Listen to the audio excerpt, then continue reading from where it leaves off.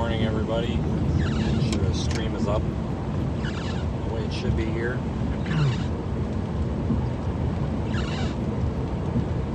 Usually have to give it a minute or two here to make sure everything works.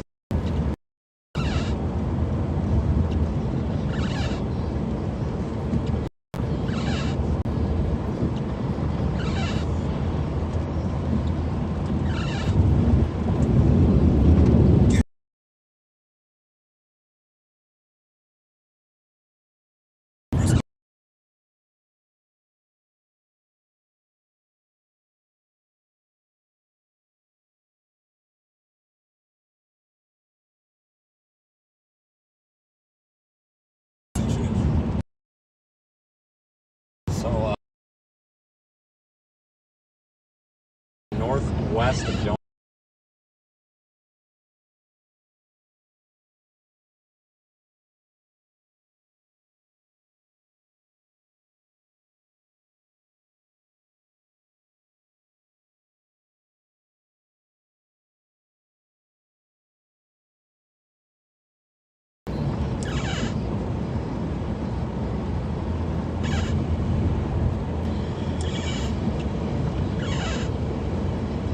On Highway 63 here, headed toward Pocahontas. Highway 63. Like I said, it's a little bit of a rough area for data. We'll make do.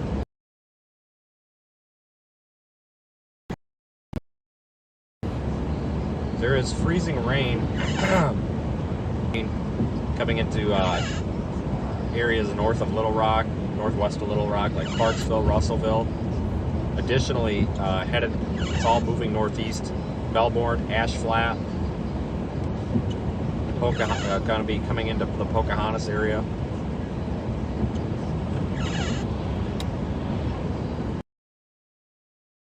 Here so far.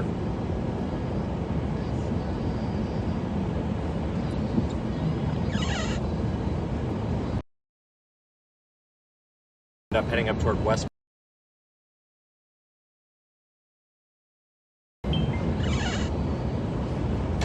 Yeah, there's lightning being definitely some thunder freezing rain. Because Ryan is not doing a stream today, and a lot of people were.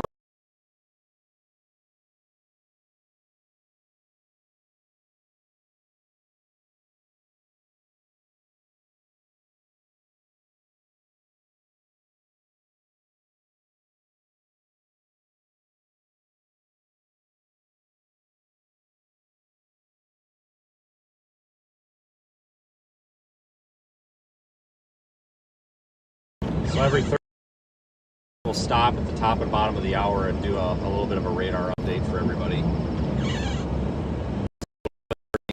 Get over and take a look at radar.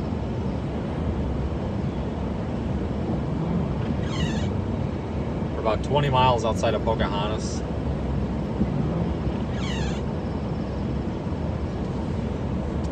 Thanks for following along, everyone. It was a good stream last night. Lots of interaction. The Discord server is up and running. We are working on this morning getting our admins added. We have a couple added. So anybody who wants to join that, probably tomorrow morning. Winter storm warnings are in effect down here. Not really expecting much for snow accumulation, but definitely icing, sleet and ice.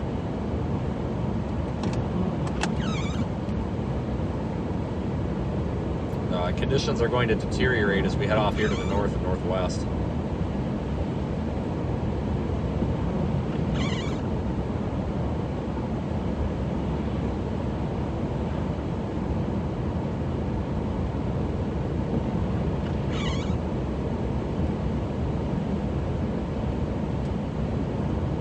See, now we're starting to get some people in the chat. Howdy, everybody.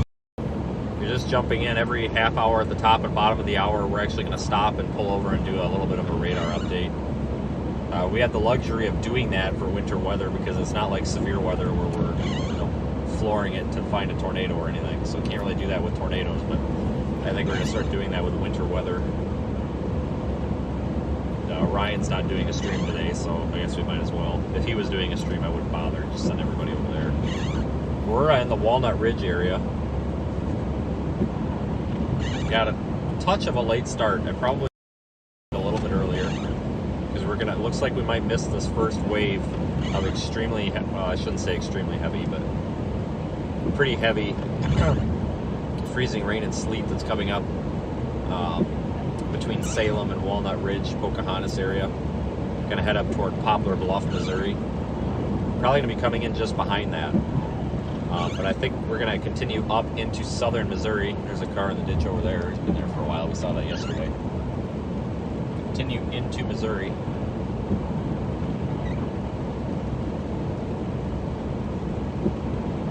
With this freezing rain, it's going to continue for a while.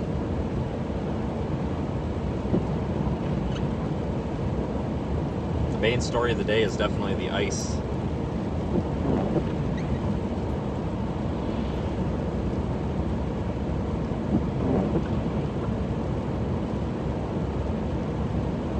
To stop up here and get some more gas. CH17 said DJ Toby Gaming Okie Dokie.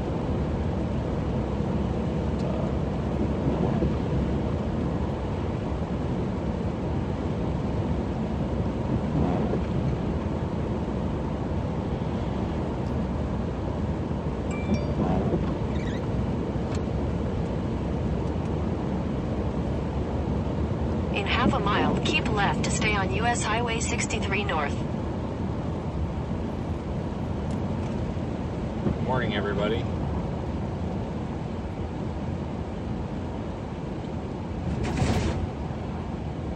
Coming into Walnut Ridge.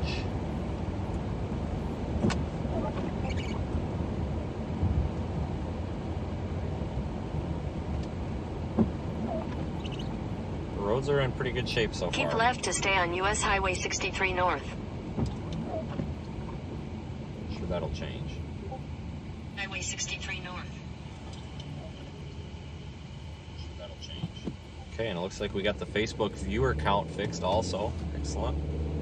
If you're watching us on Facebook, I really recommend US Highway 63 North for half a mile. Really recommend the YouTube stream so you can view the chat, because we can't really, the two platforms don't really sync up. Actually, they do. They're supposed to, but it's not working, as always. I can try to attempt to fix that. I used to have it so there was cross-platform use the right lane chat. to take the US 67 North ramp to Walnut Ridge. Get on 67 here. Gas is cheaper up in this area than it was where we were yesterday, so that's kind of nice. Use the right lane to take the US 67 North ramp.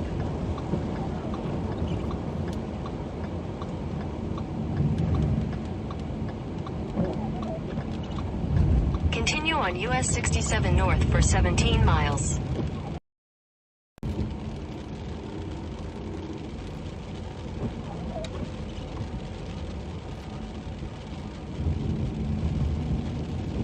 Yeah, I cannot do the cross-platform chat.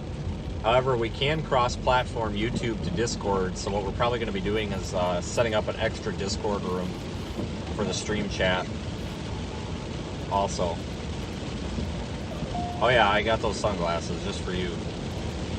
I lost them though, but I did get another one. I think I've gone through probably 2 or 3 pairs of sunglasses since we had the big polarized sunglasses debate.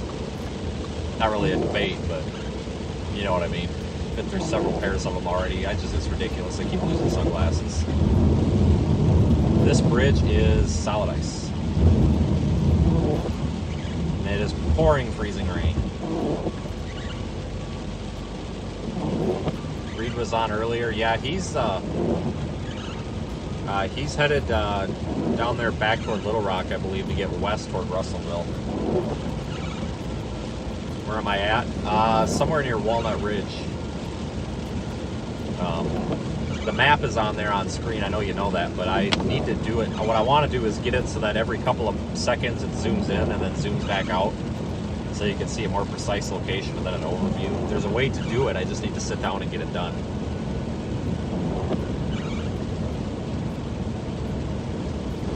But my plan today is to actually head home, see my family in the morning, before before tornado season ramps up. So I'm going to head home tonight. We're going to be streaming on the way home because it looks like winter weather advisories the whole way home. So it's very possible this could be a 14-hour stream. 14, 15-hour stream. You never know. We'll see. If we do get a break in the precipitation around lunchtime, I may pause the stream. But like I said, at the top and bottom of the hours, we're going to stop and do a little bit of a radar breakdown. I'm actually working with Radar Omega, our friends over there, to get a Radar Omega map to replace the location map, and then the location will be on top of the radar as well. And then I'll have that automatically set to zoom out and zoom in, so that it'll zoom out and everybody can see a broad picture, and then zoom in so everyone can see the location every couple of moments on its own. I talked to Don over there this morning, and he gave me some guidance on a good way to do that, so we're going to be working on that.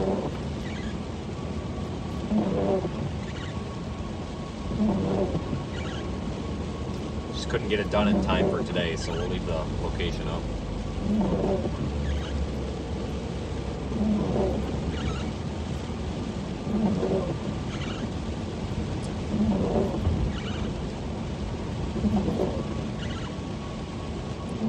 Just some stats for everybody, because actually people do ask me a lot, and it's always in private messages, it seems like. We've burnt through 62.5 gigabytes of live streaming data in the past, since that live stream 2 days ago, 3 days ago, or whatever. So in the past 3 live streams, we've burnt 62 gigabytes of data. I always think it's fun to make that announcement. It's just always kind of fun. Data you burn through. However, you got to remember that's a little bit cheating, because when what's happening here is it's carrier aggregation.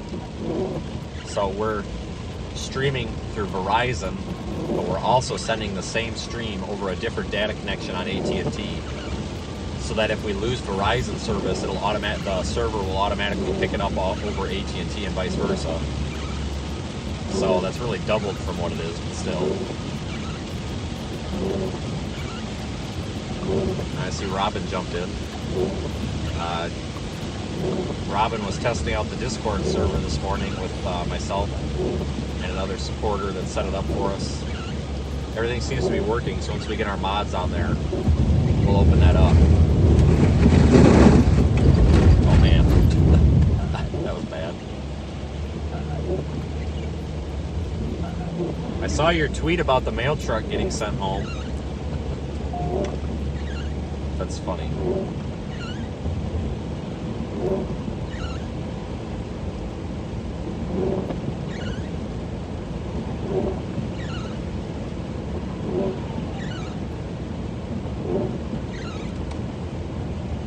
Bridge ices before road. Yep, sure does.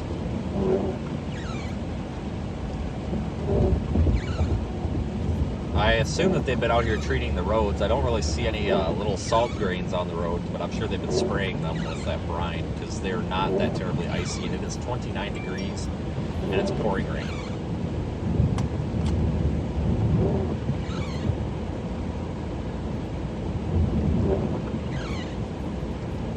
So we're almost to Pocahontas. As we get to Pocahontas, it'll be about time to do a little bit of a radar update at the bottom of the hour.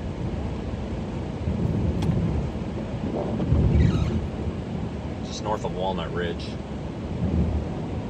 Looks like some thunder and lightning being reported just north of Pocahontas, lots of it.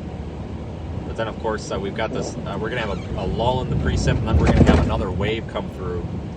That's going to go right over Ash Flat in West Plains, Missouri. So we'll probably head up there and get in front of it.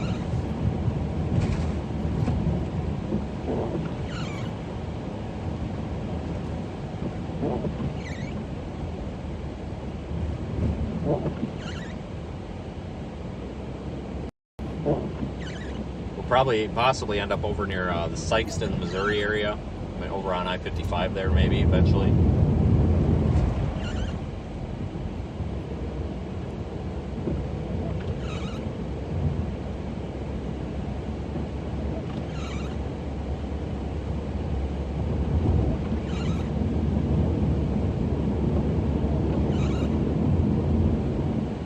The body shop, that place is going to probably be busy. But when I was leaving Jonesboro, it looked like a lot of the like smaller businesses were still closed.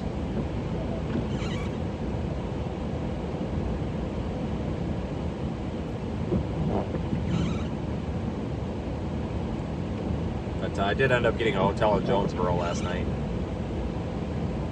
just so I could kind of hammer out that Discord server and all that.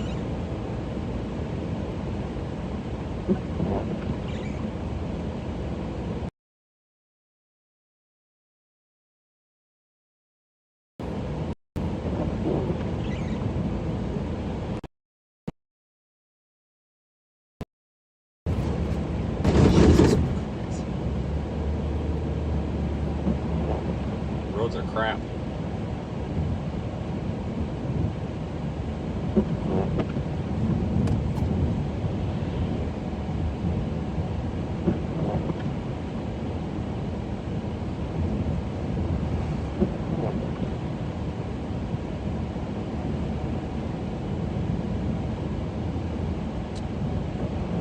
Yeah, it's going to be time for tires on this car too when I get home.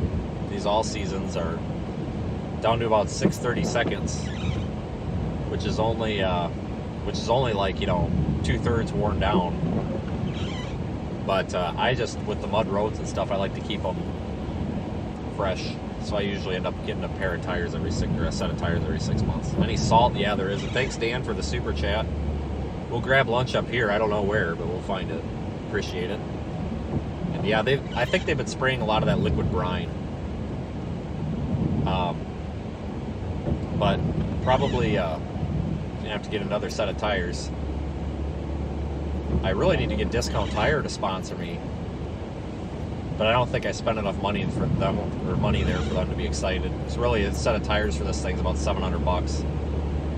So really, $1,400 a year. That's peanuts to them.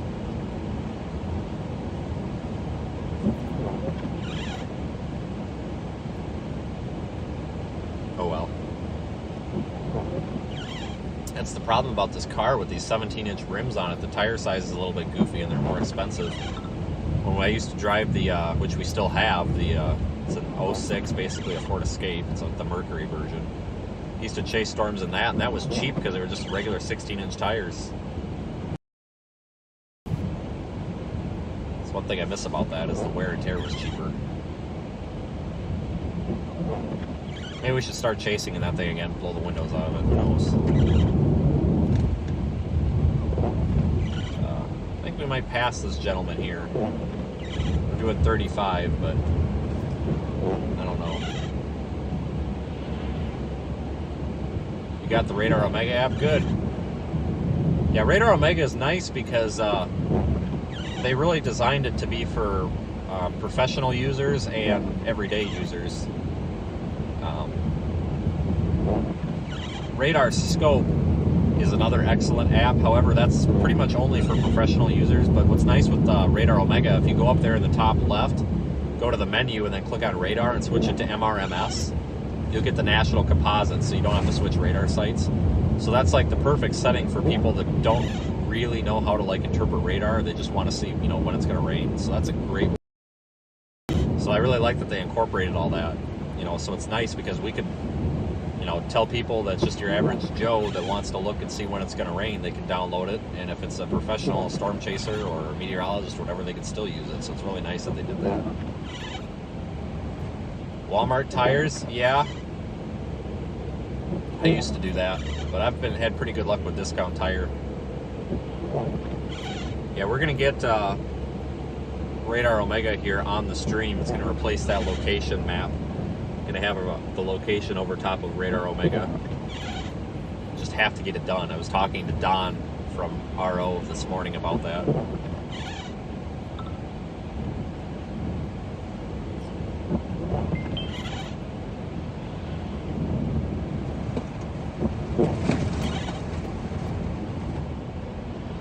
That's a semi flying by at 65.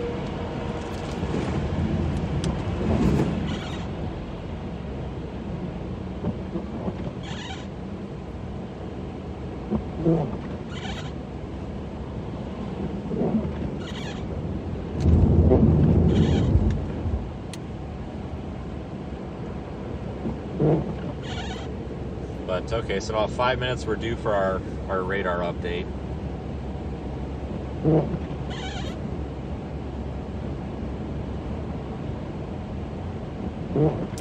Yeah, it's not too bad down here yet. Yesterday we got pretty dicey there for a while, but we're not getting these intense enough icing rates here and precip rates to really cause major issues. I think the road crews are able to keep up, but I do think that's going to change in localized areas here shortly.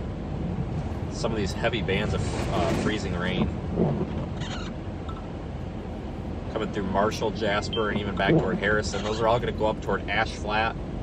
So we're heading up to Pocahontas, so we may head up toward Doniphan, or we may head west toward Cherokee Village.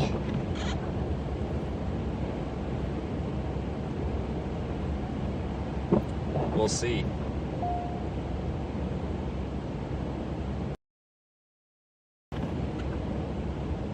Yeah, thanks for all the support, everybody. Appreciate everybody jumping in. And if you didn't hear at the beginning, if you're just coming in,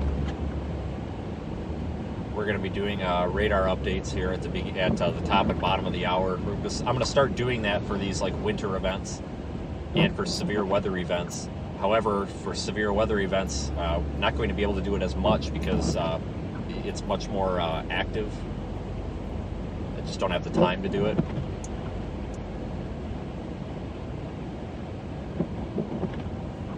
So we'll start doing that. I'll flip it over to the radar and we'll look at it. I may push that off a couple extra minutes because we're going to be at Pocahontas in 8 minutes. So I think we'll do that at 11:35 instead of 11:30.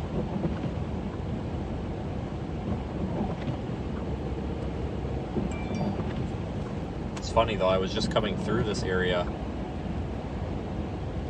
of Arkansas last Tuesday on my way to Batesville, Mississippi to spend a couple of days before the storm chasing.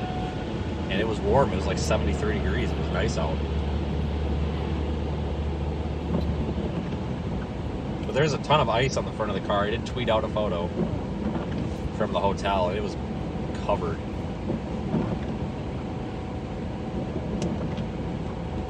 I spent some time actually chiseling it off the front bumper because that front bumper is plastic. And with the extra weight of the bed liner on there, plus all the ice, I really didn't want the front bumper to like sag and try to fall off or something. Because I have to take the bumper off to change headlights, and the last time I had that bumper off of there's really not much that holds that thing on. Just a couple of plastic clips, so I was a little bit worried about the weight on there, so once I get up here I might have to chisel it off. I was using a hammer and a screwdriver to chisel it, so it was a good 3/4 of an inch thick in some spots. Did I fender kick? Yes. The ice is falling out of the fenders pretty well.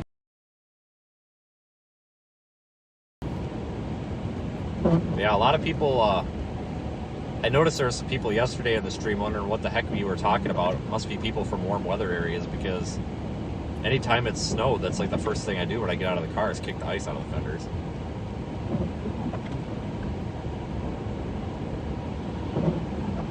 Yeah, I might put a metal push bumper on this. Just a small one. There's a spot where I could bracket one in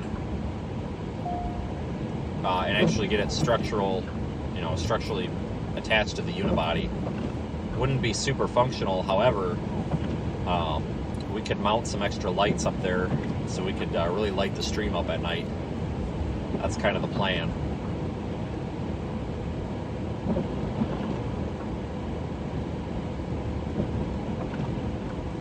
My first chase vehicle was a 2010 Expedition, and I had a metal push bumper on that. And there were a couple of times, that was back when I used to only chase down in the deep south, like Louisiana, Mississippi, just because of work. The job I had at the time only really allowed me to have a flexible schedule in March and April. So there were several times I had a winch on that thing. We'd move down trees and stuff with it. It was kind of fun.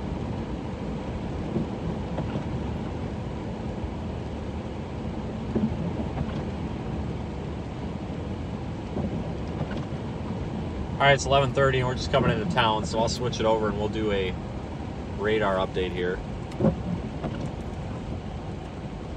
Find a spot to pull over. I'll show everybody what the plan is today. Won't go super in depth.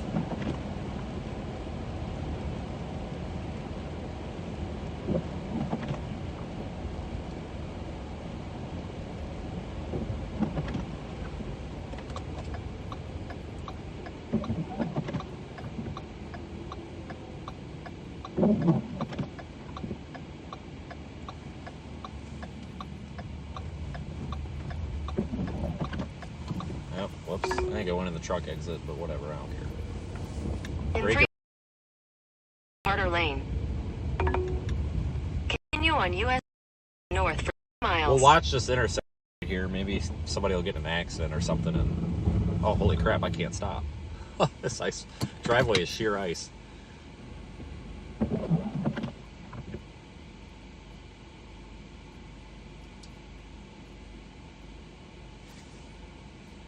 Okay, so let me get this set up. I didn't set this up prior, because who likes planning? I have to add an audio source here. Hang on.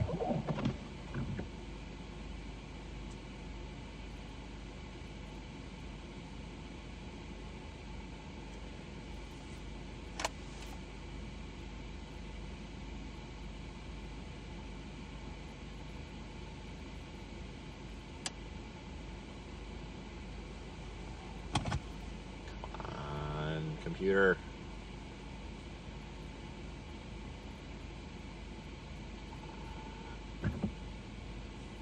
So this is a work in progress.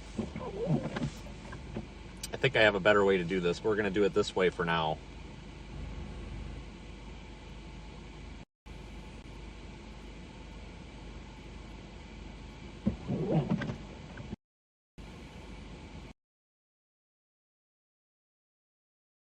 Here, if I have audio. When I switch over, if there's no audio, just hold on. I'll add. I'm going to pull it up on my phone here so I can make sure we've got audio. Let's see here.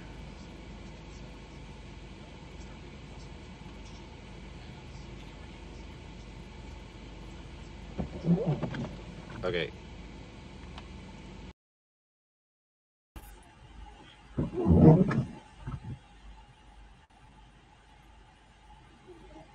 Okay, well, we got audio. Right? Okay, well, we got audio. Okay. And so that's the Radar Omega currently. We're right here in Pocahontas. I don't think you can see my cursor. Oh, you can right here. You can see this is the MRMS viewer. We've got a lot of sleet and freezing rain, this pink. That's all moving up to the northwest. And I'll put my cursor right where we are, right here, Pocahontas. So I'm thinking about heading up toward the Poplar Bluff area, and then we can slide to the east or the west, maybe even head over there towards Sykeston, Cairo. Oh, I can draw on here. I forgot about that. Maybe not.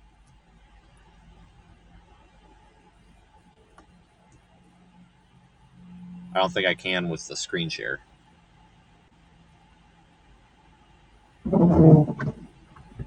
That's okay.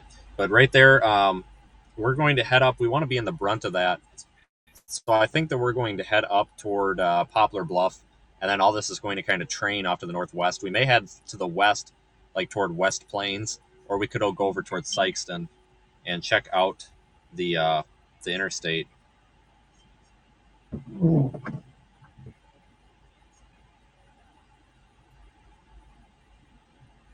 Hang on. Brett Adair texted me.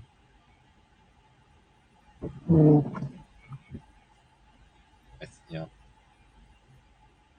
I wonder what he is up to.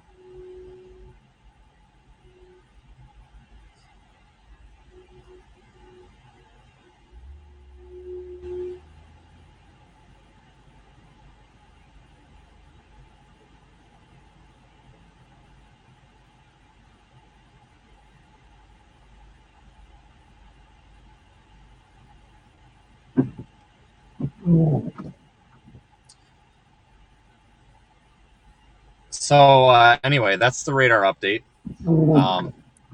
I'll zoom out here real quick.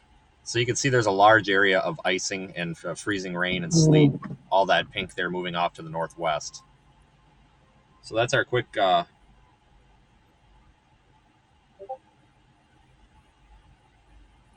that's a quick update there. And like I said, I'm talking to Don from Radar Omega about the best way to get this incorporated into the stream. They're pretty experimental over there. They like to experiment with technology, it seems. Example, Cyclone Port. So we're going to try to get this update, or we're going to replace the location with this. There's a way to do it, be running it on a server and then sending the location to it separately, but I need to figure out a way to center it on the location, and I think I might have a way to do that, but we'll get that figured out. So anyway, we'll do another radar update here around noon. We'll do that at the top and the bottom of the hour for now. Let me switch back here.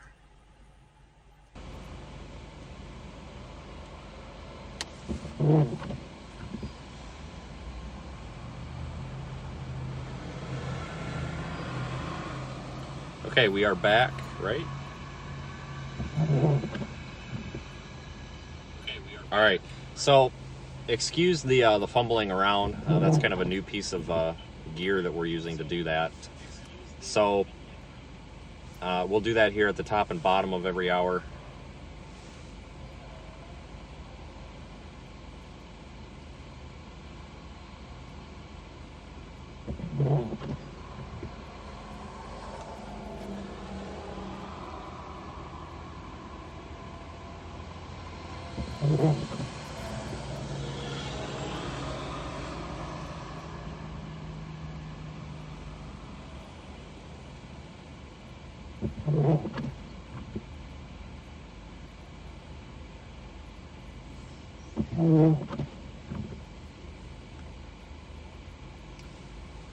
All right, so I think the plan's probably going to be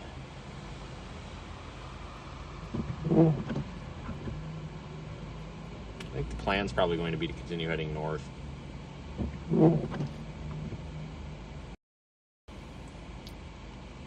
Got a little state highway here. Head up toward Doniphan. We're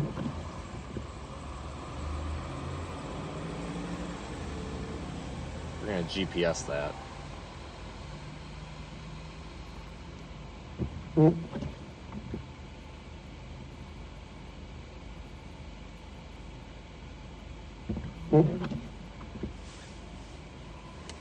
All right. I don't think I want to get any food from this gas station. This is solid ice. Watch this. My foot's on the brake.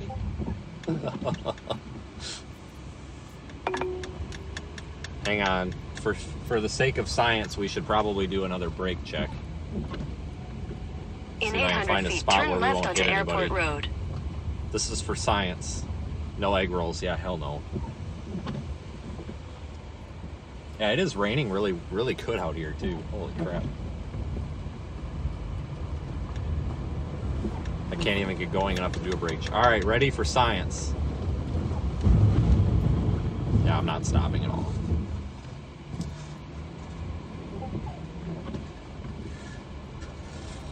Yeah, the ABS works again. I replaced that ABS sensor. I'll never, ever take anything to a Ford dealership again. Take the next left onto Carter Lane, then And, turn right keep in onto mind- US 67 North.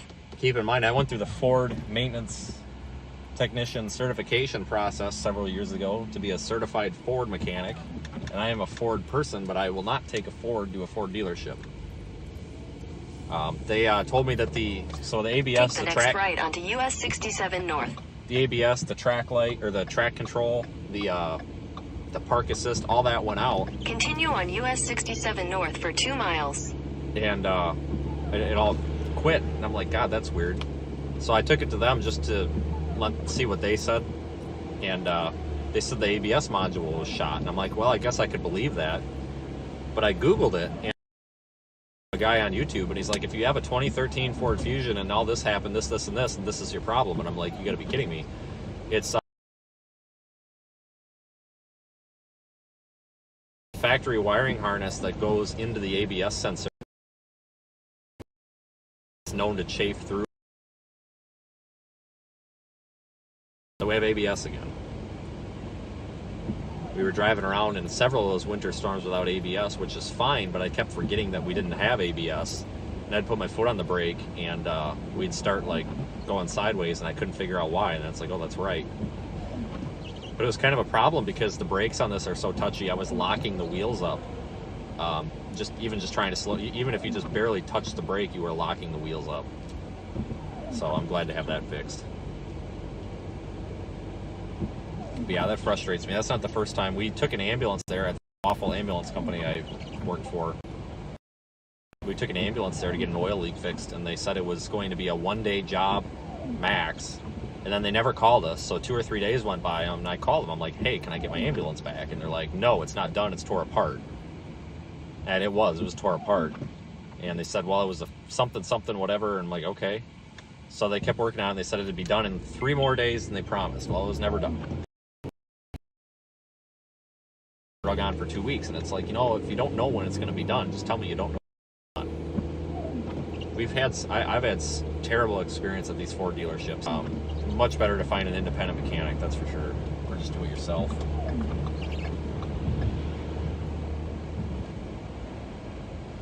Ryan, I told you could jump in the car.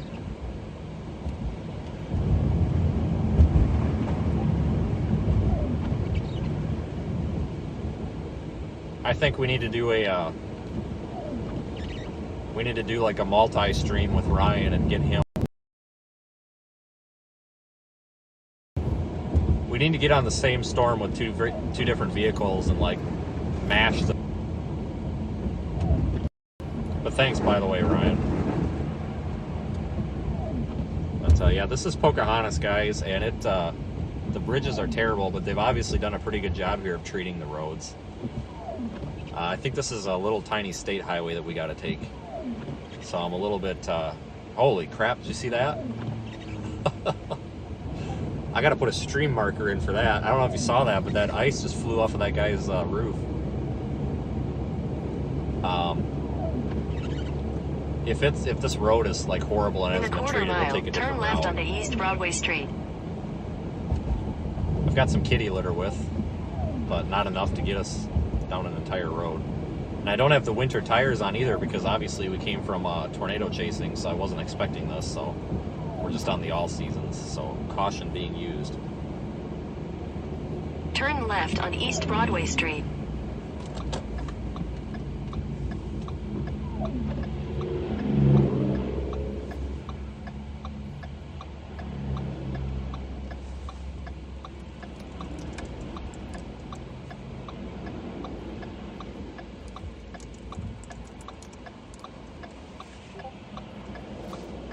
I just put a pole in there. And we got a red light. Oh, I could have went 10 times.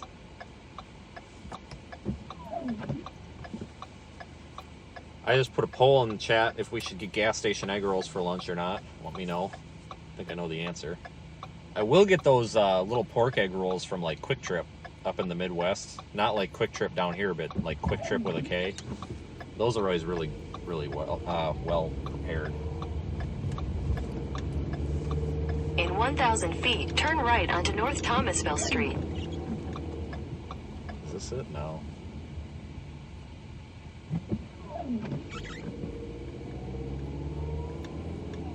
Let me know if that GPS gets way too annoying. I've got like 6 phones, and one of them just runs the GPS. And then it also runs Ryan's stream when he's streaming and we're giving him a video.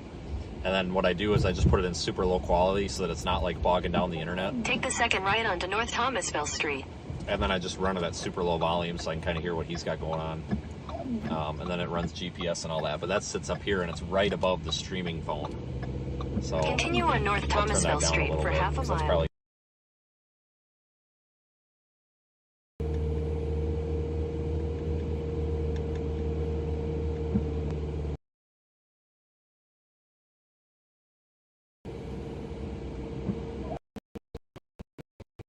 The JoJo.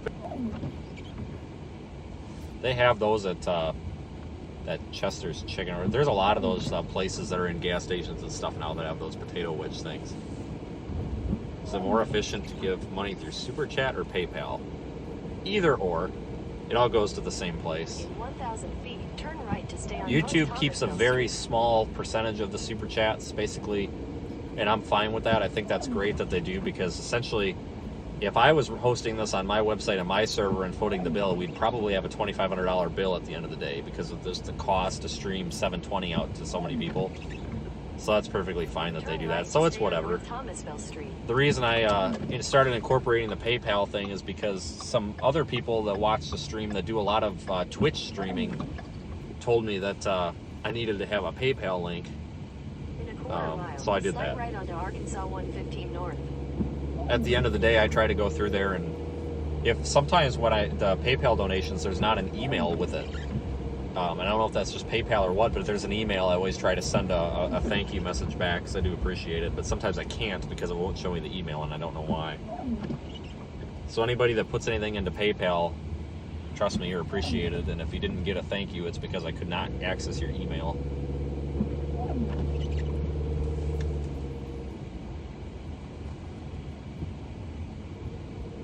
But all these got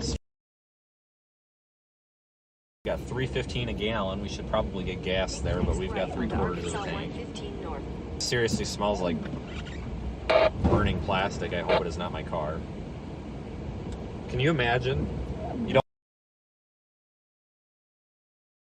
Here's the thing, though. If like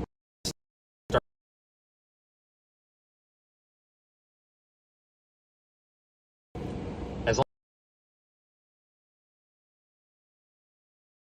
out of the car and lie like on here and so much money.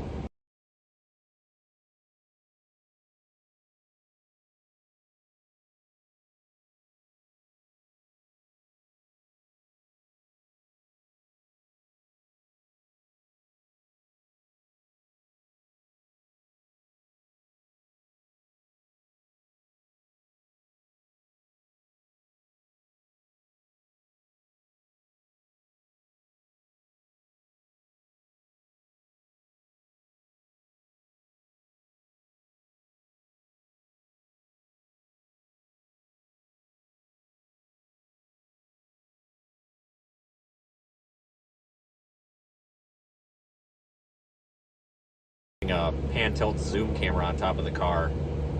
That'd be kind of fun. Those things are expensive. They're like 20 grand. Can you imagine how fun that would be?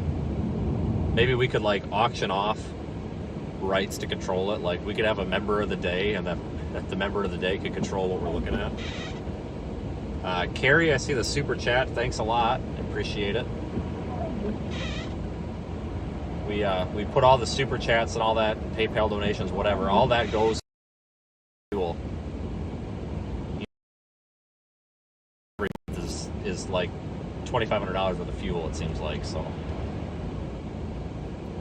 those are seriously appreciated. Thanks everybody for contributing. It's all you viewers, even if you're not super chatting or whatever, if you're just watching, that's helping support us, because it helps tell YouTube that, hey, this video doesn't suck. So it promotes it, it puts it on the home screen, whatever, and every time you hit the like button, it promotes it. It's all that algorithm. So thank you, everybody.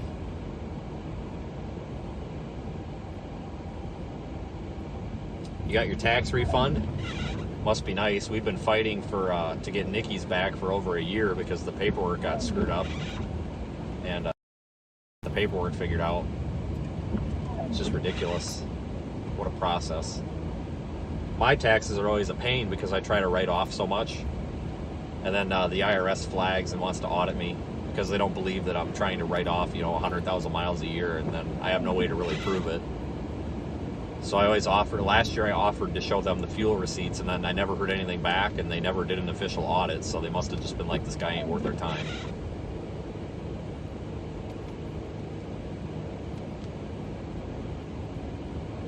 Yeah, seeing several super chats pop up in there. Thanks, guys. It might just be lagged. The location that it says at the bottom is the nearest city.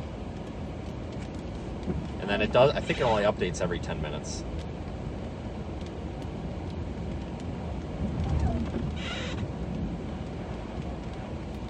If it doesn't update here in a little bit, I'll check it out.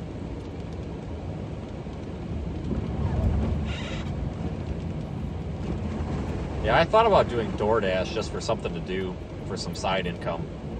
Be kind of fun. Get the feed. Yeah, I thought about getting I know that there's an app for that. There's a couple of them, and I probably should do that, especially this year.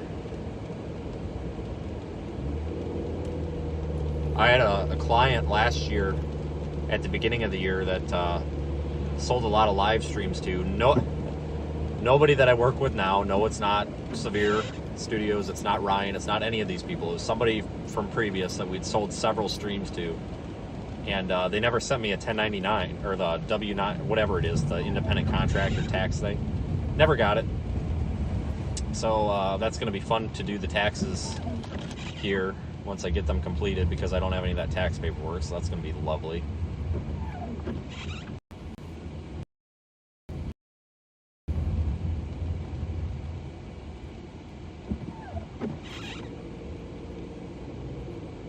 This is ice.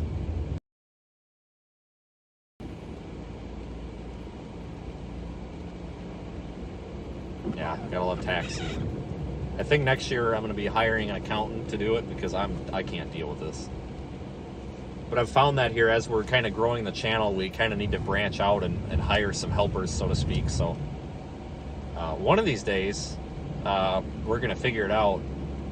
We should just rent a van, like a minivan or something, like a 9-seater minivan, and we should take all the YouTube mods and all the people and everybody that's, you know, a routine supporter and super chatter and all that. We should just get in a van and we should all go on a storm chase or something, and then we'll just we'll have my LLC pay for it.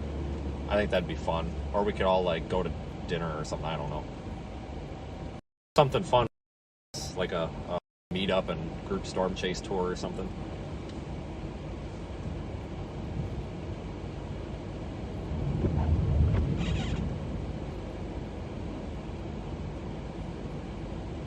$27 miles here up to Donovan, where I believe the heaviest freezing rain at the moment is going to fall here, probably right as we're getting there.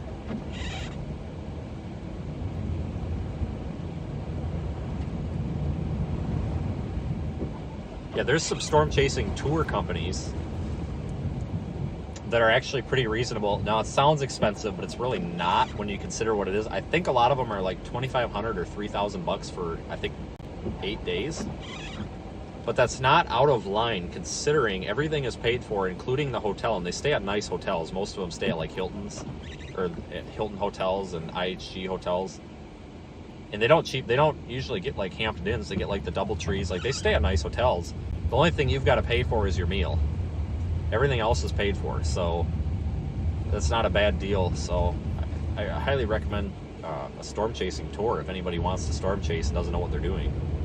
I mean, I know $3,000 burning a hole in your pocket is kind of, it might hurt the wallet a little bit. I know it would hurt my.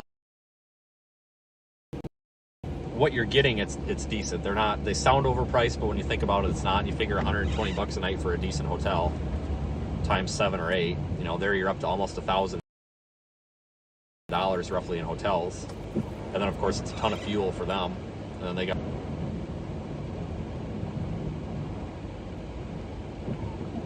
I think something that we probably should do, though, in the future, though, is especially with this Discord server coming in, we're going to kind of branch out and let some of our YouTube moderators, actually all of our YouTube moderators, if they want to be on the Discord and be a moderator, they're going to be over there. But I think we're going to have an update room on there, or an update channel. So somebody's watching Radar and they want to post it in there, so you can go over there and look at that. So kind of branching out and allowing some other folks here to kind of help run things. And I'm going to be going down the list too and kind of purging the YouTube moderator list. I've got some people in there that were just spam channels, fake channels. So we're going to go in there and make sure that everybody who, we've got like 5 or 6 mods in there. There's a couple other people that I want to add in there. Kind of let other people run the show a little bit, because driving down the road you can't do much. Maybe what we can do is have somebody monitoring here, and then if somebody's got a question that I need to answer, they can jump on in voice chat or something. But yeah, this road is awful. This is Arkansas 115, and I apologize if we hit a dead zone. I have a feeling we will.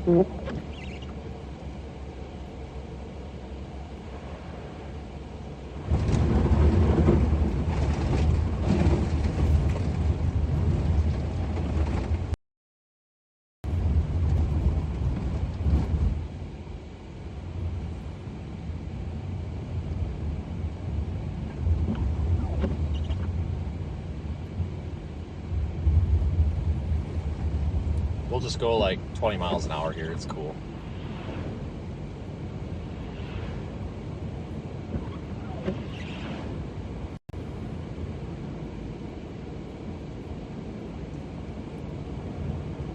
Yeah, absolutely. We've got some good moderators here in the YouTube channel. It's appreciated, because I sure as heck can't do it. Dan, maybe I'll put you on the list. Probably should put Carrie on there too, honestly. But yeah, this Discord thing, I'm going to get that link sent out. Robin was in there testing it this morning, and the permissions are, all the permissions are working. So we've got a couple of mods to add into there, and then once those are added today, we'll probably put that link out in the morning, and everybody's welcome to jump over there. That way we can all chat and everything when there's not a stream. Do I run ham radios also? Yes.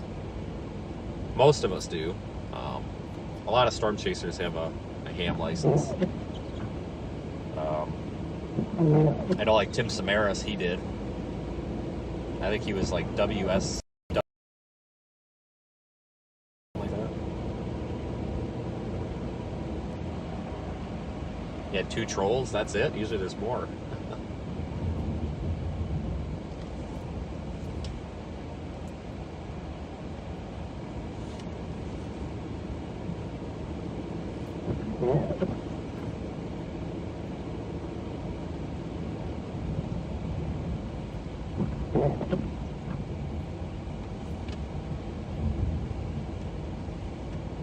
What's the Discord link? We'll post it here shortly.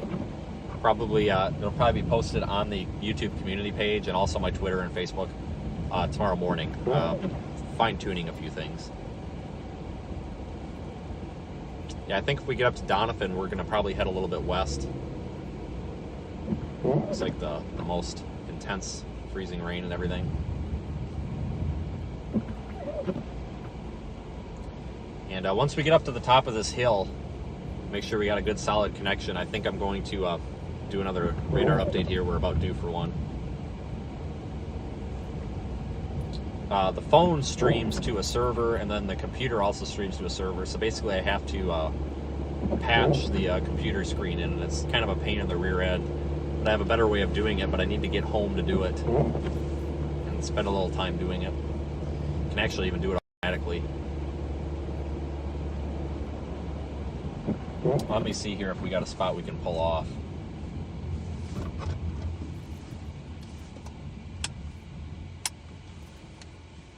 Not very well.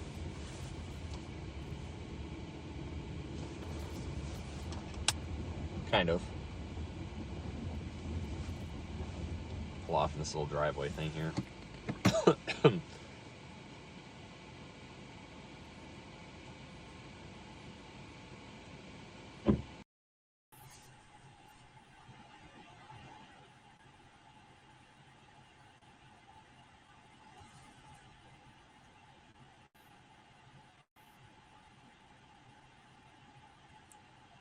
Okay.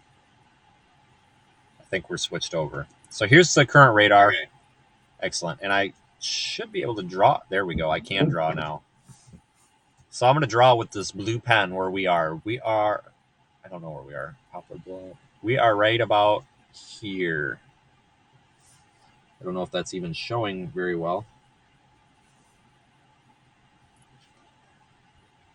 In that blue circle. You can see all this is moving off to the northeast. All this pink is sleet, freezing rain. Winter storm warning still in effect. I'd love to be up here near like Rala, whatever it is.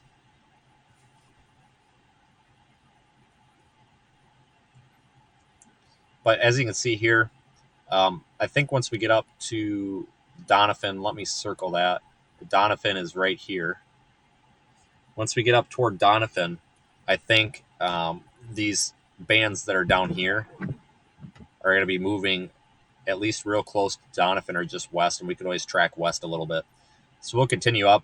The big picture right here, you can see wintry mix, freezing rain, sleet, slush, maybe a little bit of snow, all the way from central Illinois, all the way down through northwest Arkansas. Coincidentally, those are the places that had tornado watches the other day, which is ridiculous. Isn't that crazy? And then, of course, some rain over there toward the east, and then some snow bands in portions of southeast South Dakota, Nebraska, Kansas, Iowa, Minnesota. So that's the radar update. All these pink outline counties, courtesy of Radar Omega here, are under a winter storm warning.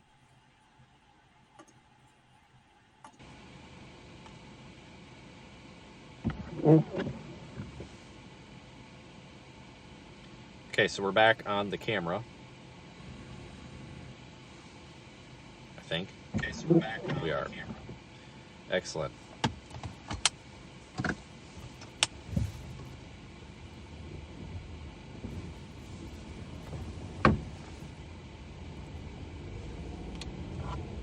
I will do another one of those at the bottom of the hour, just for funsies.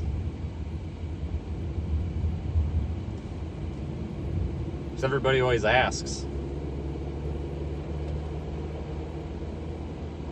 He said, can't do that during tornadoes or anything, but we'll do it during stuff like this.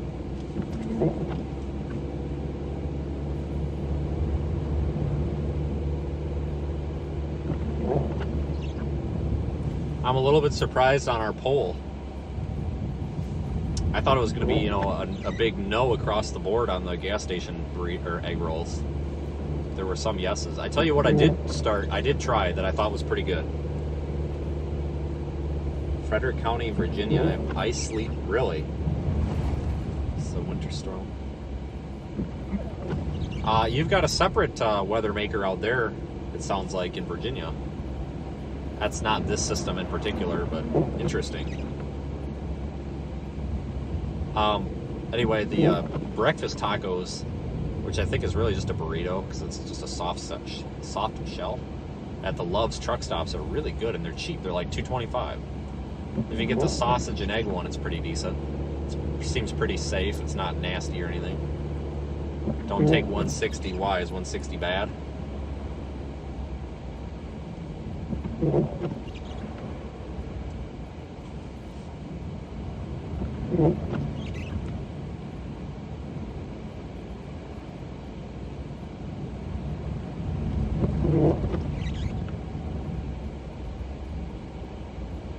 Yeah, I haven't had breakfast. This morning I was going to go to the Waffle House.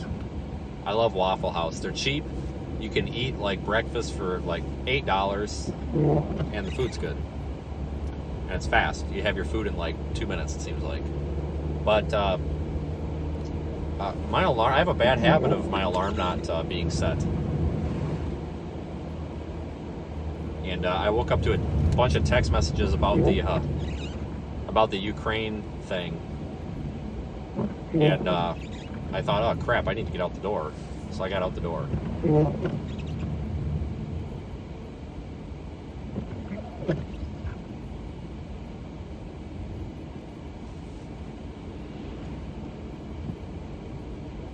If you're out traveling today, which I wouldn't, like I said yesterday, I'm not one of these people that's going to sit here and say, don't travel, don't do that. I think that's really wrong, and I think that some of these TV meteorologists that do that are really talking down to people, and I don't think that's a good way to engage your viewers. None of us are better than each other, so I think the most appropriate thing to say is it's probably a really bad idea to drive right now. But if you need to go out and you need to travel or whatever, you're going to do it anyway, so I would just be very, very cautious. Just wouldn't recommend it right now.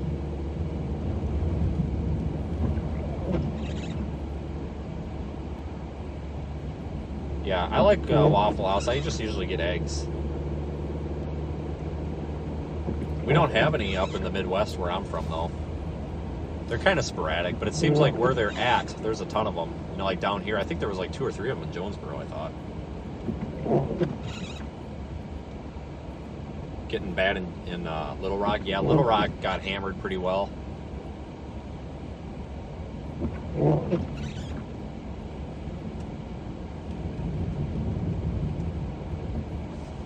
But like I said, I really think that moving northwest here is probably the best option. Get up toward Doniphan.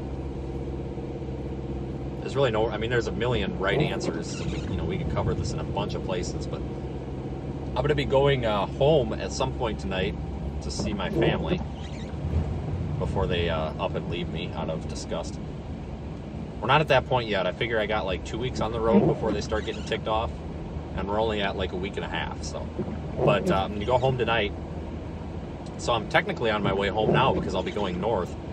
But as I go home, we might be in this winter weather the whole way home. And if that's the case, I'll keep the stream out. But I'm going to stay in this area with this ice storm and cover this until about 3 or 4 p.m. And then I'll start making that track back home.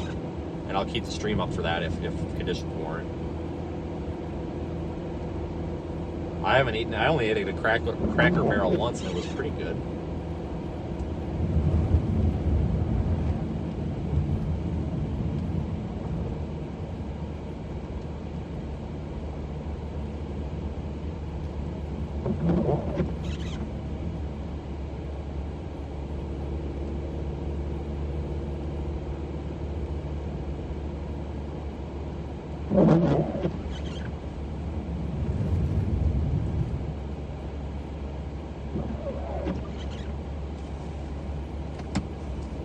You could see, maybe, depending on how good of a bit rate we've got right now with the connection, some icing on these trees. It's almost more like frosting.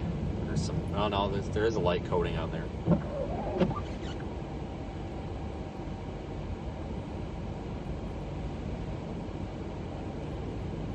Looking up into kind of the mountainous portions of the state. Yeah, I'm actually extremely hungry too. I didn't have any breakfast this morning.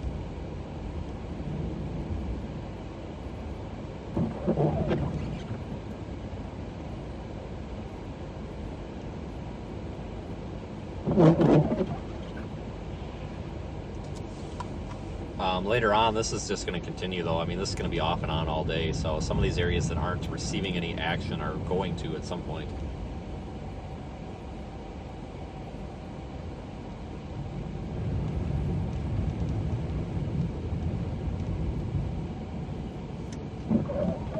Welcome to Maynard, home of Pioneer Park.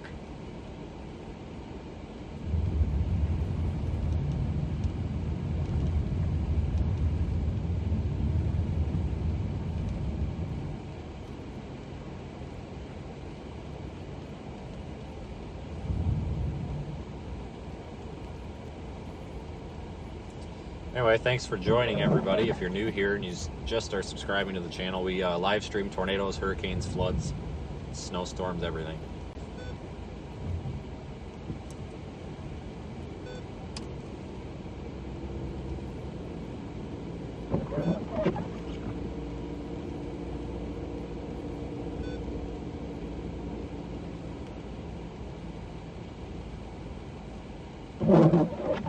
Wonder if there's anything in this town. It doesn't look like it. We'll probably find something to eat in Doniphan. It's kind of already, oh, it is already lunchtime. Holy smokes. That is ridiculous.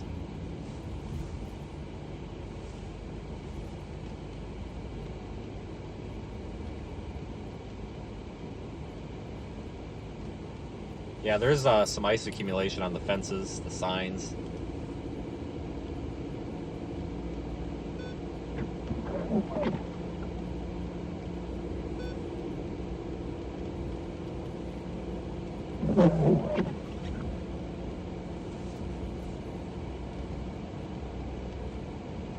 Yesterday, all that sleet we had may have been a little bit of a saving grace because sleet will not accumulate on power lines and stuff like ice will. Here we've got a sagging cable line there on the left. Yeah, these power lines have some ice. But it just doesn't accumulate, it doesn't stick to those elevated surfaces like that. So if that would have been more freezing rain in the Jonesboro area, there could have been more power outages, but kind of got lucky. But still, Jonesboro was a mess yesterday before the evening commute.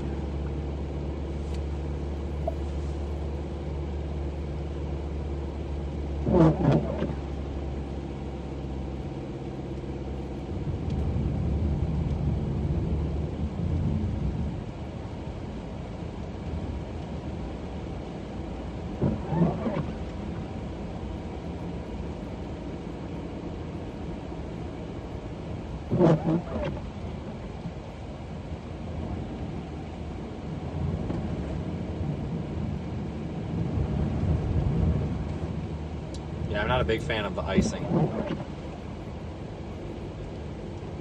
Once we get up maybe closer to town, I'll see if I can get a shot of the ice on the trees here up close. By the way, go ahead and put in the chat. How's the video quality? Is it okay? With this new streaming setup using the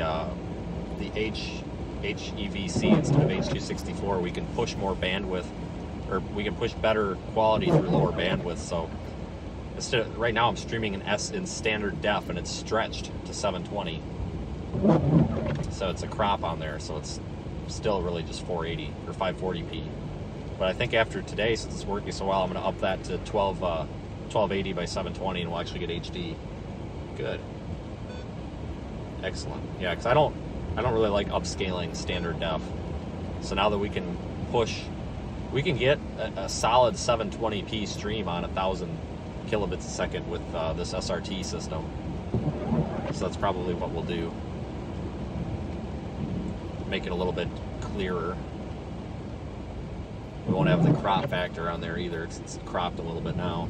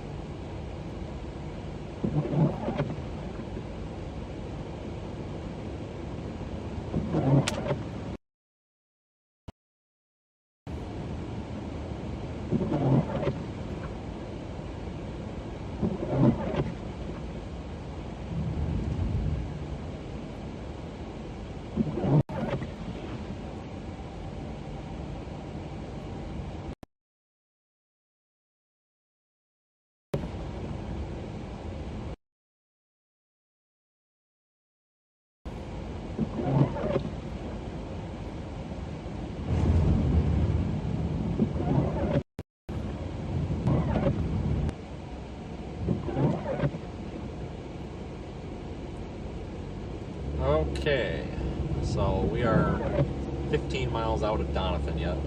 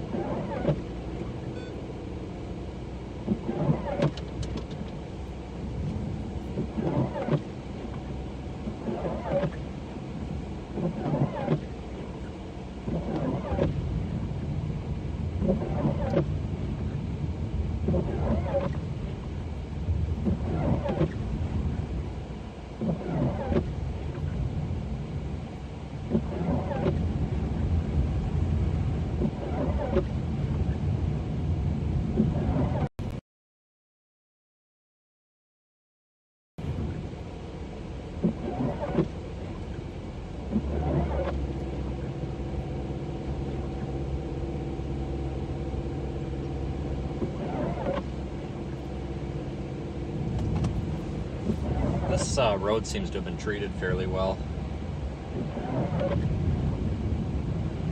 It's not too terrible bad. There's some icing in spots, but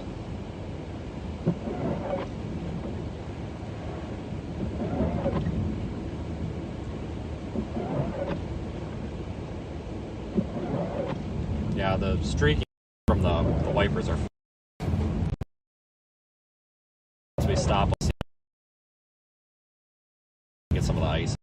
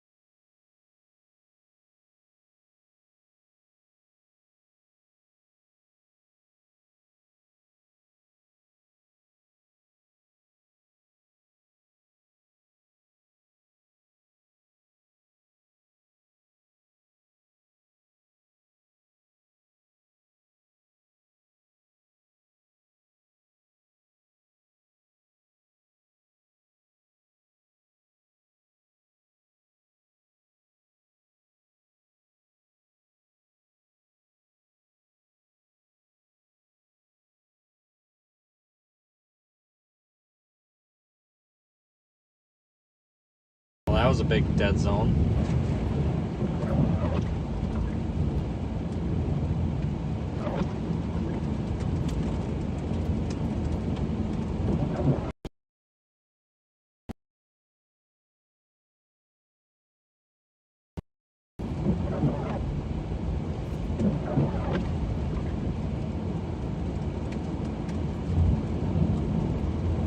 About 10 minutes from Donovan, we'll do our little radar update here when we get there.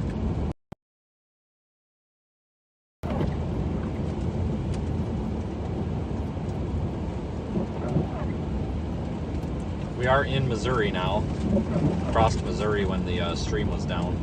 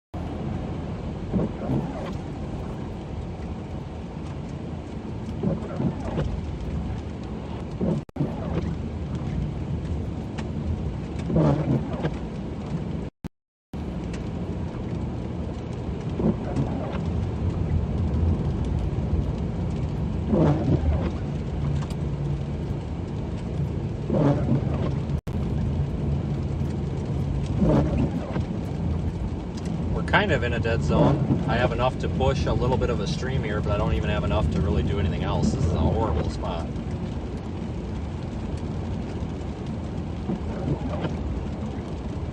Okay, if this is coming through, Robin, I see you asked about the view. If you want to switch it over to the entire national composite, if I remember right, you click the menu up at the top, and then you hit the radar, and then you switch it from single site to MRMS.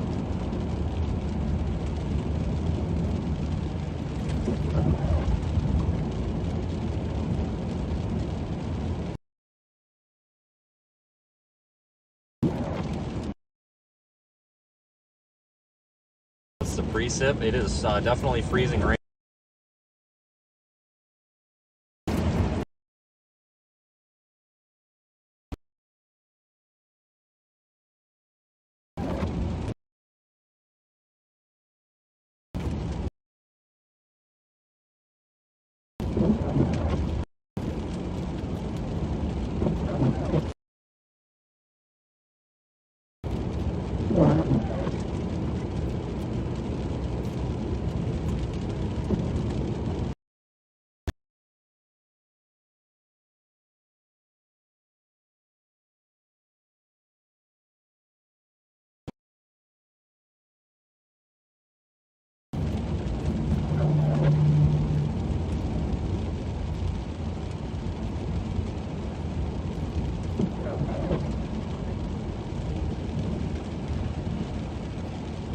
I think we're getting close enough here that our service is coming back a little stronger now, thank God.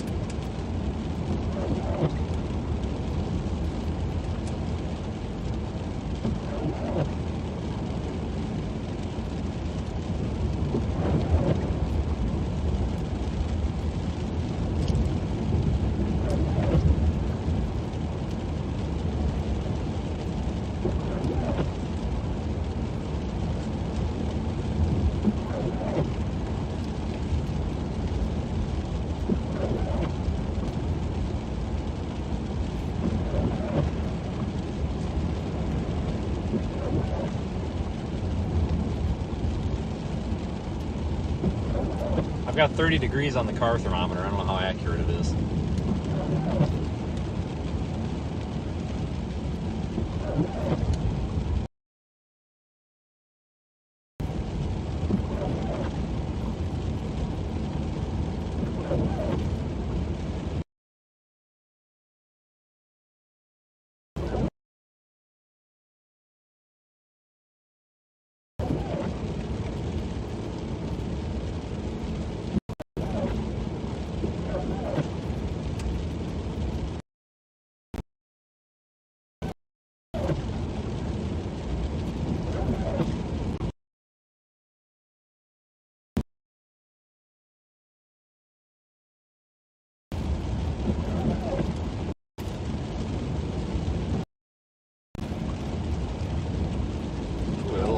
are kind of slipping around a bit.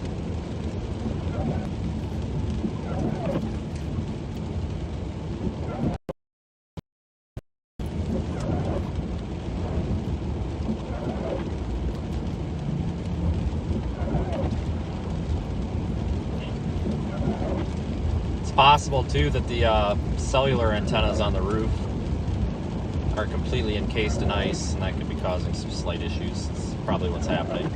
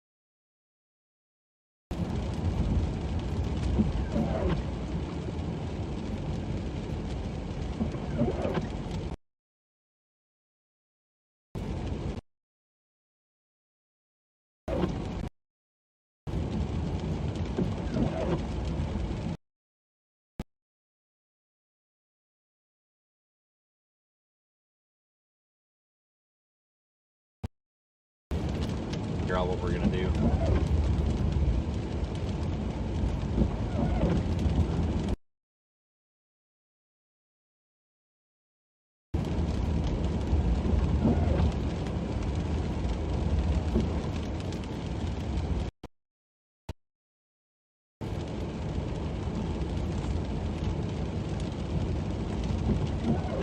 Definitely they've gotten less sleet up here and more freezing rain, because we're not seeing those piles of slush on the side of the road or on the road like we were down there near Jonesboro.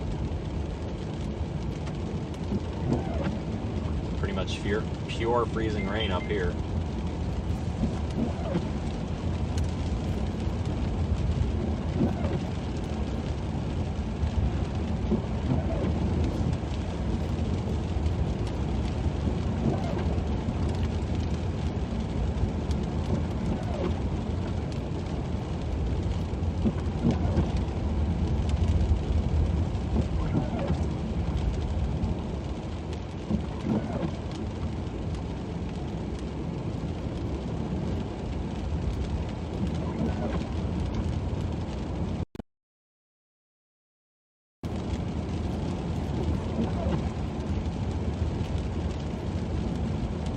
Of things in mind, and we're going to discuss it here. I was thinking about maybe Sikeston, Missouri, along the highway there, because here's the deal: we can drive around out here in the country all day, and but okay, nothing's happening. But if there's a bunch of accidents and impacts to a town, you know, we might as well see what's going on, I guess. We might head west out of Donovan or Doniphan. I don't know. If we do, it'll be toward West Plains. Otherwise, once we get up here, we'll look at the radar together and decide. But we might go through Poplar Bluff and Sikeston and get onto I-55.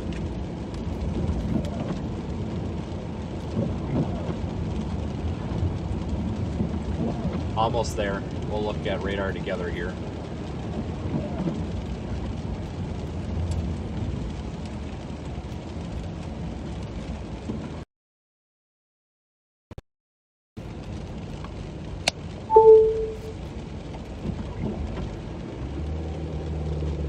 Everybody is right on my back bumper again, even though we're still doing 45.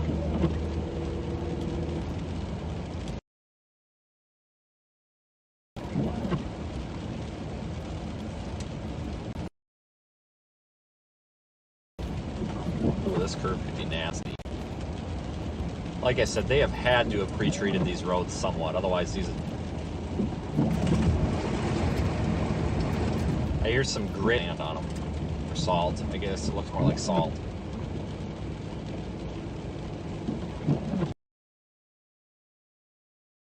That's good. So Thanks for the super chats, guys. I see them pop up there in the corner because they're all colorful. I'll read the chat here and see if anybody had questions once we stop for a moment. Appreciate it. All those super chats get used to basically pay for fuel and the costs of streaming so that we don't have to charge for this. It's my goal to continue doing this and never charge for it because that's just silly. In a quarter mile, turn right onto US 160 East.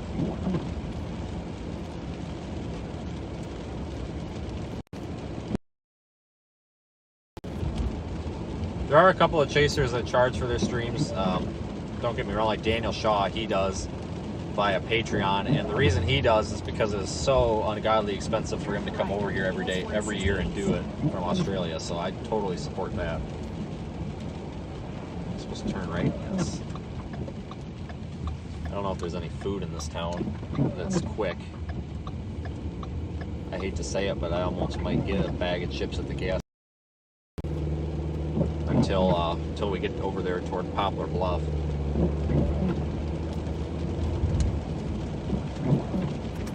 Yeah, there's some places.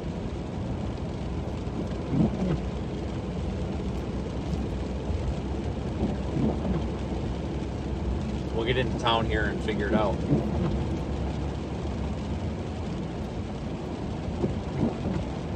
Yep, it's under freezing and it is raining. Hopefully people are slowing down. Yeah, this area is really pretty in the spring and the fall.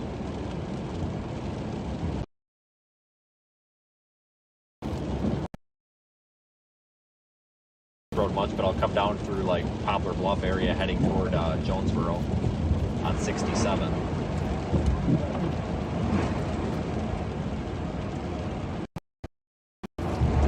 Not get an accident here.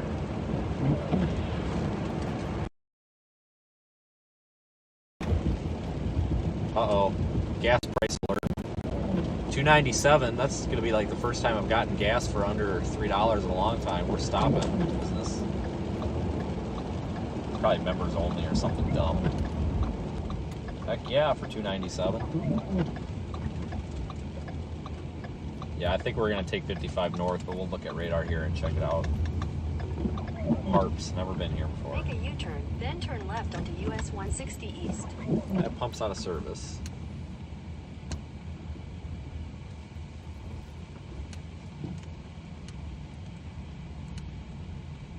I'll show you the ice accumulation on the car here too.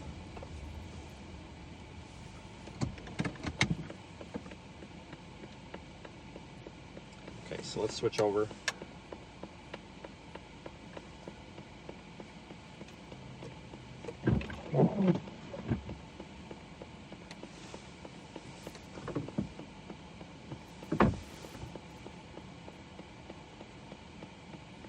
All right, we will switch over. Radar Omega.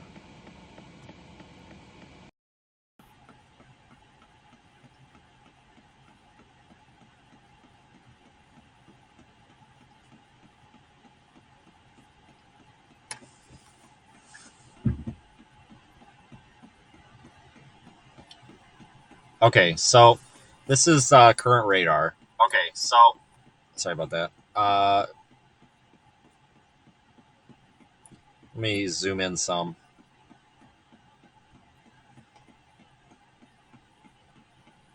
We're right in this area here, in that blue circle. That's where we are. So what my thought is heading over here towards Sikeston, Missouri, and then taking 55 north to Cape Girardeau.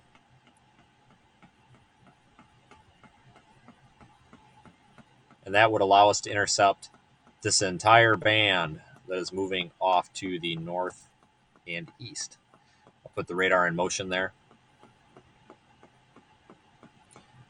Yeah, Cape Girardeau would be an excellent location.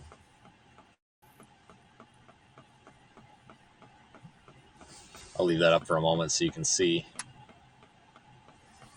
All the pink is basically notating that that's a mix or freezing rain, sleet. All right, we'll zoom out here.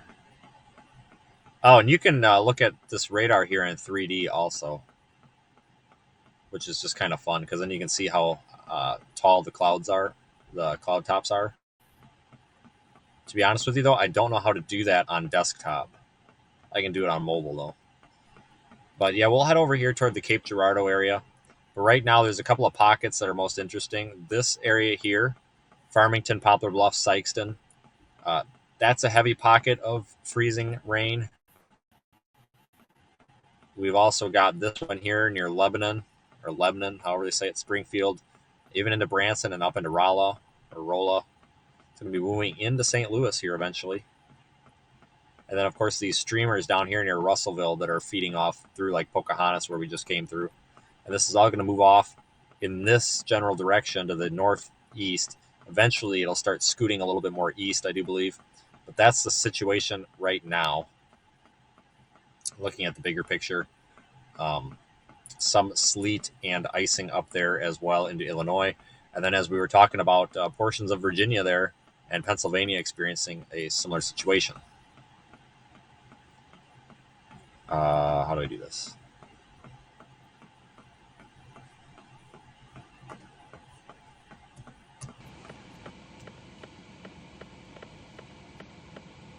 Okay.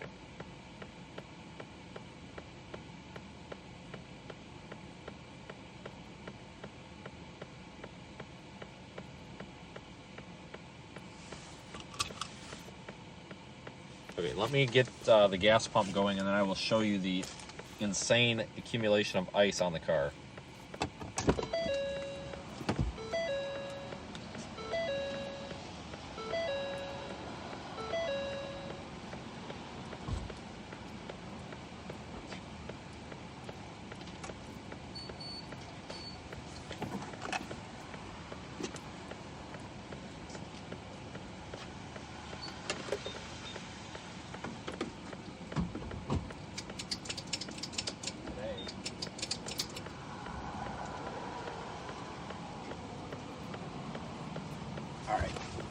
Grab you guys.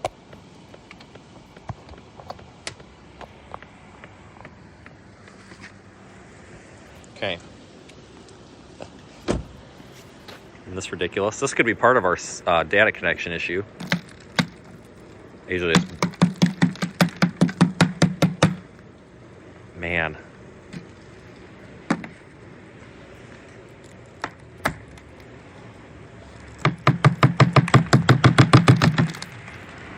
Just don't want that on there.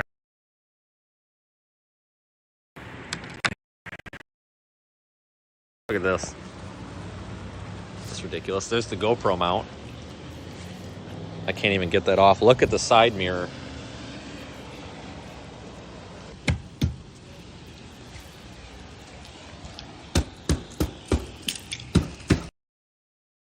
Look at that.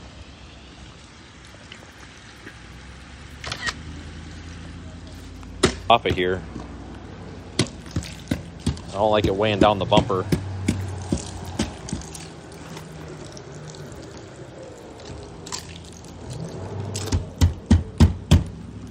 don't even know if I could open that hood right now. Look at all the ice accumulation down here. Need to get that out of the grill.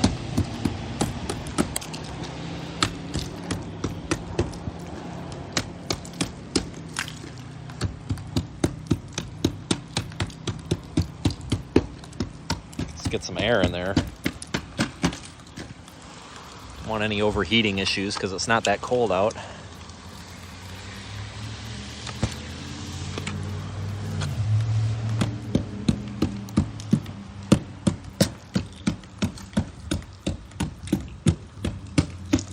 I can't even. What a bloody mess. This is what I was talking about with don't get warm. The fog lights are halogen, so they get heat, they warm up, snow off. Here we go.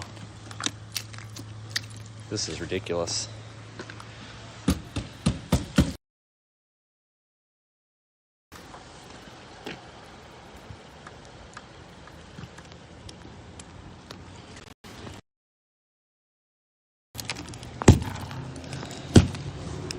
This is nuts. Oh, this will be a good one.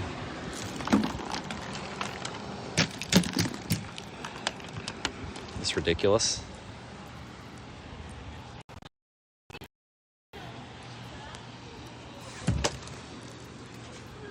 Wow.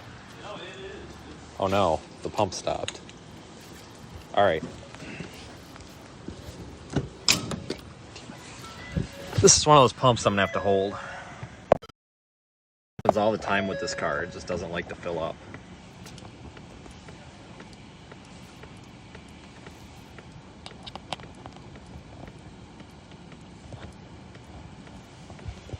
Get you situated again.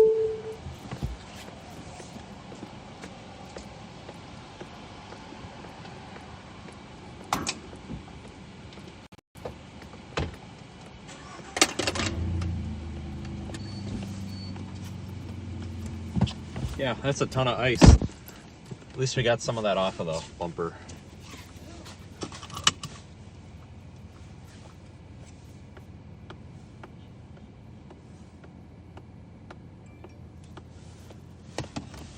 Yeah, this is the most ice that I've dealt with in a while, that's for sure. But I wouldn't be surprised if we actually have a little bit better connection now, because those two antennas up there are for the mobile router. I mean, RF doesn't necessarily get attenuated by ice too much, but it does to a point. So that could be part of our issue, so that might help some. That other small cell booster antenna, I can't do anything with that. Continue on US 160 East for 19 miles.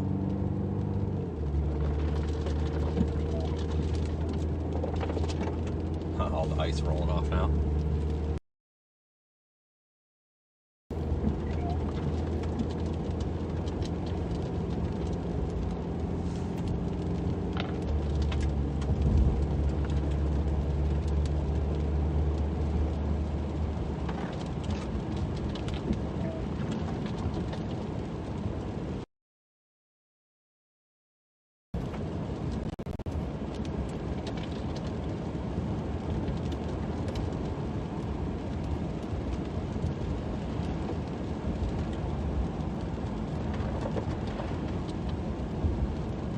So this is Donovan.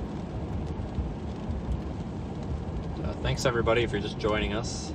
We are documenting and covering this mess of a winter system, and we are headed towards Sikeston, Missouri. I'm gonna try to reposition to get in the way of this heavy freezing rain band that's gonna come through, and we'll probably head up.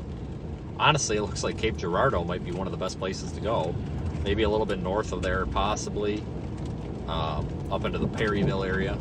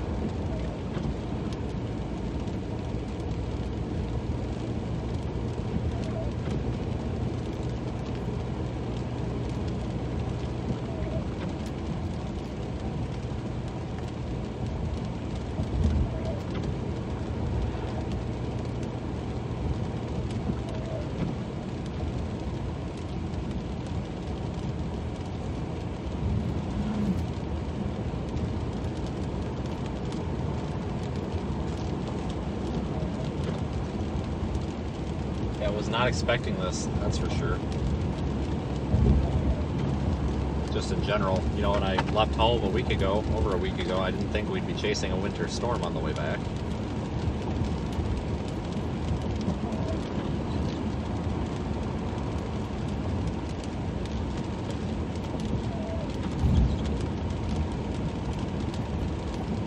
That's storm chasing. You end up doing stuff you didn't think you'd end up doing.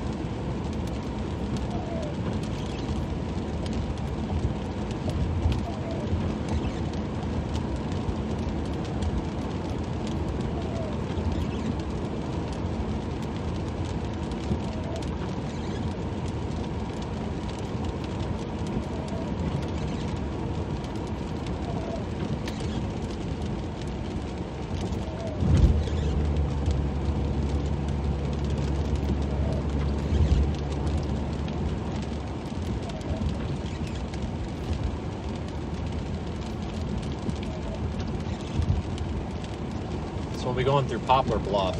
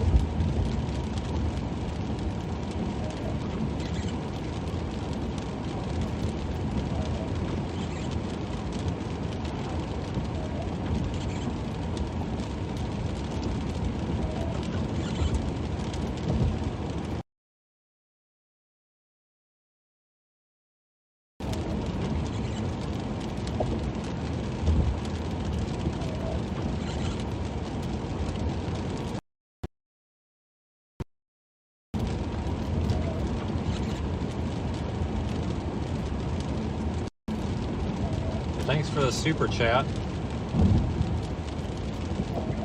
Always appreciated.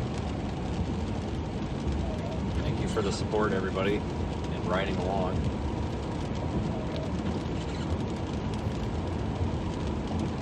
Yep, we're headed toward the Sykeston area in general.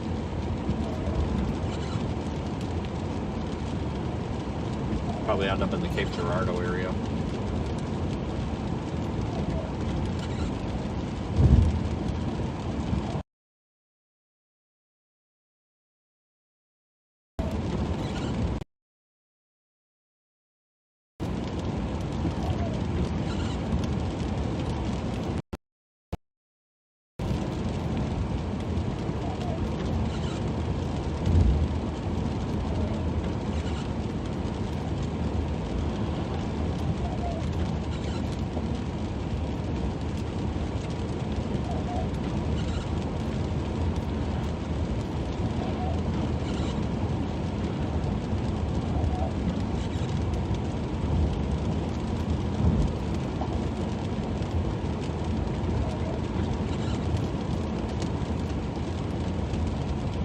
This road's in halfway decent shape. This is 160. Maybe I'll do 55 on it, no problem.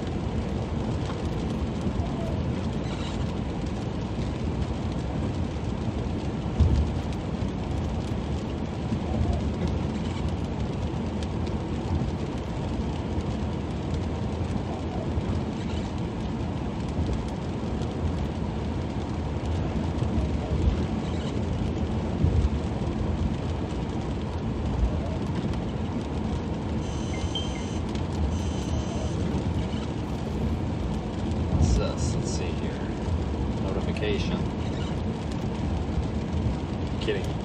Lightning has been detected within 15 miles of your location. Nice.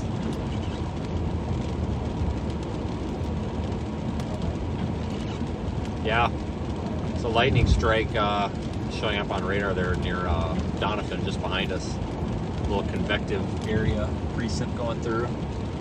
So we have thunder freezing rain now.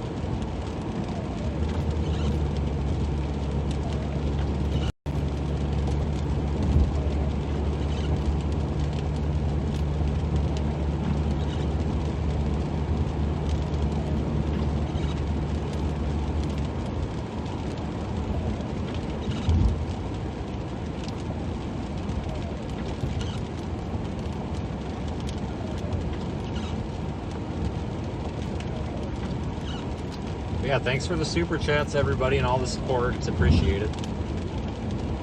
It definitely allows us to keep doing this, that's for sure. I was looking at long-range models. It looks like maybe at the beginning of March could be active.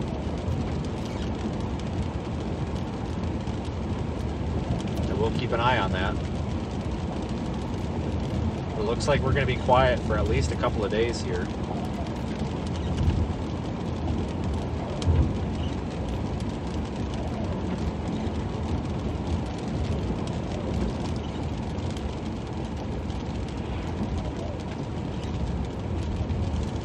Yeah, we're headed east.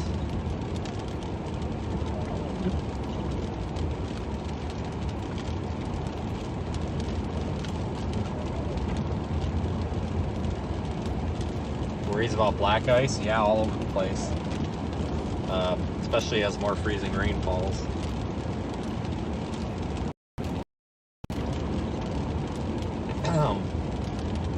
Yeah, I'm actually pleasantly surprised, but this area is always cheaper on gas. Even when gas is like normal price, this area is usually a little bit cheaper. Yeah, $2.97, that's the cheapest we've gotten gas in a long time. I got $2.99 in Batesville the other day, though.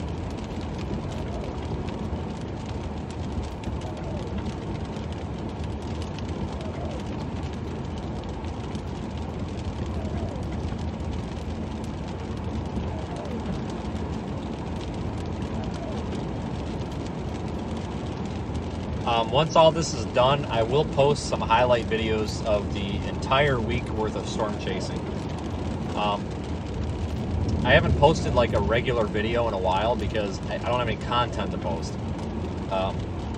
You know, when we're out here and we bust and we don't really see anything, like the other day in Mississippi at night, you know, when we didn't see anything, I can't really make a video out of nothing. So I'm going to take all the video clips of nothing and put them together and make them something, and I will probably post that. I'll probably work on that maybe tomorrow at home. I'll probably get that posted by this weekend. But once we're, you know, with severe weather season upon us, that'll be to change.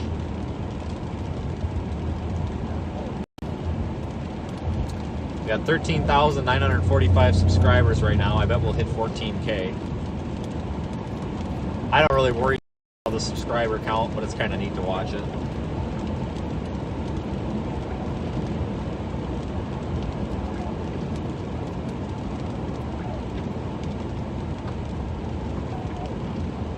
Yeah, it's going to be busy, and that's what I'm going to do to kind of combat the high gas prices this year.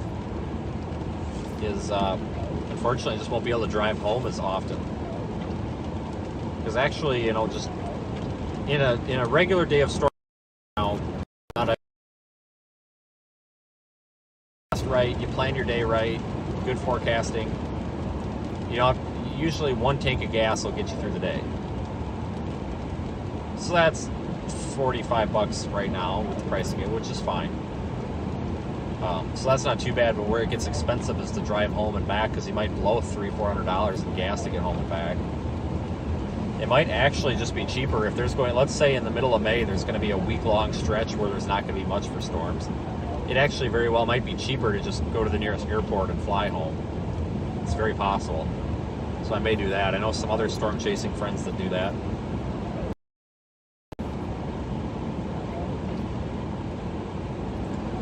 Yeah, seeing some signals on the long-range models that it could be an active spring.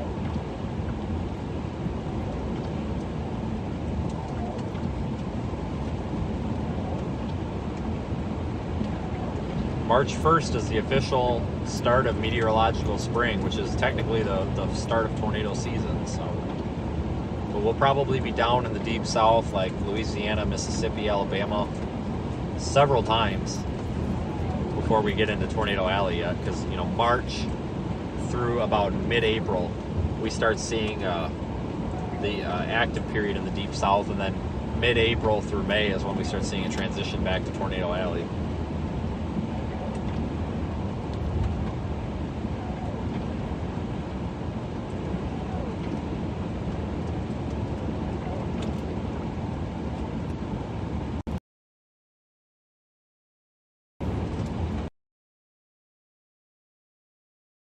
Uh, 360 streaming as well. 360-degree view. That'll be on stream. You know, if you've got your virtual reality goggles, you can look all over the place, or you can just pan around the screen with your finger. What I will do is I will actually start a second YouTube channel and I'll set it to private, and then just share the link. I'll put the link started because I can't have it up all the time because GoPro's streaming service, I have to use their streaming service to do the 360, unfortunately. So there's a limit on how long I can stream before I have to shut it off and restart it. So I'll only turn that on when there's a storm, but I'll post the link, and then you can look at the 360 as well. I have to get that installed on the roof. I've got a clear Lexan dome to protect it from hail. So I need to figure out how I'm going to secure that to the roof.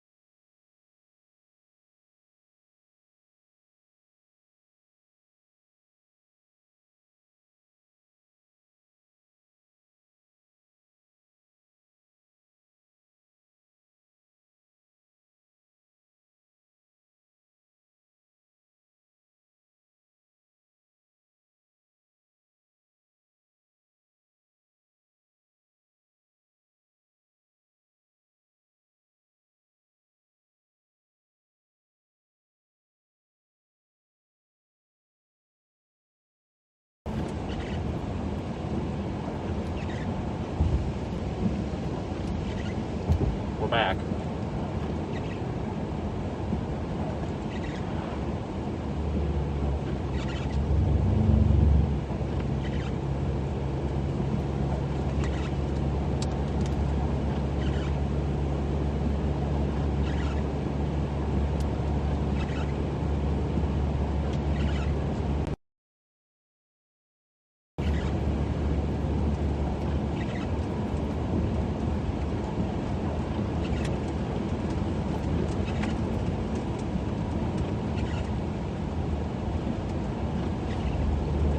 Got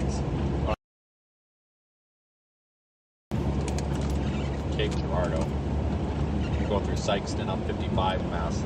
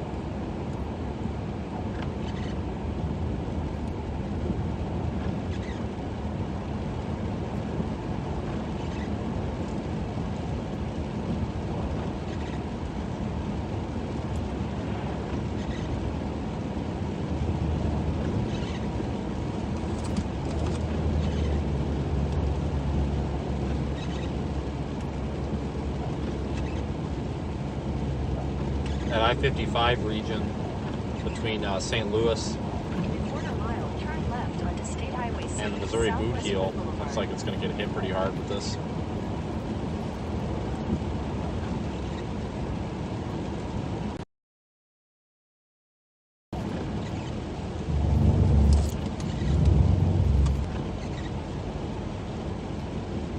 Turn left onto State Highway C, Southwest Boulevard.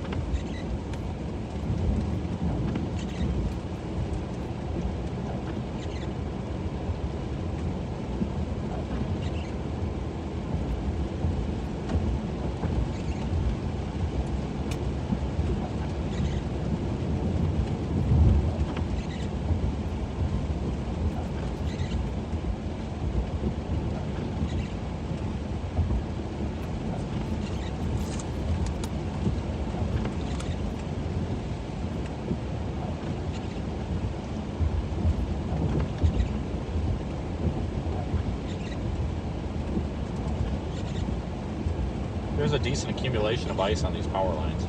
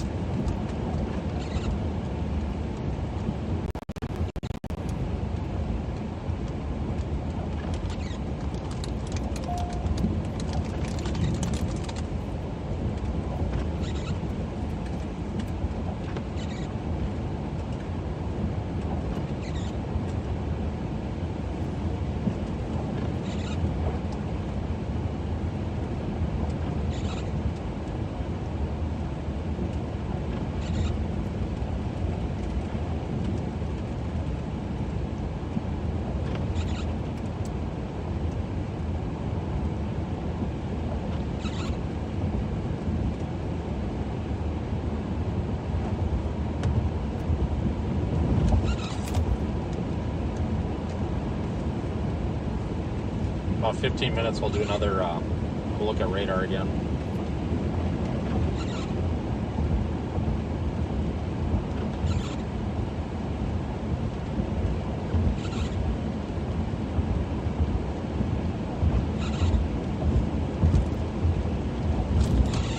Half a mile, turn left.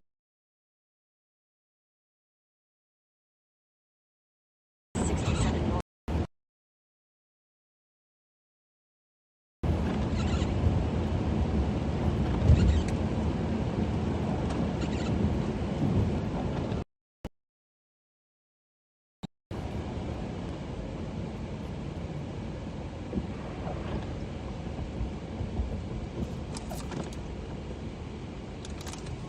Turn left onto US 67 north.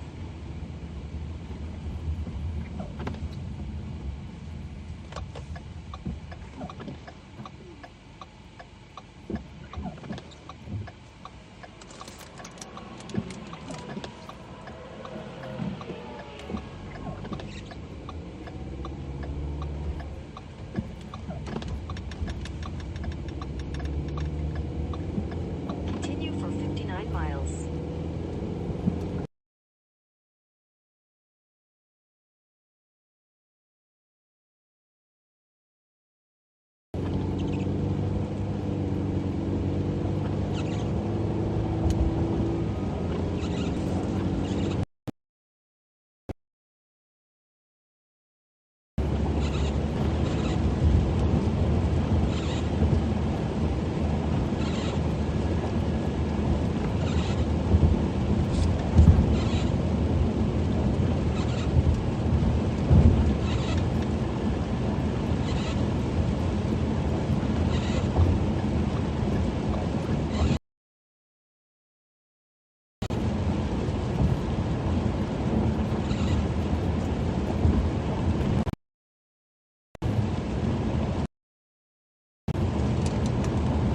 We'll take 67 for about the next 45 minutes here, so could be a little icy. The shoulders look like they're pretty icy.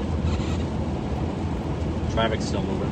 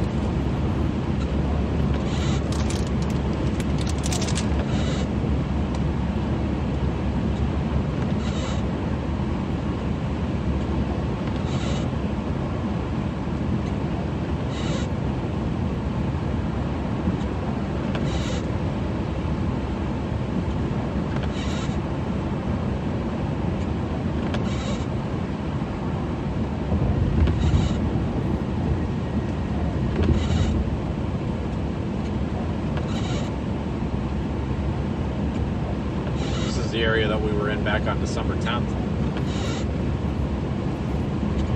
A big tornado. Just south of here. 15, 20 miles.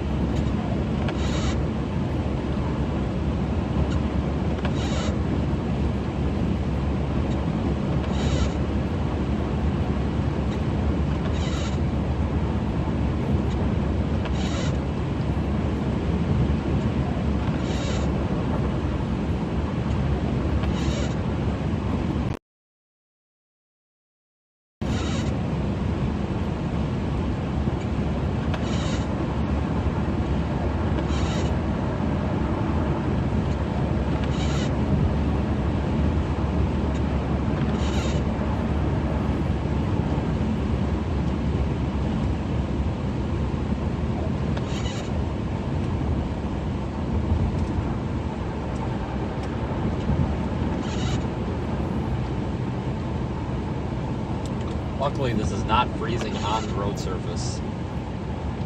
I haven't looked at any like power outage maps or anything, so I don't know what the power outage situation is.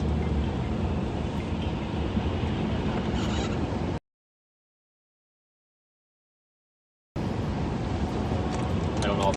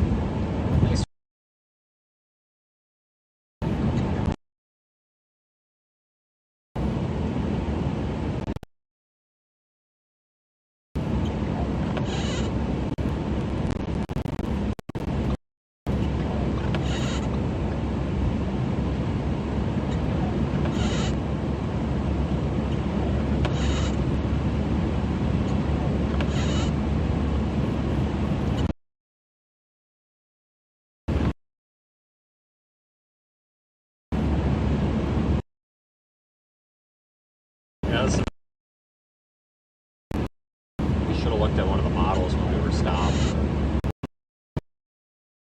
I think a lot of these winter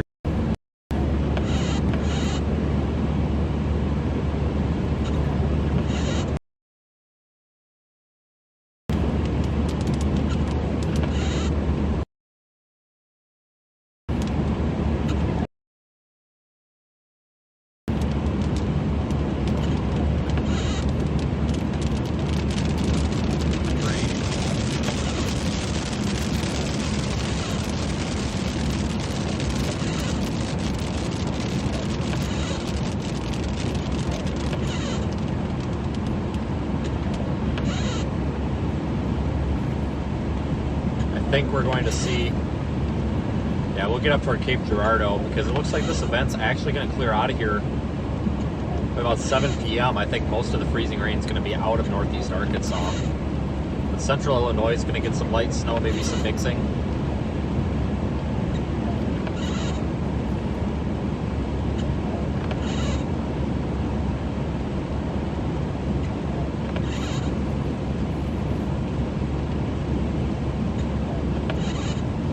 I think maybe we'll plan on doing another one of those live streams where we look at past video, kind of talk about what's happening. I did that about a couple months ago. We looked at some tornado video from Kansas and from Iowa. I think we might do that with some of the video that we got from the winter storms this winter here so far. Maybe we'll do that like on Monday or something. We'll pick a day. So that'll be the nice thing about this Discord server. You know, the folks that are in there, we can run, you know, get some feedback from everybody. Right now, I'd normally be doing a look at radar here, but I'm trying to get down the road before it gets nasty out. So I will just tell you what it looks like. Actually, I take that back. I can just push a button and it'll switch. Never mind. Yeah, I will get this so that it's fully automated here shortly. Like I said, I gotta talk to Don from Radar Omega. He had a pretty good idea on how to get this on the stream and show our location on it in the corner instead of just a map.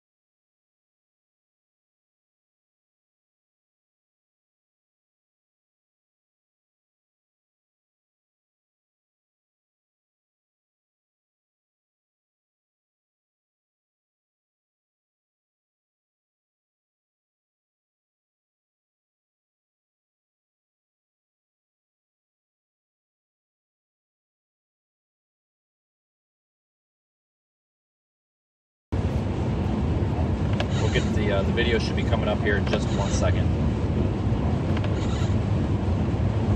There, it's coming back. That's all right. We tried. I'll tell you what it looks like. Large area of winter precipitation.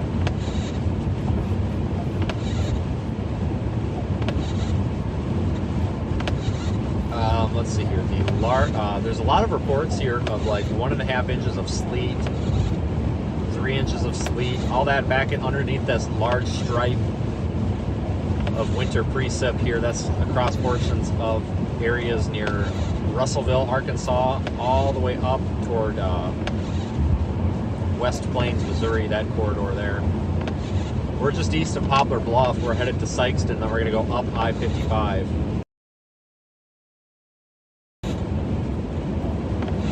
Get to Cape Girardeau area. Looking like Cape Girardeau is probably going to be in line to basically receive a training of storms, you know, where they just pass right over the same place. So I think that's going to be our best bet. There could be some minor flooding up there maybe.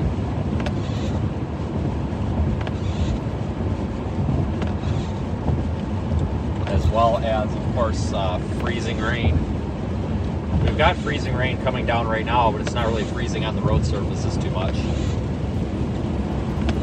it looks like we'll be live for at least 4 or 5 more hours here.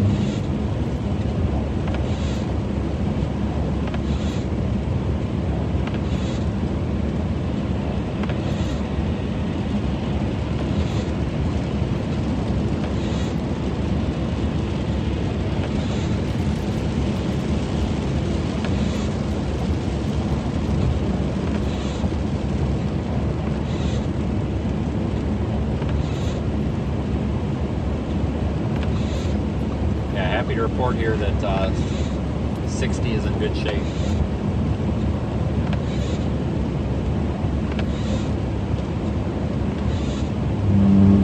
I think this is 60. Yeah, this is 60. Official observation in Sykeston is 32 degrees. Official op in Cape Girardeau is 31 degrees.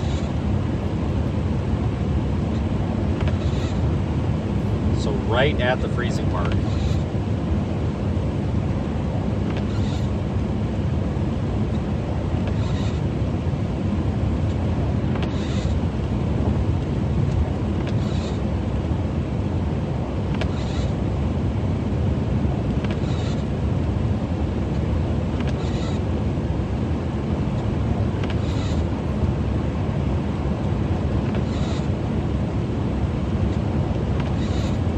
Not many people on the roads though, which is good.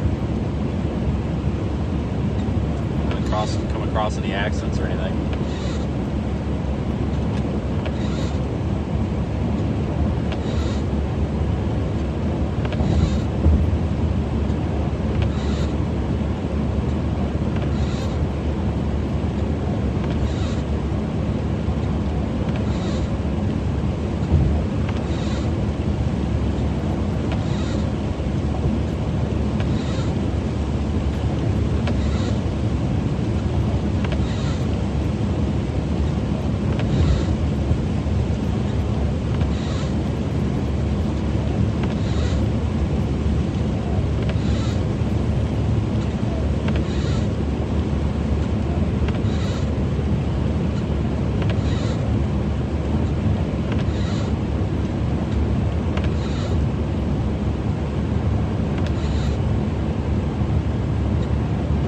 It is really empty out here, that's for sure.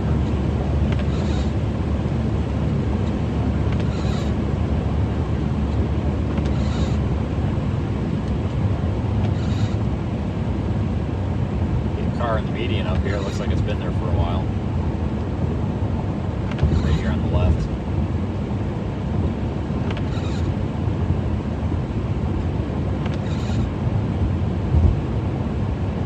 Nobody in it.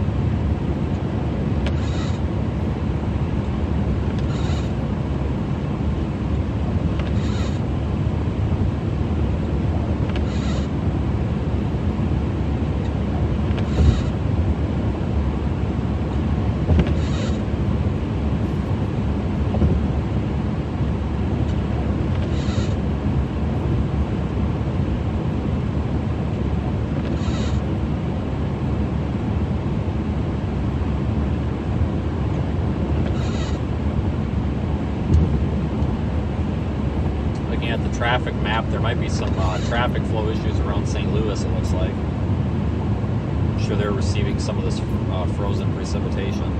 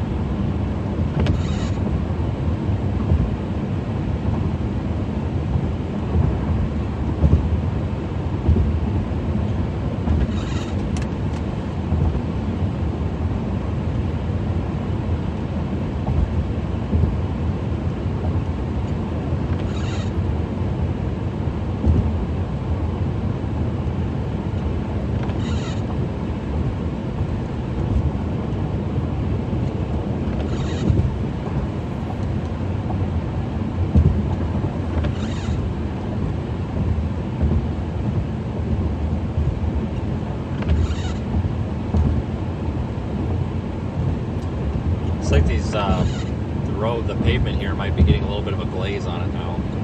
The farther east we go.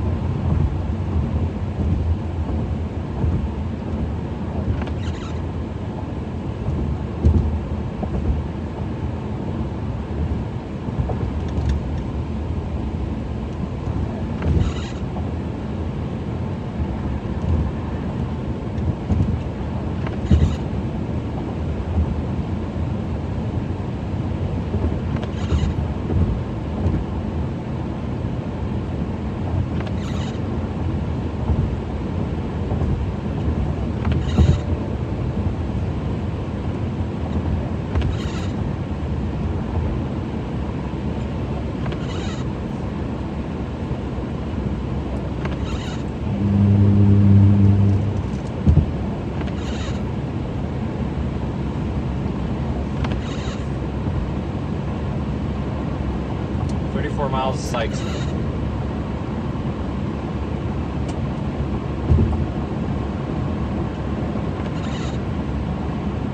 Got some pretty significant ice on the side mirrors now here again, even more so than before.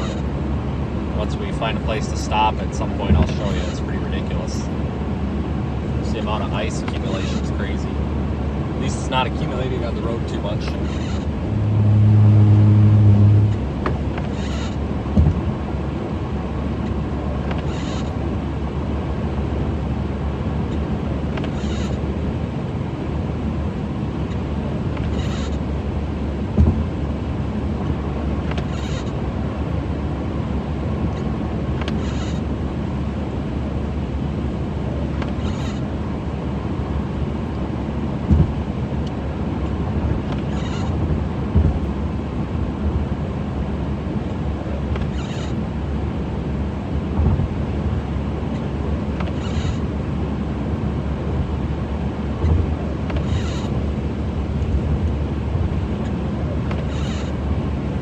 Like I was talking about earlier, I would actually like to do something for the moderators and the top supporters at some point. It's very possible that maybe we can pull something like that off this year. Maybe we rent a van and go on a storm chase tour or something, I don't know. I might be able to pull some strings and make my own LLC pay for it, which would be kind of neat. All expense paid, that'd be fun. But again, appreciate all the support in the chat and everything, and I'll have that Discord link if you're just joining us. I'll have the Discord thing sent out probably tomorrow morning. I'll tweet it, I'll put it on Facebook, and I'll put it in the YouTube community page.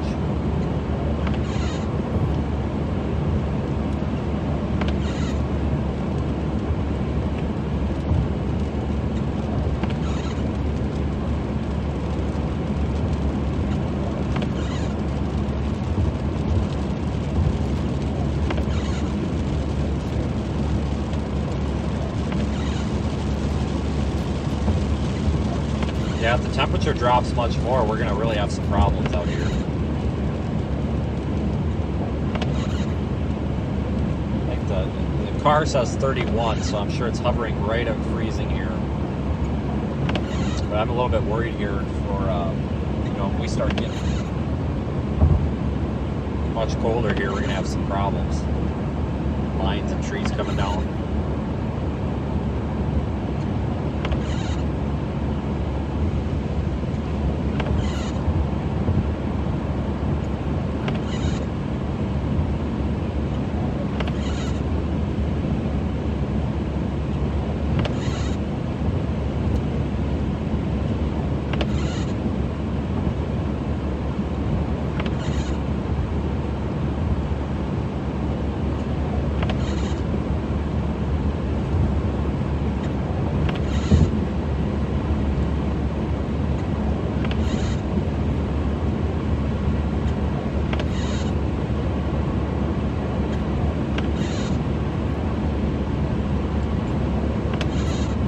Earlier, as in like yesterday, I thought that this was going to be an event that lasted longer.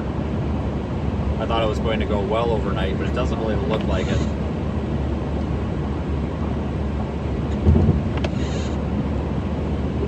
Looks like it might be out of the northeast Arkansas, southeast Missouri area later this evening after dinner, which is good. Lots of winter storm warnings, though.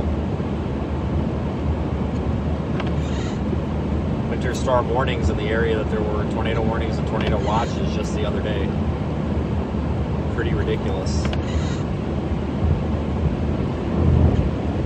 It's crazy weather lately.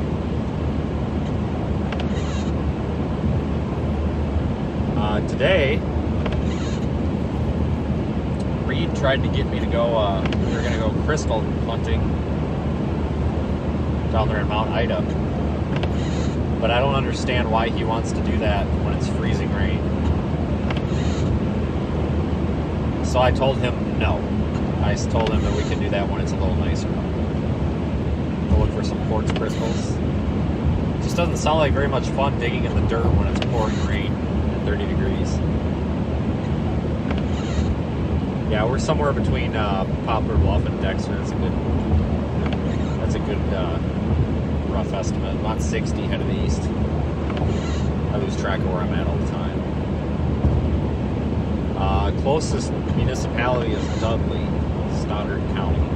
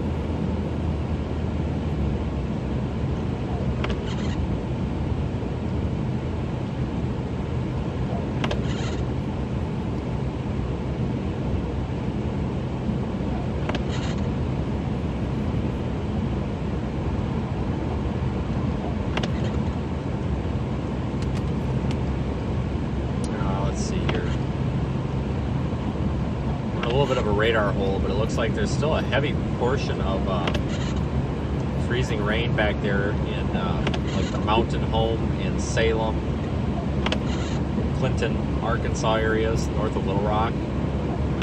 Moving northeast. I'm gonna switch radar sites here. Looks like areas on I-55 between Sykeston and St. Louis are going to see a lot of freezing rain. It's kind of the area that we're heading.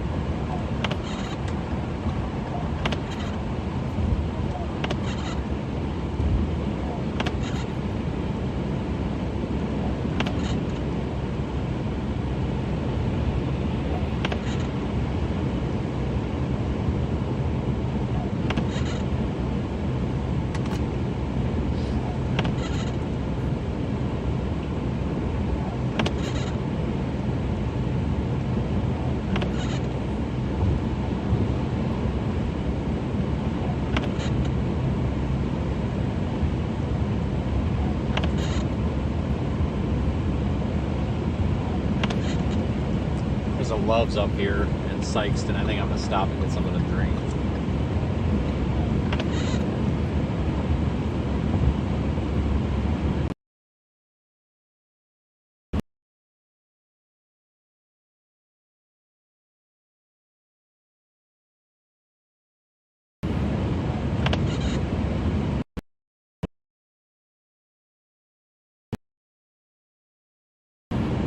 It's west of I-55 yet.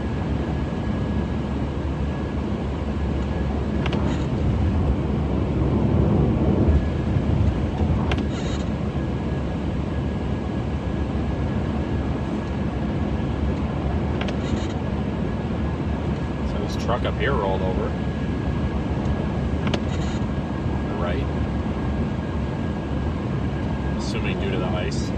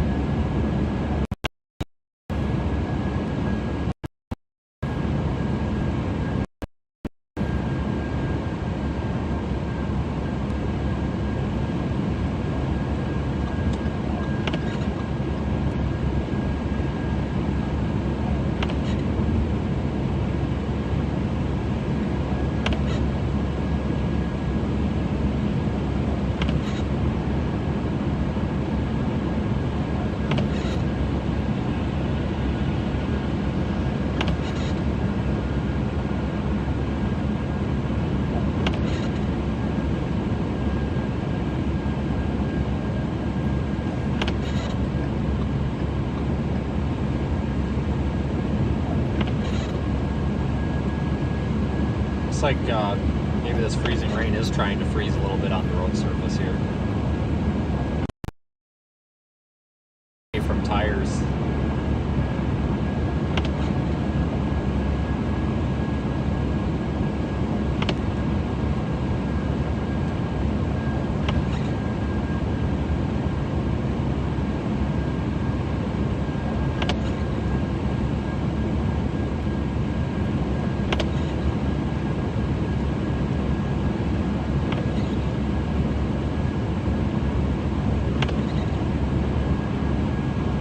Once we get up here to the Loves, we'll look at radar again.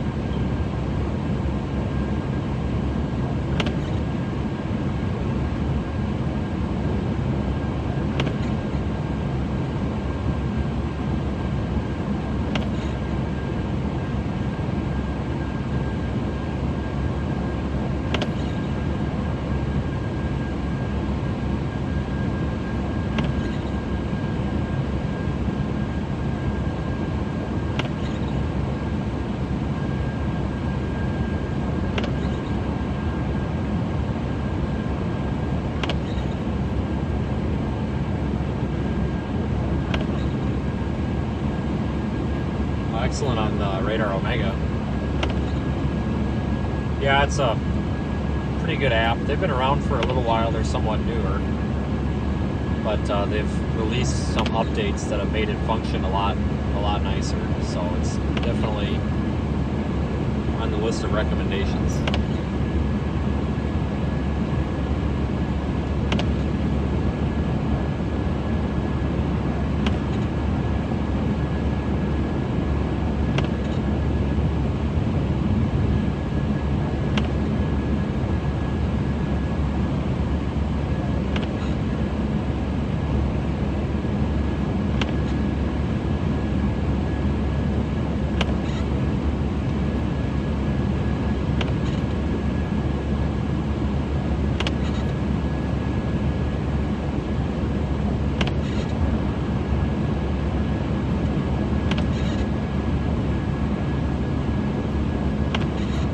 See all the ice accumulation there on the grass and the trees off to the right, depending on how the video quality is coming through.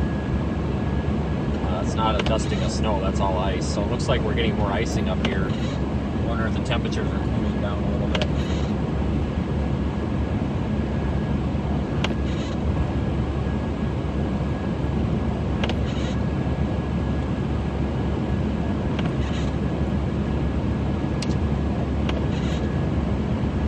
Yeah, like nobody on these roads, which is good.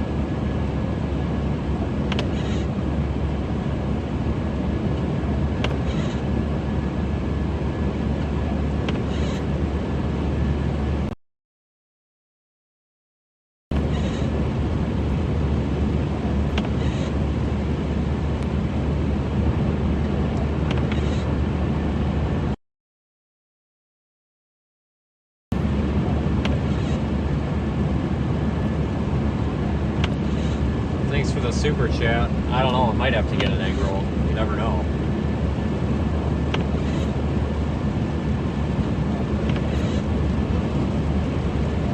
Yeah, Omega's come a long way. When they were first released, they had a few issues, but a lot of people put up with it, especially Storm Chasers, because it was the first app that allowed us to, you know, analyze radar in a professional way that actually had a map on it.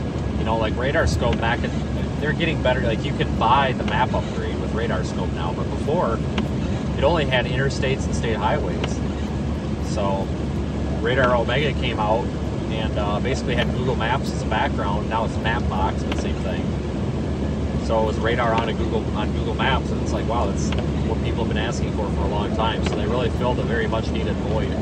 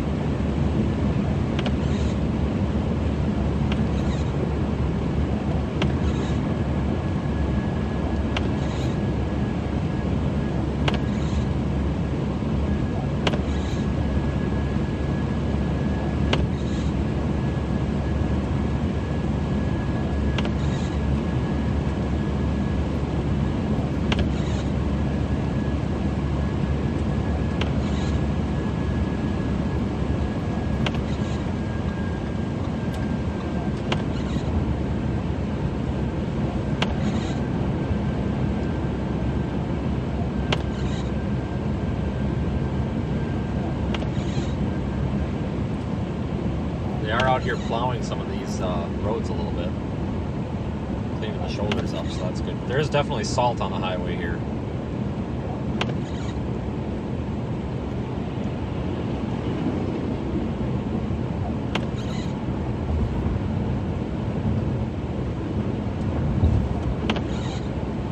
Yeah, thanks for the super chats, everybody, and following along. It's it's kind of not a good time to be live streaming because it's the middle of the work day and the work week. So usually when we stream between like 9 a.m. and 4 p.m. we don't get squat for views. That's okay. But we've had a pretty big hodgepodge of views here.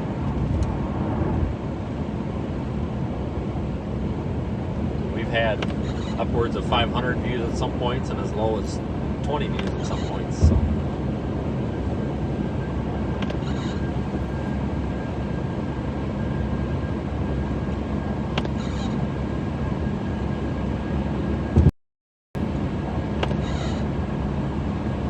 I'm going to start having some helpers maybe take clips out of the YouTube stream. I've found that there's a way within YouTube that we can actually clip a portion of the stream even while it's happening and download a low resolution file of it with some third-party help, software help. We'll start maybe clipping some interesting portions of the stream and then tweeting them out. Like if something, when we've got a stream up for 8 hours a day, some people don't want to watch for 8 hours to see something happen. They just want to know when something's happening. If we're about to see a tornado or lightning or something, somebody can clip a portion of that stream, like 20 seconds, put it, and we can tweet it and say, here's the link, this is what's happening. So that'll help, because I know a lot of people don't want to sit and watch and wait for something. This way, those people that just want to see something when it's happening can jump on. But I've been putting less and less work into Facebook. It used to be that Facebook I put all my time and effort into, but now basically Facebook just gets a post and it's usually my tweet. Because Facebook just doesn't really grow. Their algorithm doesn't really promote our content very much. We've got like 4,500 likes and follows or whatever on Facebook, but we've got almost 13,000 here on YouTube, so that kind of tells you something. So I've been really pushing YouTube, so that's why we've been using that YouTube community page. And basically, if there's anything that's worthy of posting on Facebook or Twitter, it's been going up on that community page, because a lot of people are turning to that instead of Facebook almost now. But I'll start doing that in the Discord also. The Patreon updates will still continue on Patreon. I had like a 2-week outage there where I couldn't post anything because of some two-factor authentication issues, but those will still be there. But the Discord is going to get the posts, the updates and everything. So even if you don't want to do social media but you want to do Discord, there's an announcements channel, so like you can turn notifications on and all that. So. Waiting for snow in New York. Yeah, it's coming eventually.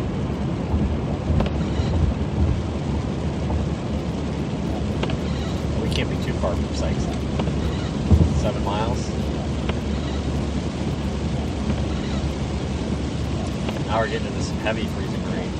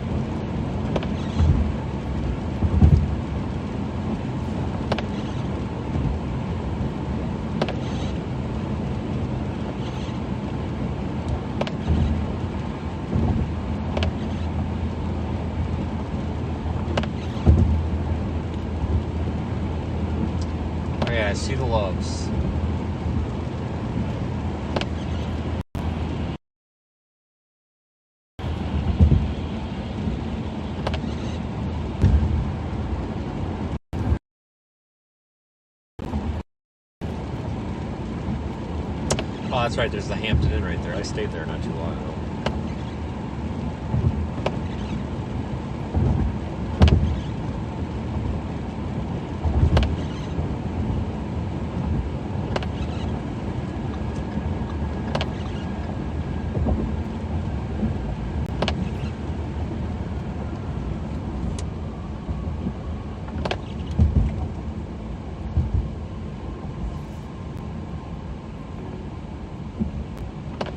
In 600 feet, keep left at the fork. Follow signs for I sites will be limit. getting gas before I go back into Illinois, though. That's for sure.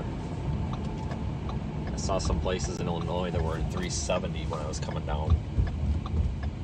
It's ridiculous. It's the local gas or the state gas tax that really does it.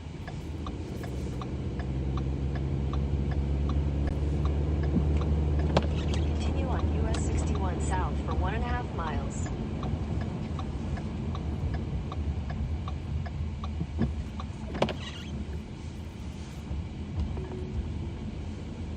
Take the next right onto Larsell We are Drive, almost then to turn I-55. right. Sykeston is right here at Take the I-55, next so right we'll toward stop Larsell Drive, then turn right. here, and I'm going to Take get the next right some toward Larsell Drive, then juice or turn right. something.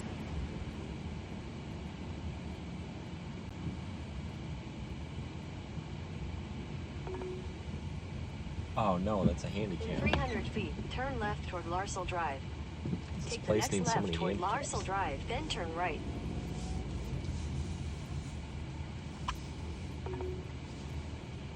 In 300 feet, turn left toward Larsell Drive.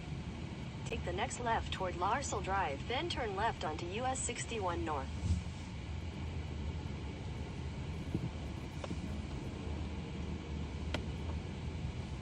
I hate to do this, but I'm going to park at a pump. I'm like a big opposer of this. I hate it when people do this, but there's really no other spots. Oops, whatever. I will be back momentarily. Head north, then turn left.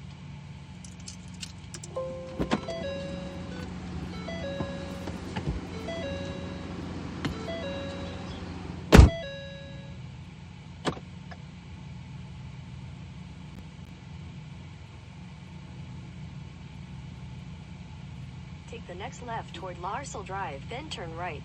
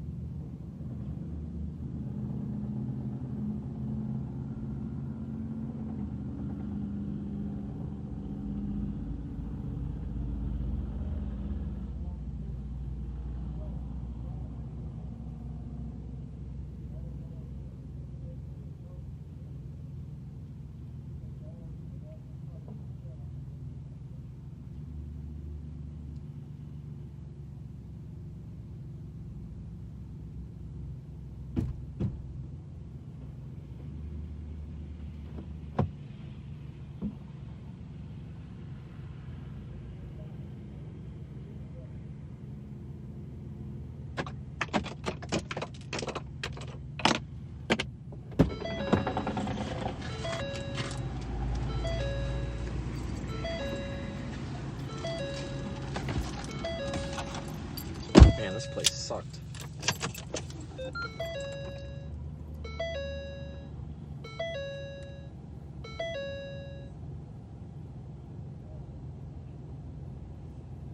All right, I am back.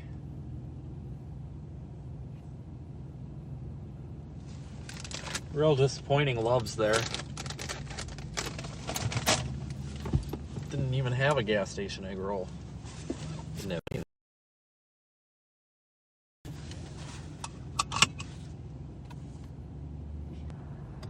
Okay, we will continue to... Oops, actually, let me see if I can... We'll continue up to the Cape Girardeau area on 55. Give me a second here. I want to see if I can get this to work.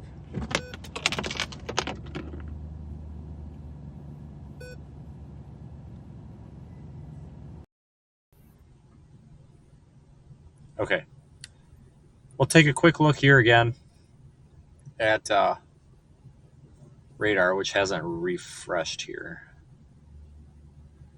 Let's just switch this over to the local radar, 'cause we're really only interested in what's going on in this area at the moment.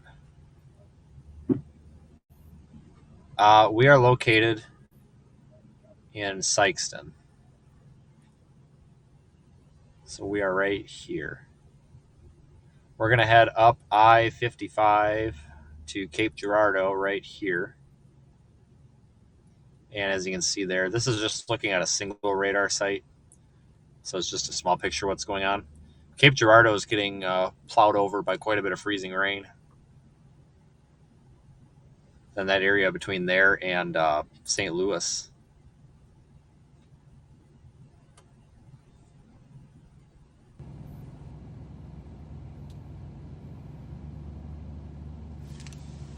All right.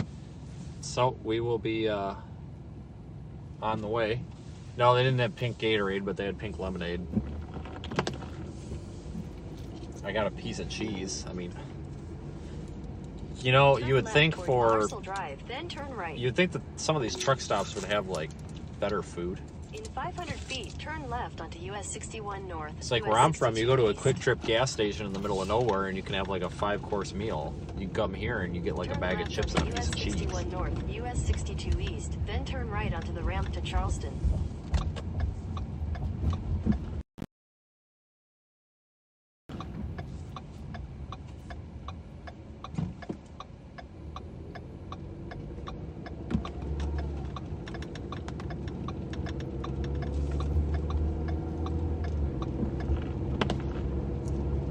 Turn right onto the ramp to Charleston. The lady at the cash register asked me if it was nasty out. In a quarter mile, 60 East. I said, well, at least it's not raining. I said, it is. Oh, I thought it was snowing. So it's kind of weird. Snowing.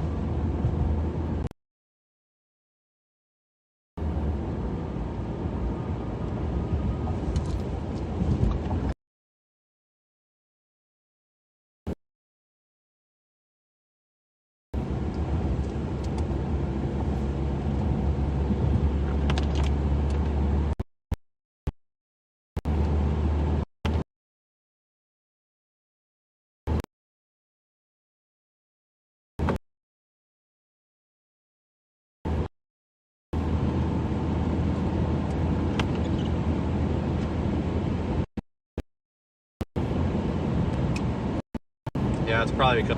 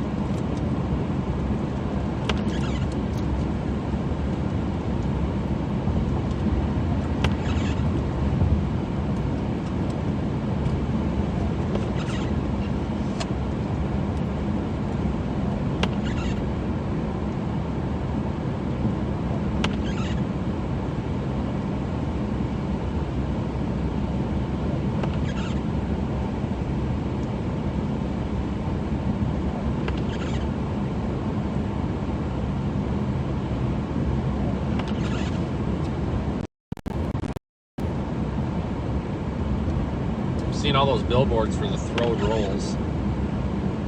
Every time I come through here, there's somebody on the stream telling me to stop and get a throwed roll. I don't know what the heck that is. In half a mile, continue on to They literally are just or what?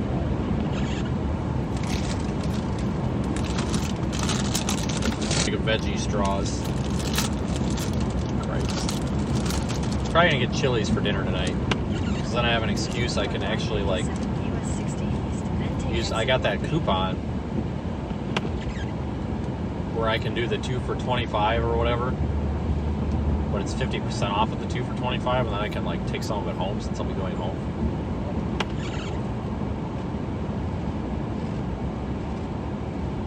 Take exit 1B. They throw the rolls at you. Wow. Okay.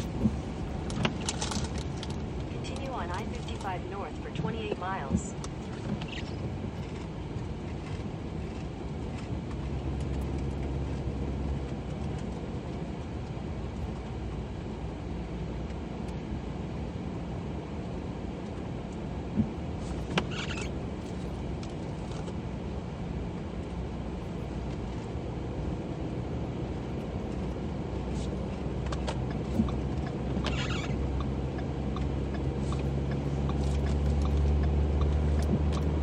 Yeah, I was really ticked off at Chili's in Batesville. Wednesday night, my friend Sean came down from Wisconsin. He actually stayed at the hotel I was at. I was initially going to go get Chili's with him, but he didn't show up till like 10 o'clock at night. So I went without him before I even had a chance to invite him. But I ordered my pickup, and they gave me like totally the wrong food, which was kind of okay because the food that they gave me was all right. But I was really ticked off. I wanted a cheeseburger with the like mashed potato things they have with the cheese in it, whatever. And I got some sort of other hamburger and a cob of corn. And I was so disappointed. But I'd already gotten back to the hotel, so I didn't want to like say anything or even try to change it. I just gave up. I ate the corn, but I was disappointed. It's like the worst feeling ever when you go pick up food and then you like drive all the way back to home or somewhere and then you go to eat it and find out it's the wrong food.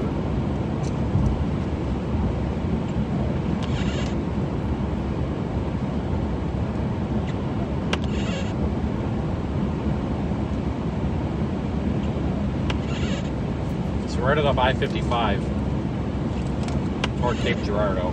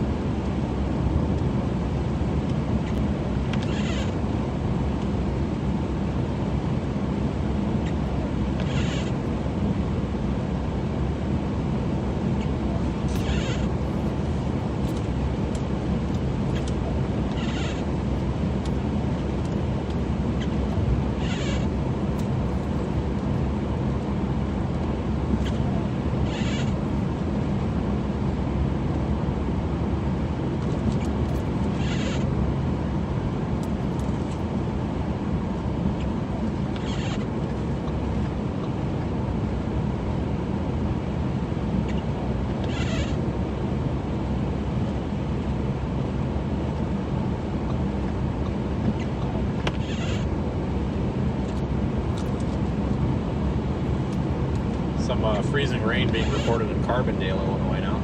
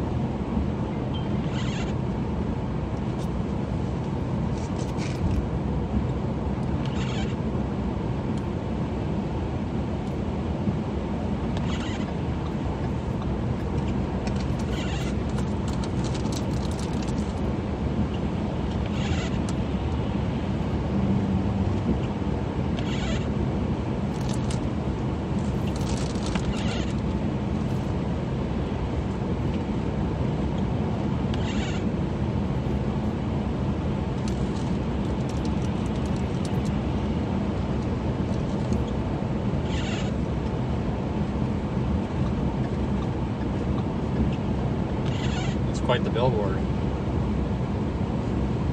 I don't have that problem.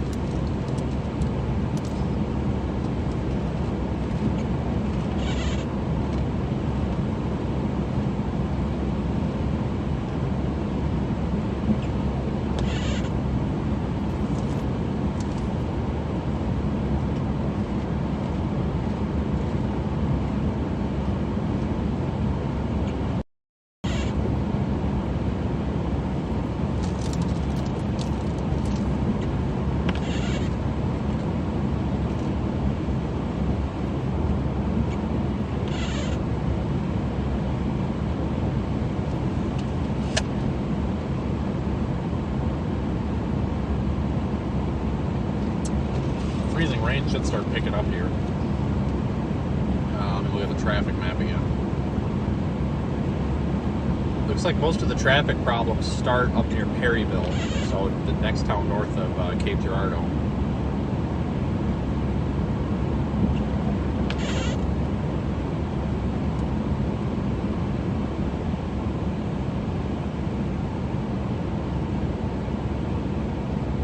Feels weird doing this without Ryan, though. I don't know how many Ryan Hall watchers we got in the chat. Probably like 95% of you.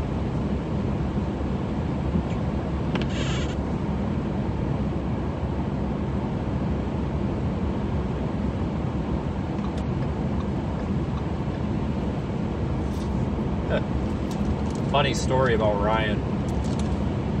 Back in March or April of last year, I had this idea. I was going to get, 2 or 3 storm chasing friends, hardcore storm chasers. A guy or a girl to sit at home, have all the live feeds up on screen, and then explain what's going on. 4 hours after having that thought, this guy, Ryan Hall, popped up. And I saw the video, and I'm like, crap, I'm pretty sure he's got my... He beat us to it. And that's good, because I really didn't want to deal with all that.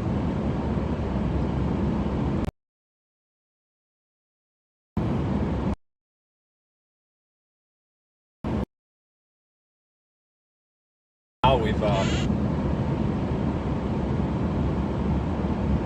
But he needs a break.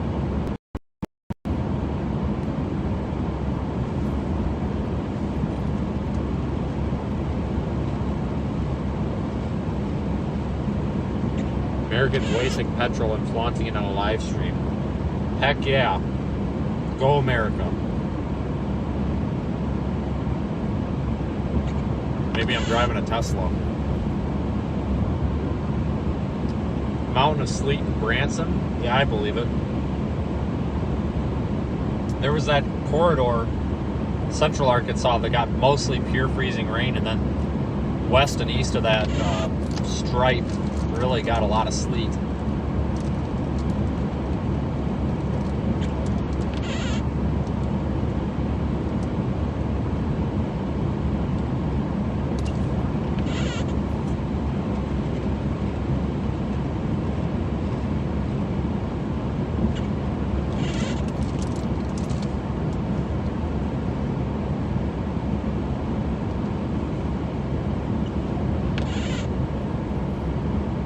still think Elon Musk should give us a small fleet of Teslas to storm chase them.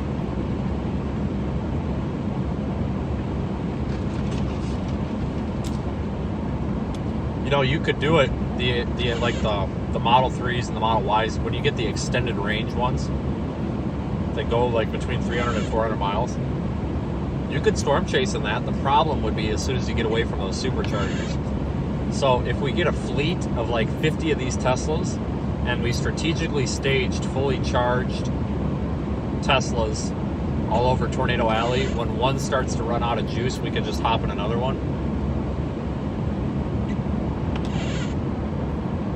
I'm actually seriously considering purchasing a used Tesla, like with maybe 10,000 miles on it, because if anybody's a Reed Timmer fan, the drone pilot that he's had, him and I were talking when we were at lunch last Friday. He's got a Tesla, and the amount of money that he saves, because you're not changing the oil, you're not doing this, you're not burning through brake pads, because they use regen braking, so the motors are pretty much the brakes. I mean, you still will burn through brake pads eventually, but you're not doing all this routine maintenance. And I know there's that big debate, and I'm not going to get into it, about the politics of should we or shouldn't we drive electric cars, but I will tell you this, the amount of money that they're saving that guy is nuts. I thought about having that as just the, you know, for the vehicle that stays at home that doesn't go storm chasing. I'm seriously considering one. There's a couple other electric vehicles. Florida call. Uh-oh, hang on. Hello?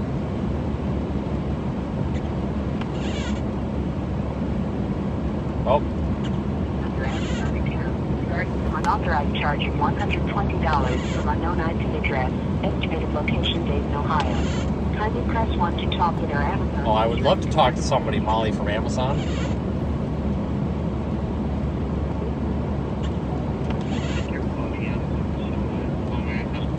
Yeah, apparently there's some fraudulent Amazon charges. Yes, sir. Somebody already signed into your Amazon account without your knowledge, without your permission. Yeah, that You already made $150 fraudulent transaction Oh my, on your Amazon account. oh my God! Can we do something about that? That was not me. I haven't shopped on Amazon for years. Yeah, definitely, sir. I'll help you. They have access of computers, laptops, desktop nearby you. Yes, I actually am sitting right in front of the computer. And you know, what else will you like to? I am on I-55 northbound in Sikeston, Missouri, and I'm sending your phone call to about 500 people on a live stream, and we're all making fun of how dumb you guys are for trying to scam people. You motherfucker. Okay. I get a sincere joy out of messing with these people. I should have gave him a link to the live stream. There's a guy on YouTube. I think it's, God, what is his name? I think his YouTube channel is Pleasant Green. All he does is mess with these scammers. It's hilarious. But yeah, anyway, there's a couple other electric vehicles, like Ford Fusion. There's an energy version. I don't think that goes as far though, but I thought about one just for driving around town. But oh yeah, I get a ton of scam calls like that.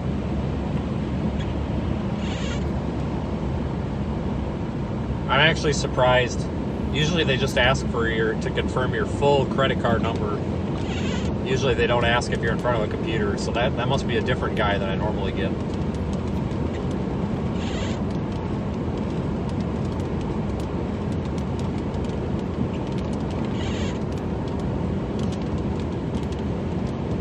That came to my my quote-unquote work phone also, which is hilarious because it's that Samsung folding phone, so I could slam it shut.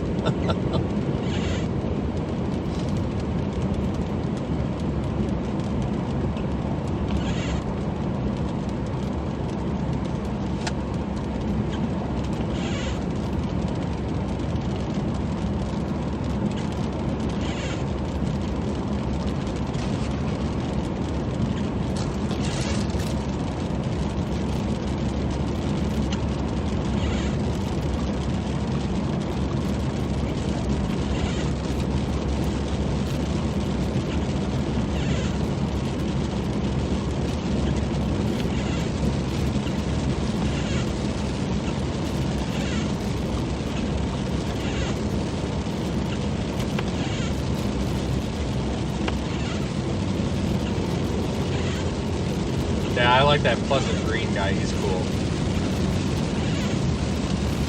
He's a true...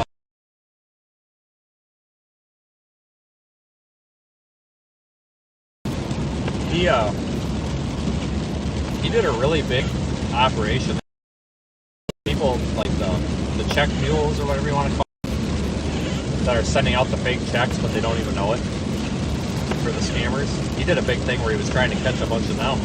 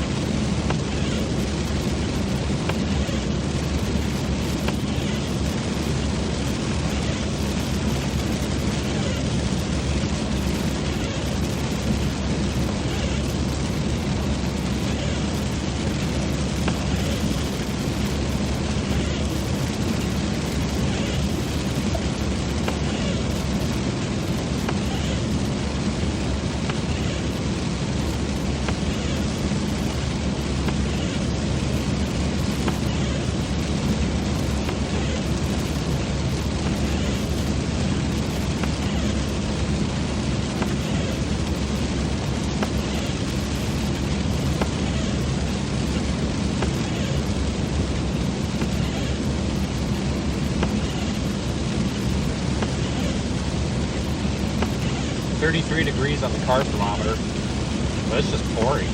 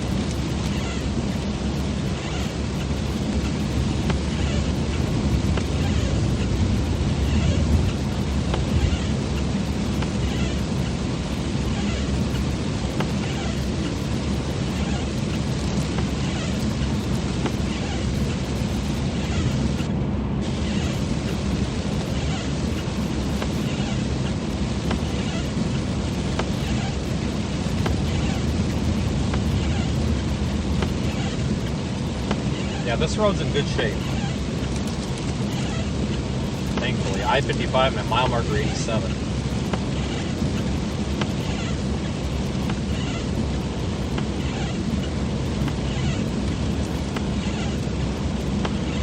I wonder if we are going to start seeing some ice problems, because I've noticed my side mirrors are starting to ice over.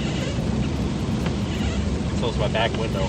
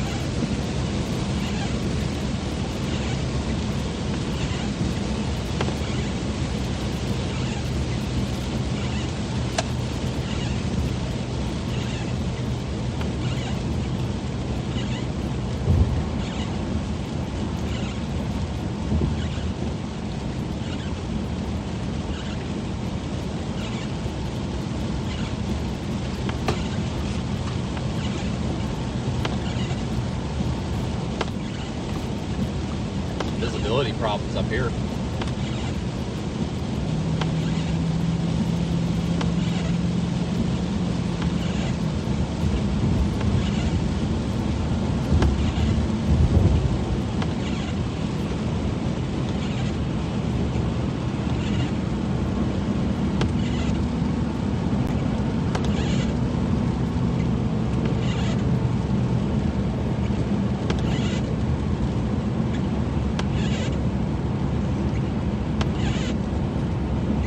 Well, we crossed 14,000 subscribers. I see.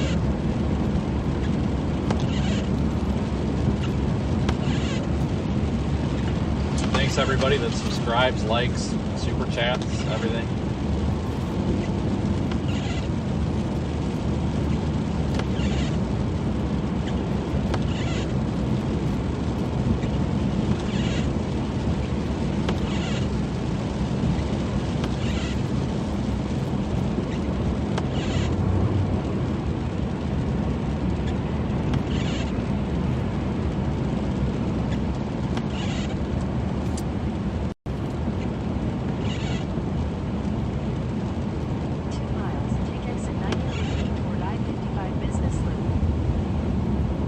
Coming up to Cape Girardeau.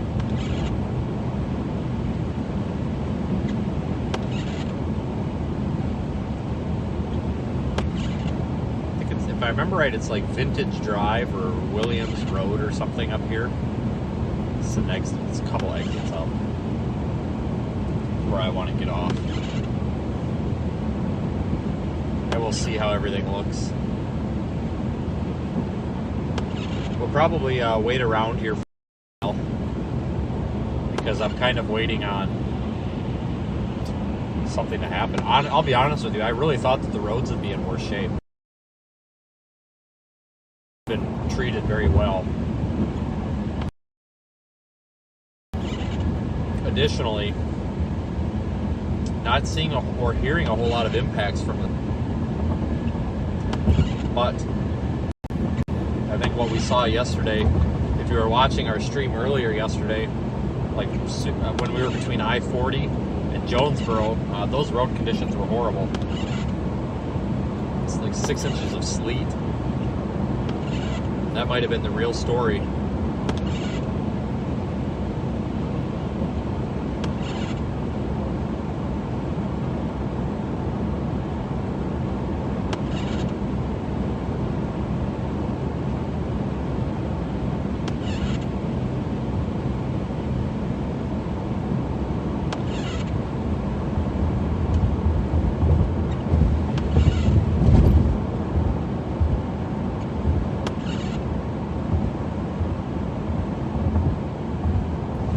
Yeah, we might go down some back roads here at some point. Not that you can find many in Cape Girardeau, but we might go through some residential areas and such.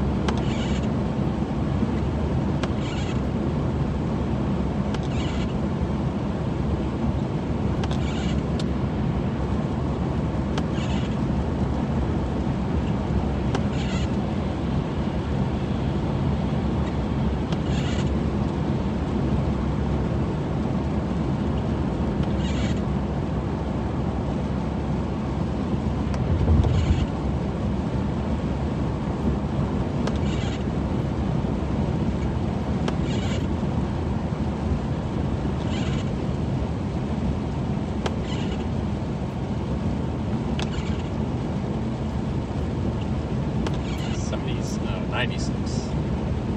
Yeah, there's a Walmart at this exit if I remember right too.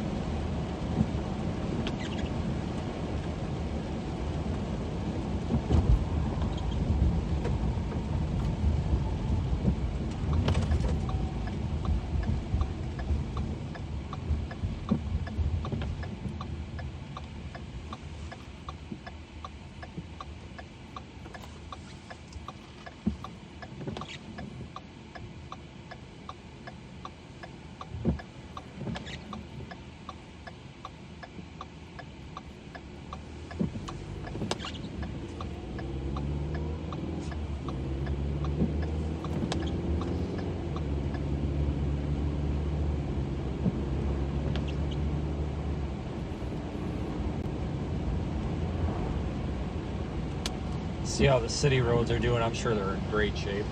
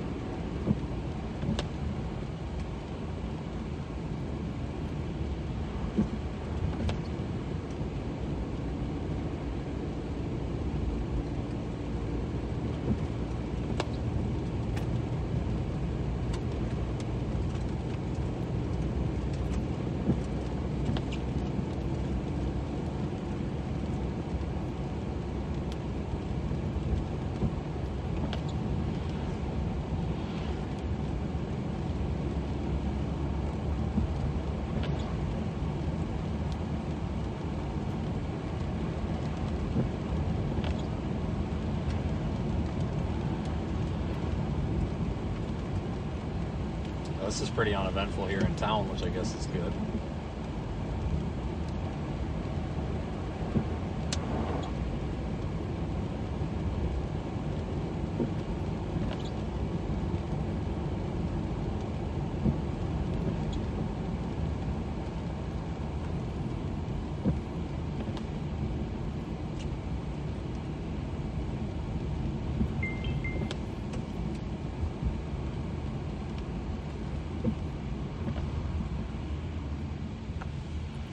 What is this, Business Loop 55, or what do they call this here?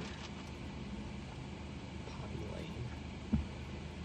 Lane. We'll go out here to, I think it's 61 that goes through town. We'll go on 61 and then drive that up to the north side of town, I guess. Why not? Yeah, thanks everyone. It's been an interesting stream here. Not what I expected, honestly. I thought it was going to be conditions very similar to last night, because last night, you remember, the roads were terrible.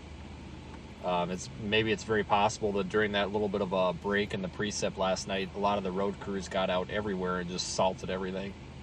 I'm sure they did.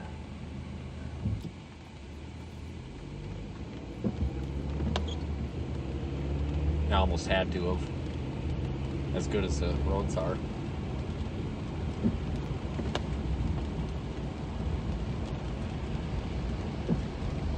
May continue north of Cape here. I think that freezing line's a bit farther north. So we'll get on 61 and then get back on 55 and continue going towards St. Louis.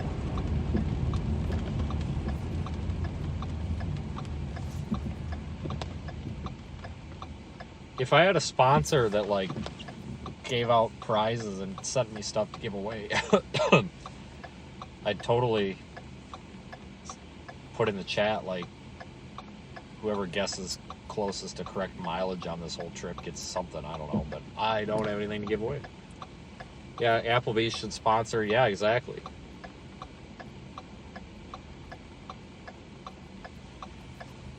But anyway, we've got, let's see, fuel economy. We're doing 26.8 miles a gallon, which is good considering how much we sat.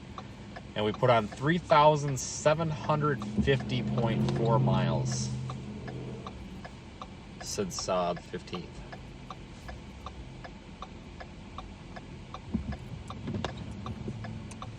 So let me estimate my fuel bill. Let's just say by all time said and done, 4,200.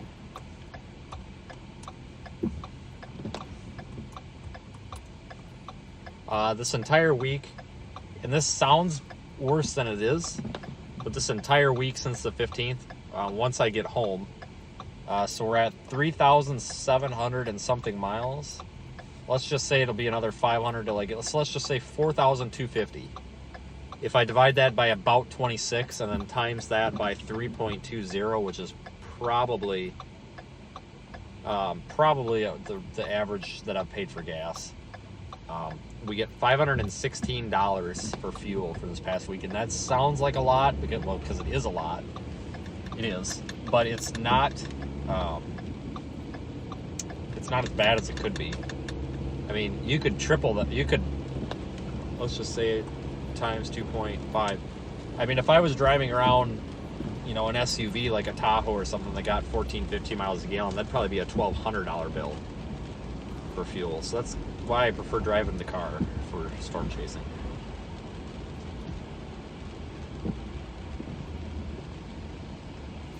But I'm pretty happy with just over 500 for gas for all the running around. That's a lot, but it's better than it used to be when I used to drive bigger vehicles.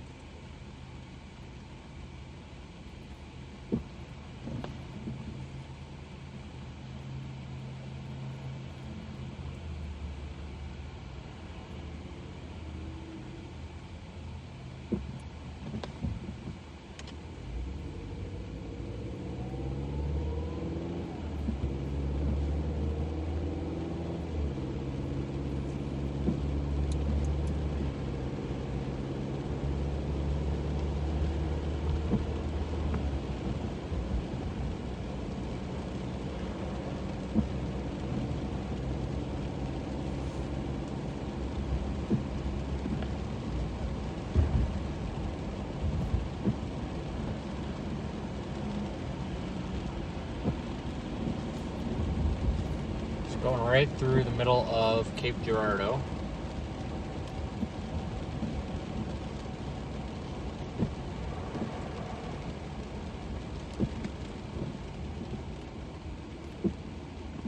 Yeah, exactly. Wouldn't that be nice if somebody would actually, like a gas, like Mobil or somebody, or BP said, yeah, we'll sponsor you if you tell people to buy gas and stuff from us. And then gave me like $1,000 a month to just hand out gas cards. That'd be cool.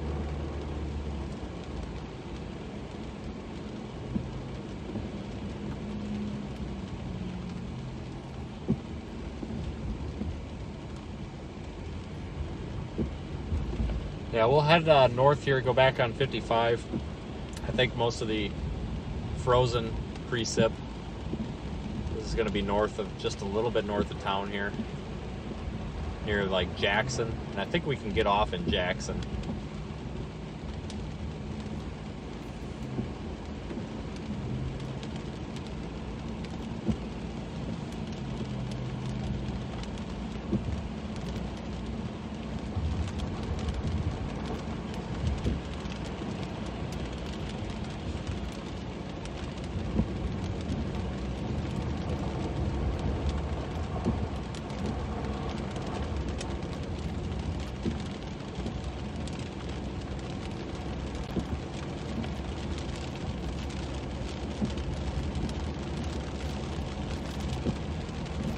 The gas in Texas was high. I think I got gas in Oh, it wasn't in Paris, but it was somewhere, one of those little towns between Paris and Texarkana for, I think it was like $334. That was ridiculous for down there.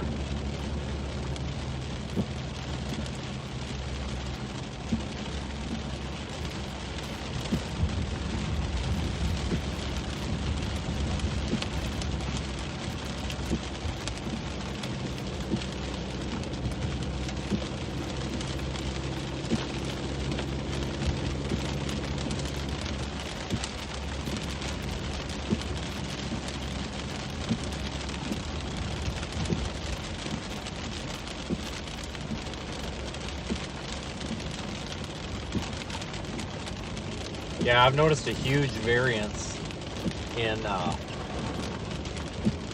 gas prices though, like down in Mississippi and Alabama. One town might be $3.40 and the next town is like $2.99. It was very strange. So it paid to kind of fill up when you saw it cheaper.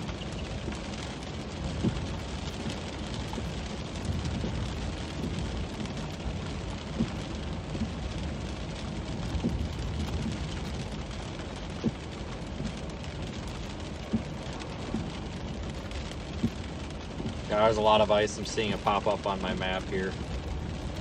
Lots of ice reports down there.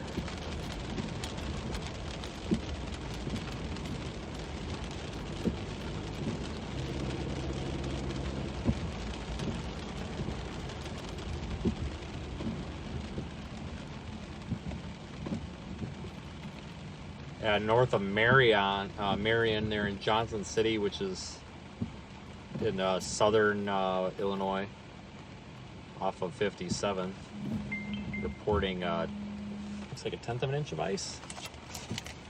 What notification did I just get? Oh, winter storm warning.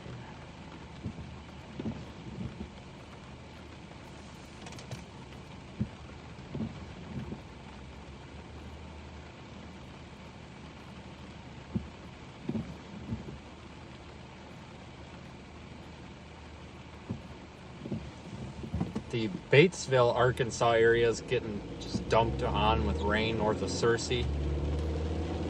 Probably could have stayed in Jonesboro and eventually caught this, but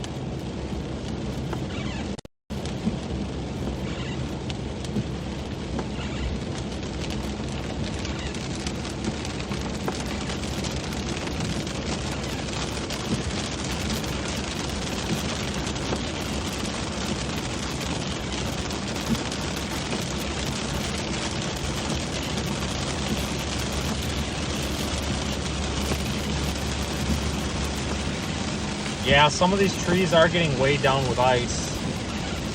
Probably see that a little bit more the farther north we go. And the power lines definitely have a coating of ice on them now.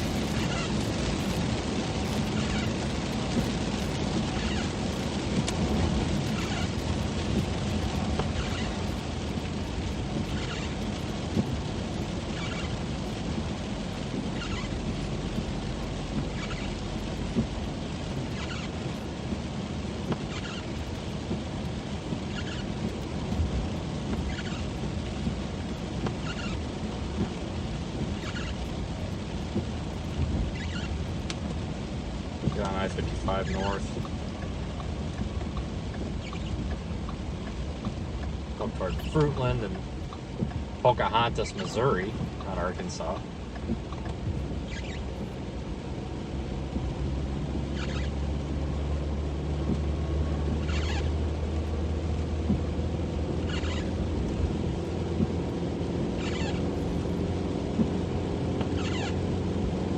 Wedge. Just kidding.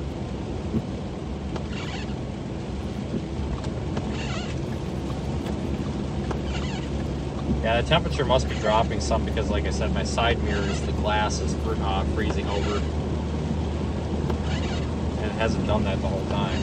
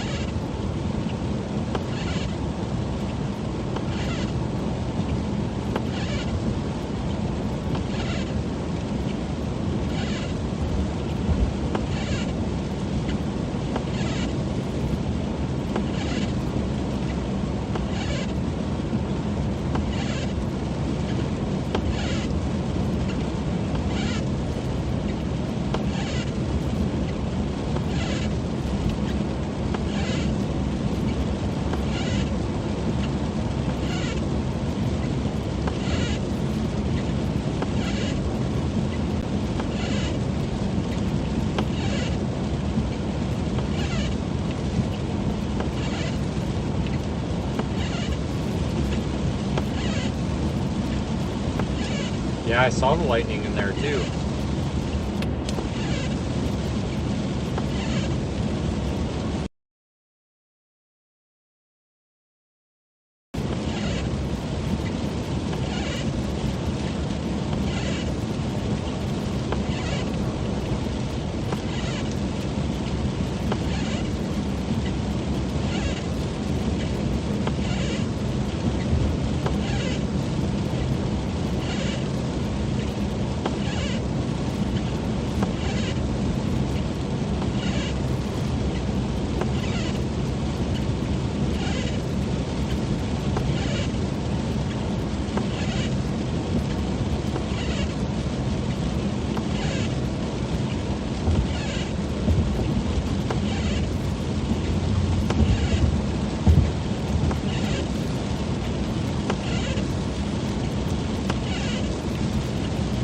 So the gas station egg roll debate, we all agree on no, so that's good.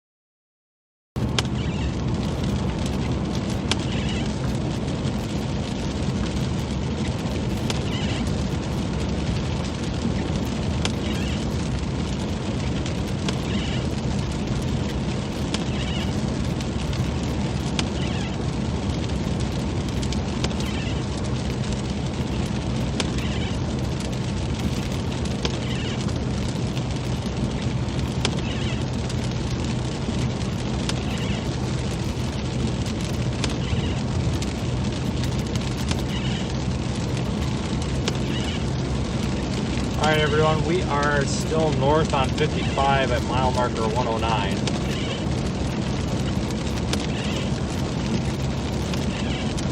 Just kind of driving north until we see anything really causing problems. I see there's a couple super chats in there. Thanks, everybody. Much appreciated. We're approaching Oak Ridge.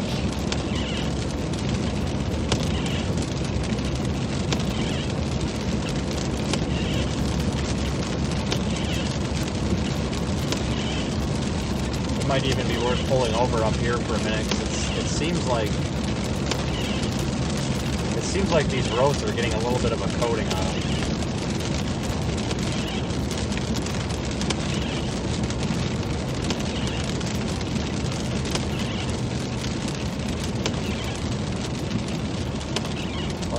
Let's stop up here at this little rest area, and we'll look at radar.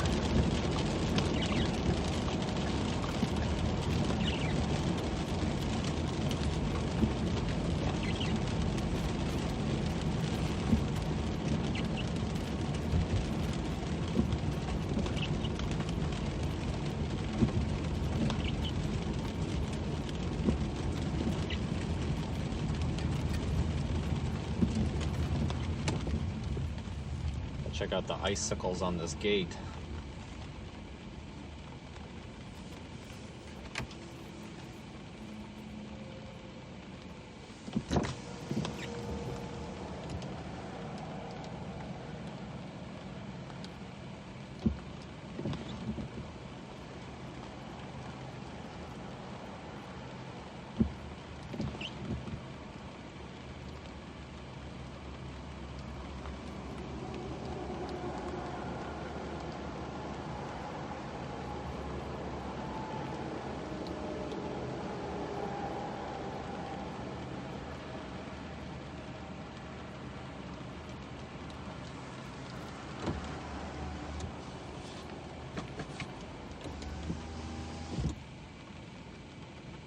Back up here a little bit.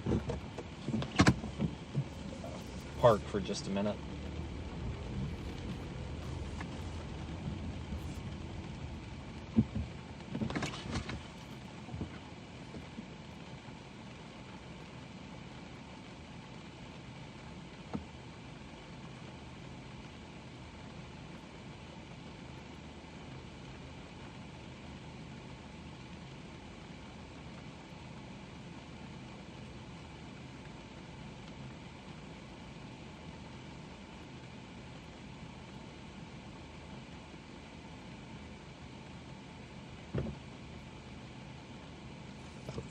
Okay.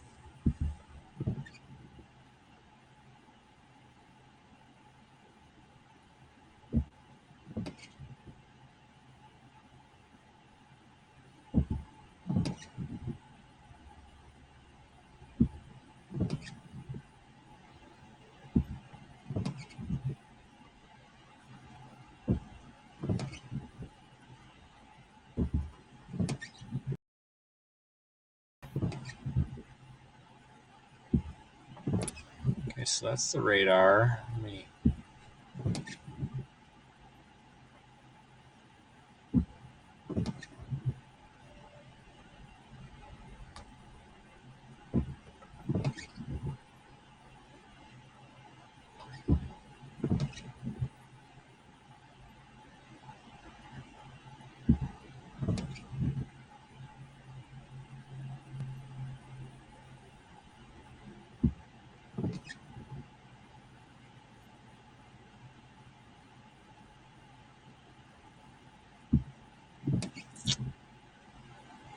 trying to split screen this. You can see the radar there, all the mixed precip.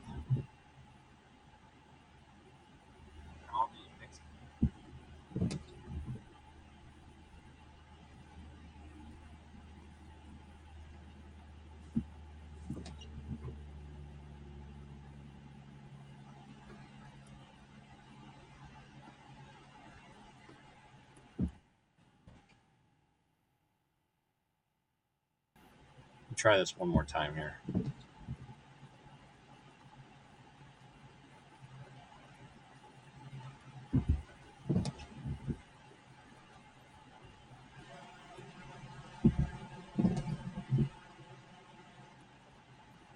Okay, so anyway, I'll annotate this. So we'll do our radar update here. We are right about here. And you can see the heavier bands of the wintry precipitation moving northeast. Now there's some larger or stronger bands, it looks like, right here over top of us. This Piedmont to just south of Marion, Carbondale, Illinois area. Looks to be the heaviest area right now. Allow me to show you the winter storm warnings. Fumble around here for just a minute. I have to switch.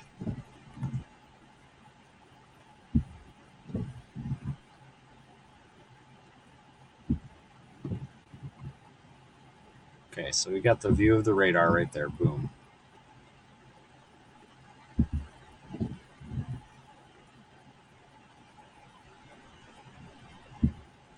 Allow me to switch.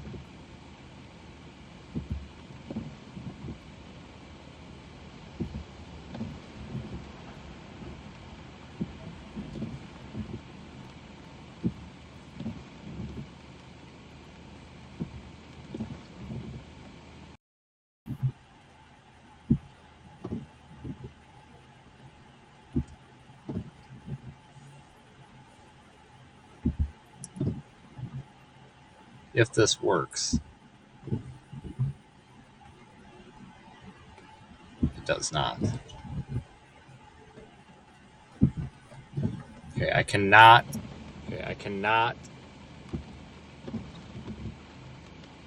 show the watches and warnings map. However, there are a lot of winter storm warnings in effect for the area. I'm actually kind of surprised that we're not seeing more impacts from this. Obviously, that's good. Right here, this is where the bulk of the freezing rain is falling. It's right here. Traffic seems to be moving all right.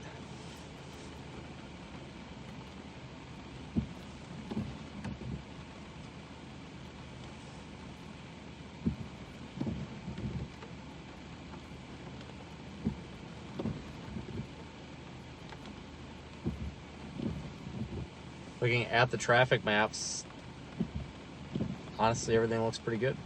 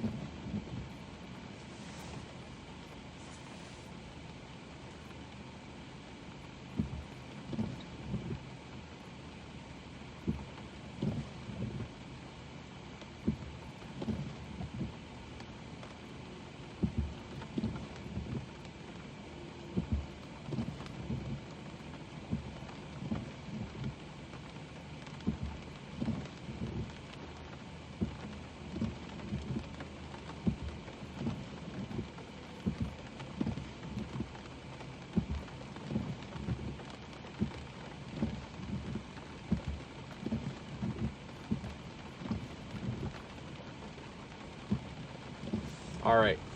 So, given the radar presentation, I think we're gonna hang out here for just a couple of more minutes, and we may head north. And then once we get through the frozen precip, we might be that might be it for the day.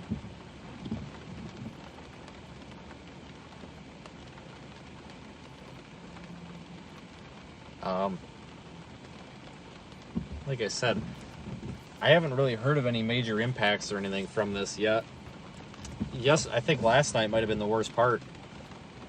Those roads were terrible. If you were watching that live stream, it was definitely interesting.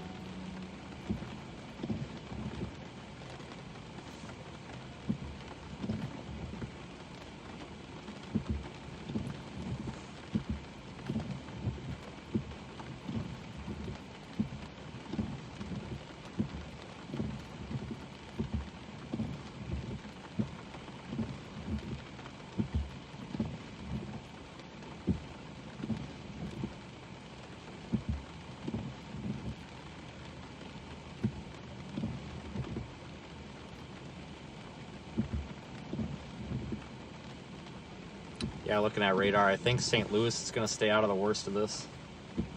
Right now, I think the biggest area of concern is an area in central Arkansas from Little Rock up through Jonesboro, straight through the area that we're in through Carbondale, and then even into Indianapolis can be getting some frozen precip.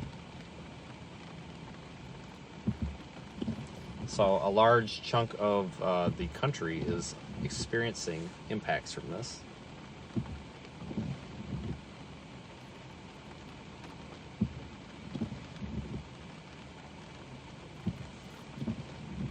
I think we're actually going to switch over. Hang on one second. I think we might switch over and kind of turn this into a little bit of a live update here. I need to see if I can do that without disrupting the stream here. I don't know if I can or not.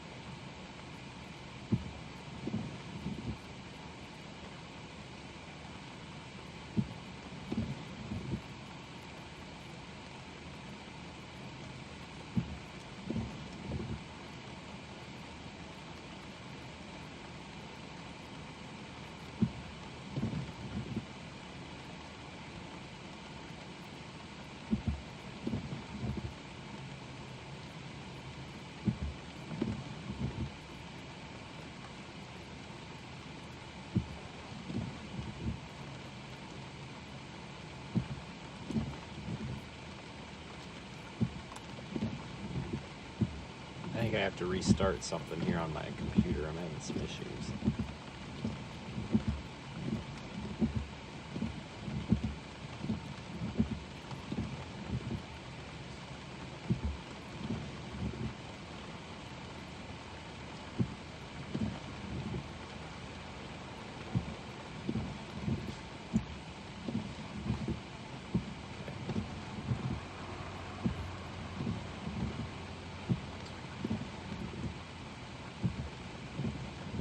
All right, I'm going to try patching in my computer here momentarily, see if I can do this without totally disrupting everything. So this could be a royal disaster.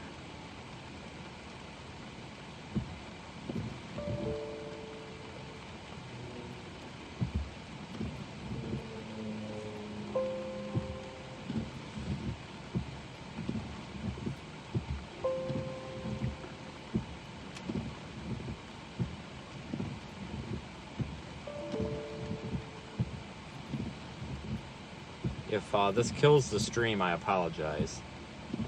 Let me try this. We're experimenting here. Let me just refresh this so I don't mess it up.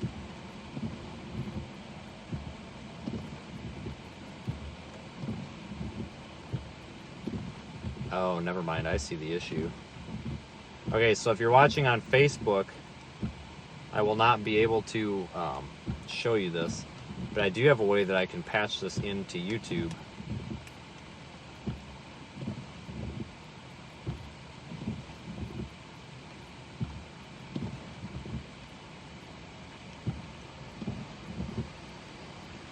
I think I can actually patch this since we need. We'll look at some models.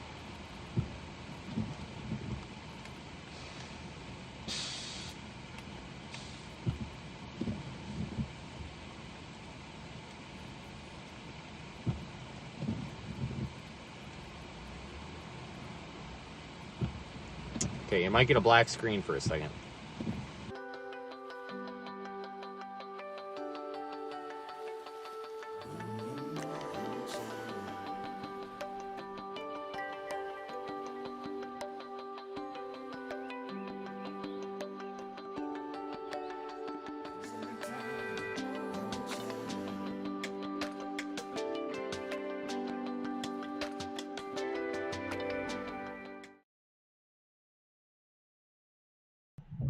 Excellent. So that seems to actually be working. Excellent. All right. So if you're on Facebook, I apologize. You're still seeing the dash camera. But if you're on YouTube, you're seeing what I intended to show everybody. So let me switch to pivotal weather. And we'll take a real quick look at this. The winter storm warnings and everything.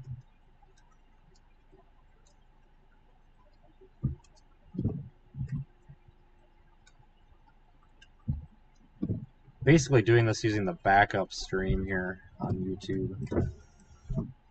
So right here is the national hazard map. Basically the bright colors are mostly winter storm warnings. The pinks all the way from northwest Texas through the southern tip of Illinois are winter storm warnings, and it looks like we are no longer under a winter storm warning for St. Louis, and then winter storm warnings up there in the northeast. We're going to take a detailed look here at a couple different areas of the country. Here's the south central region, portions of Texas. The blues there are winter weather advisories, then winter storm warnings. It does include the Dallas area that was under a tornado warning the other night, or a tornado watch. A severe thunderstorm warning it was for them. And then moving up through southeastern and eastern Oklahoma into northern Arkansas and extreme southeast Missouri, the southeast tip of Illinois, and the southwest tip of Kentucky.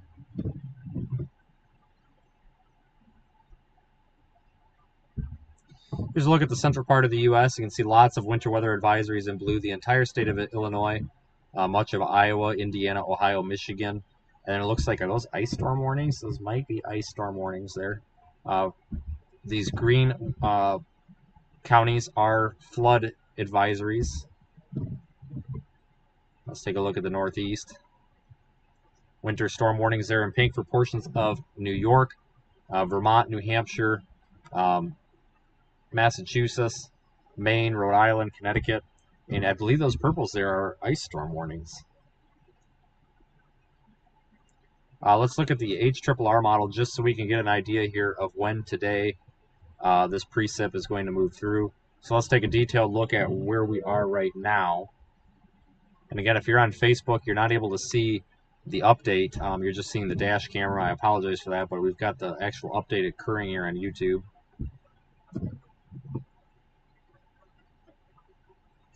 So this is going to be basically a surface map with what the model thinks the radar will look like at a certain time, and you can actually view this in Radar Omega. They have a model viewer in there. However, I have not used it yet, and live on a stream is not the time to use something for the first time. So here we're looking at, this is modeled for 4 p.m., so this is right about now. The purple is mixed precipitation like sleet there in Illinois. The blue to the north of that is snow. And then the reddish pinkish color there in southeast Missouri and northern Arkansas, that is freezing rain. We advance 1 step per hour. You can see here now by about 8 o'clock p.m., that freezing rain is moving out of the area, and it's pretty much all the way out of the area by 10 p.m.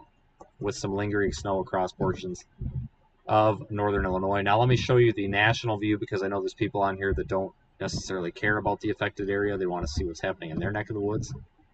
Let me zoom in a bit.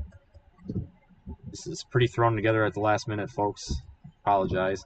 So here's right now. Let's see if this even is intelligent. It is. And you can see that system associated with that low pressure center eventually moving off across portions of northern Ohio. There could be some icing and some sleet and snow in northern Ohio as well, and then maybe even some icing issues into Pennsylvania. And then, of course, that snow is going to really smack the northeast, and then the model run ends. But this just shows you how quick that this evolves, because this is right now. And watch that precip. The low pressure system really sheds that precip from the back side of it. Now it's up there on the north side, and it is moving right up the coast. So that's the little update I have for you there. Let me try to, this is going to say offline. Let me get this switched back over on YouTube to the main dash camera.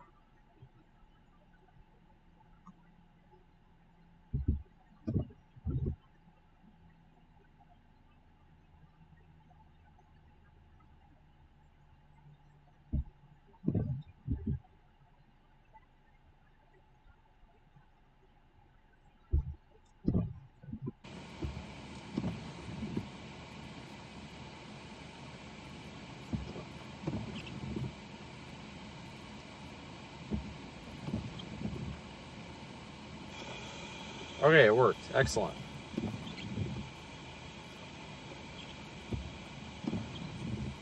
I think. Okay, so we're right now in north of Cape Girardeau. I think it did. And this is a live look at what's going on. I apologize for the fumbling around, but we had to try that at least once. So now we know that we can do it, and we're going to be able to start doing that from the field. You know, when Ryan's doing it at home, there's no reason for us to bother. However, when we're kind of out here fending for ourselves, we can kind of run our own show. So, oh, there are some power outages in the Donovan case scenario if that would have dumped a ton of freezing rain in St. Louis. So I think we'll continue north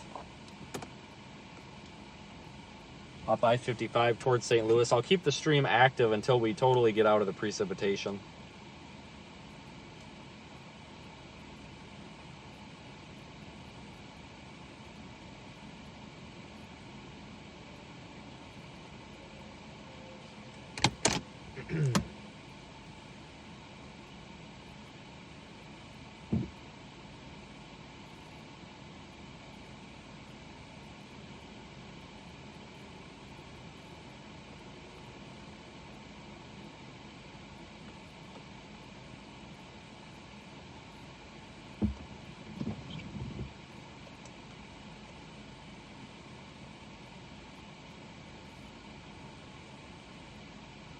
Head northwest toward I-55 north.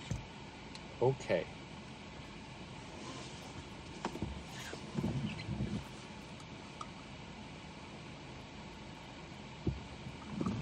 All right, here we go.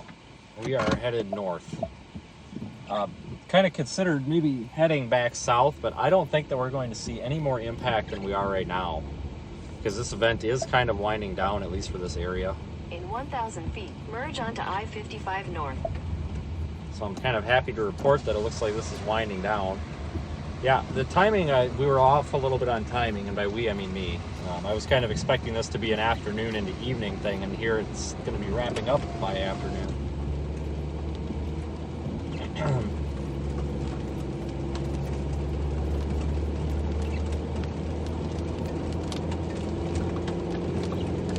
So I'll get on the road here and figure it out. What is it, 90 miles to St. Louis here, or something like that?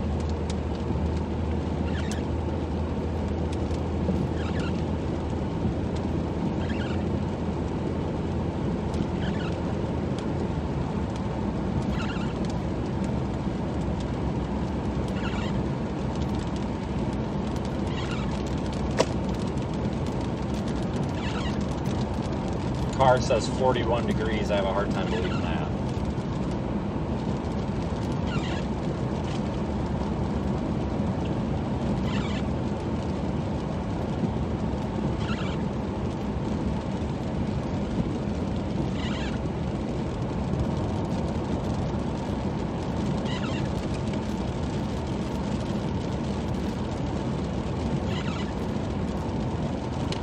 Saturday at home, it's supposed to be, I think I saw 40 degrees almost. So that's good. Melt all the ice off the car.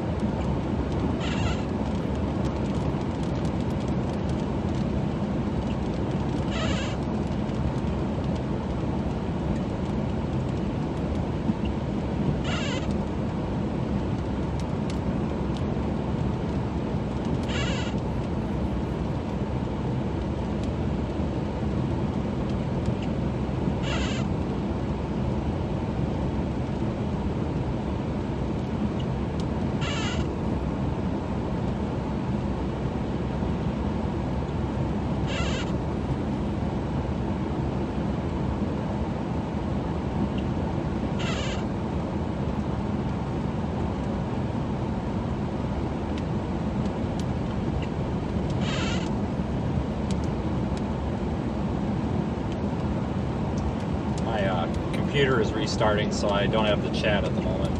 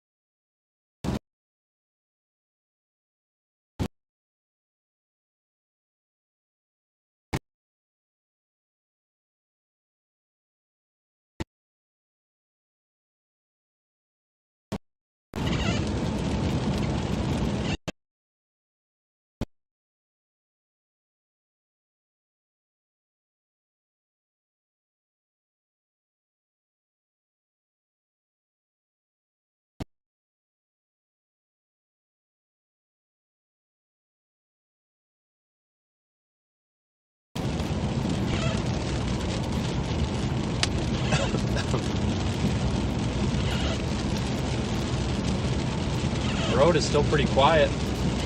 Not many people on it. That's good.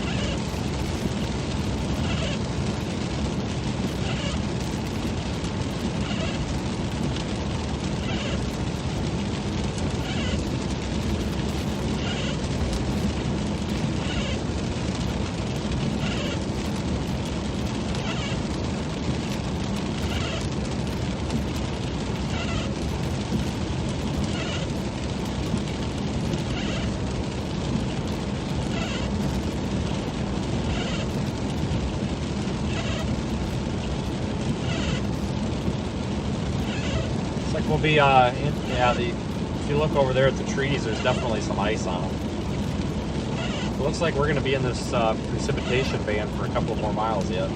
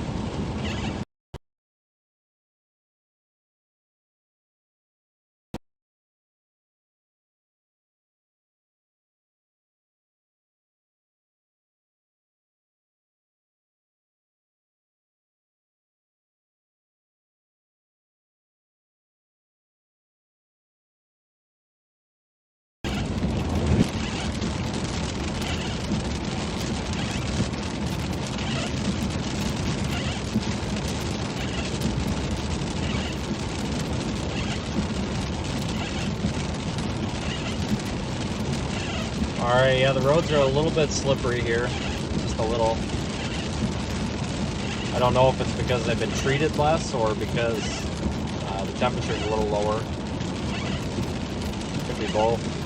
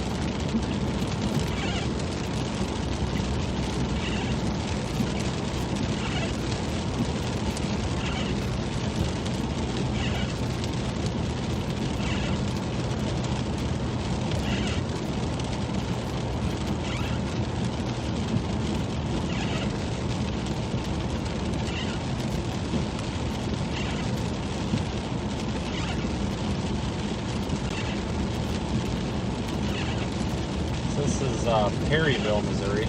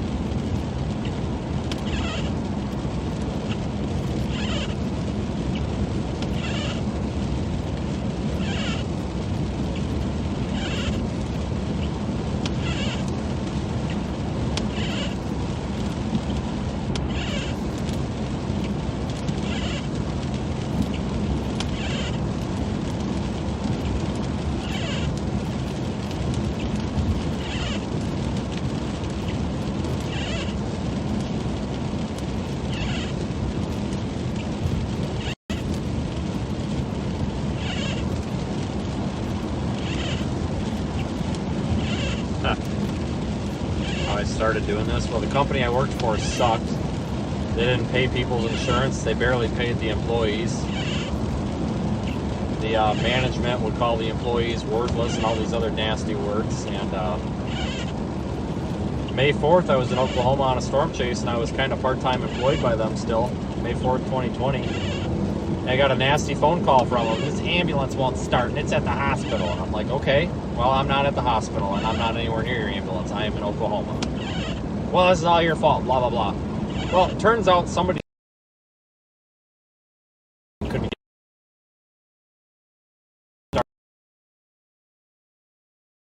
started. If you're familiar with ambulances, and honestly, any old, a lot of times you've got a battery disconnect switch somewhere, and people didn't have that turned on. So it was somebody's lack of knowledge, worthless PC. That's when I basically started chasing since before then, though. Pretty awful place. Unfortunately, there's a lot of employers out there like that. That's to put it plain and simple, anyway.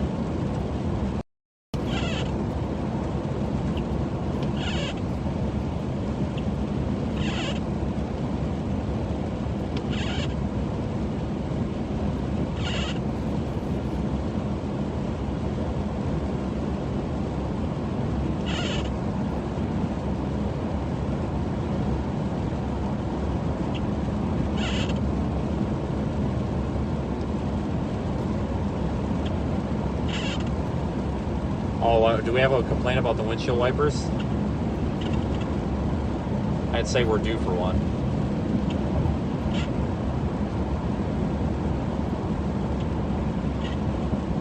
Yeah, there's usually, it's not a stream unless somebody has a windshield wiper comment.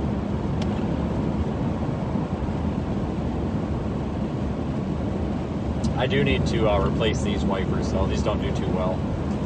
These are the Rain-X ones. They're not very good. They're almost brand new.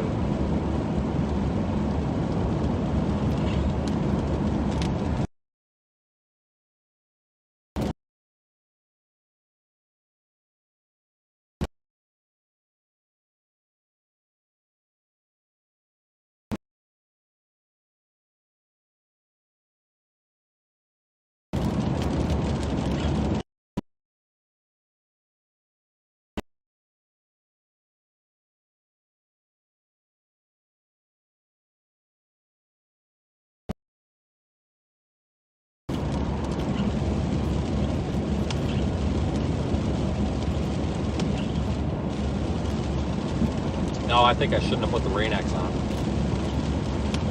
Yeah, I think that Rain-X makes them squeak when it's cold.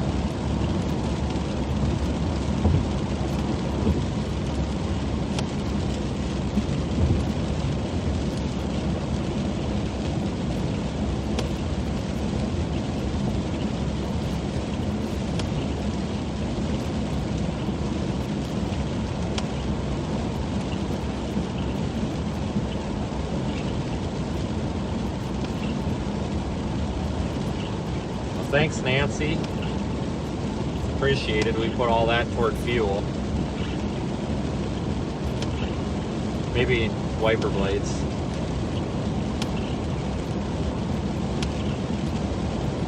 Yeah, I have real problems though with wiper blades in the winter. I can't seem, I don't know if it's the angle of the windshield or what, but I can't seem to find wipers for this car that don't make noise in the winter.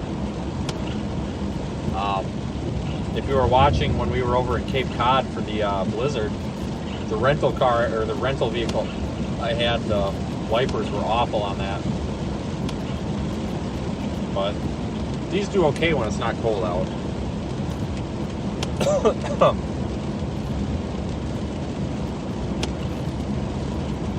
I think all the ice buildup on them isn't helping either. I have an outside camera. You know, we can stream from the GoPro. The problem is I need to figure out a way to weatherproof a charging cable and get it out to it. There's a mount on the roof, and I'd like to be able to, I don't know if I can modify something to go over it or what, but I'd like to be able to use that as the camera source, and then we'll just put the microphone inside the car. and then be able to switch to it. You know, put a little rain X on the lens of the GoPro, it'd probably do all right. Then you wouldn't have to see any glare of the windshield either. It'd just be a view right outside the car. Flex Seal, yeah. I do carry some Flex products. I'm sure you can imagine where I got them from. But I will be, to be 100% honest, and I am not sponsored. The Flex tape actually works really, really well. I'm impressed by that stuff.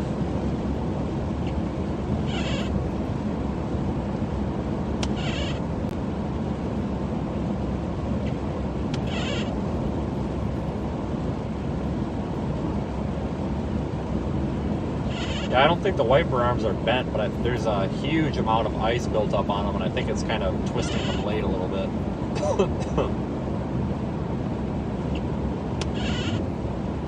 Now, I do need to work on getting a couple of sponsors, though, to cover some of the data costs, because in order to do this streaming and not have the data drop out every 2 seconds, I mean, it still does, but not as bad. You got to be running this on like 3 or 4 connections bonded together, and it's just getting so freaking expensive because these cell data plans seem to get more expensive. But the plan is, if we can get one of these, we've had some people send us equipment to use, but I'm going to see if I can poke them a little bit, see if I can get them to compensate a little bit in turn for slapping their logo on the stream or something.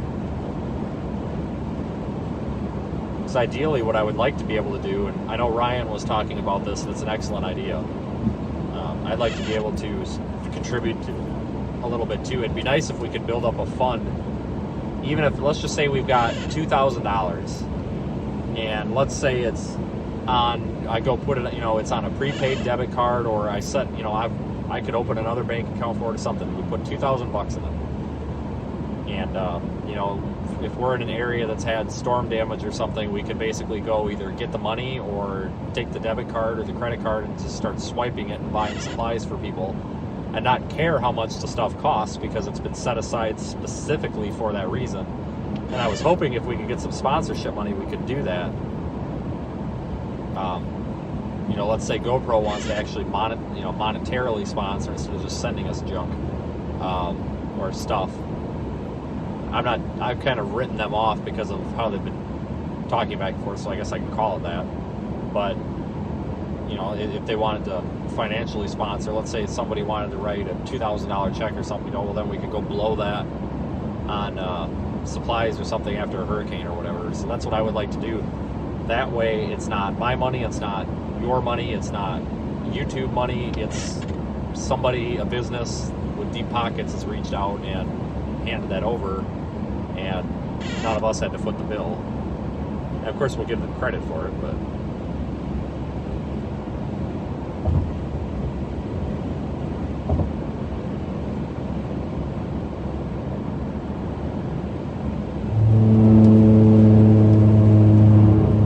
there's rumble strips. Yeah, the whole thought was, you know, like what Reed did there. You know, you get a small U-Haul and just fill it full of stuff and then take it somewhere too.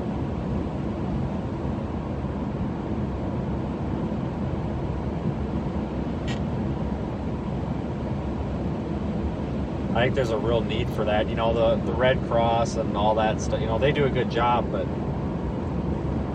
you know, the storm chasers are usually the first of the members of the general public that are there. You know, we beat everybody else because we're, literally that's the entire point. You know, if we could have funds set aside that, you know, like when that tornado went through Mayfield, let's say that we were on it, you know, we help people out. Immediately the next morning, we go to Walmart the next town over and we just blow $2,000 on supplies that these people are going to need. Or, you know, you go and ask these people, you know, you find these families with these damaged homes, say, I got $300 I can spend on a family, how do you want me to spend it? You know, tell me what you want, let's go get it. That would be the ideal thing. Because, you know, some of these people don't have insurance or any money. Yeah, Daniel Shaw's a good guy.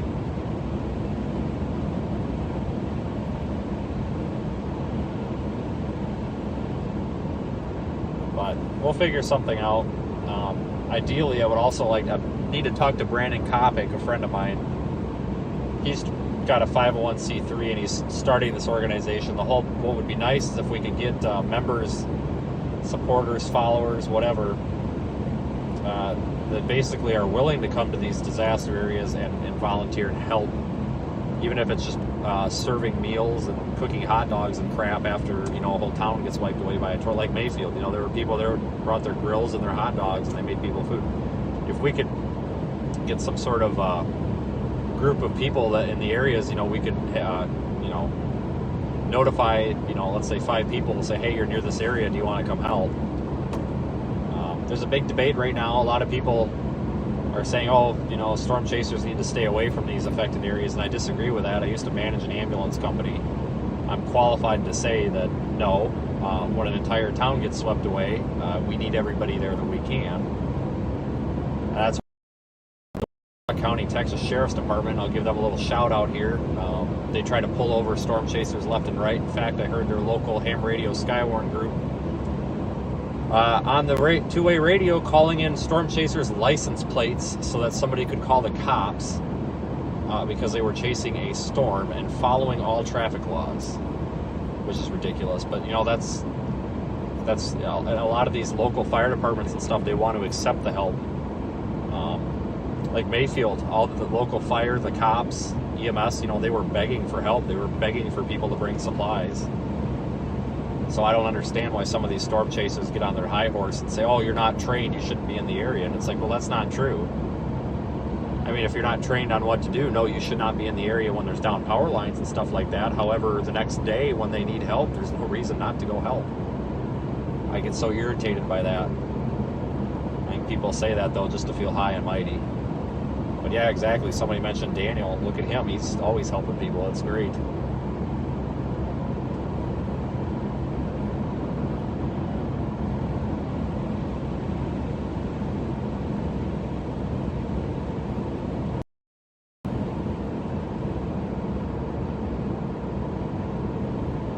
Yeah, I don't know if Brandon's still...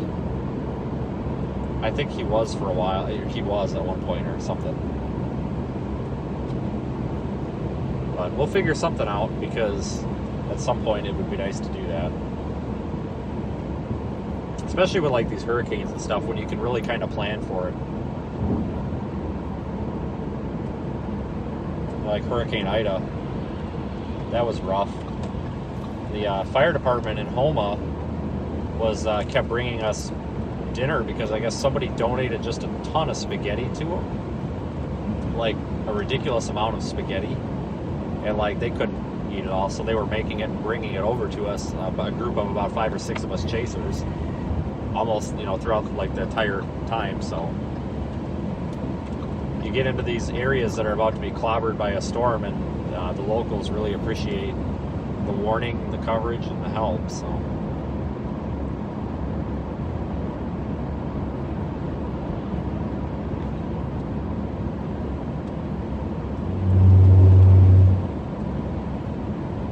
Yeah, there was a lot of spectators in the Mayfield area, I think, the day after. But you see that all the time, even with hurricanes.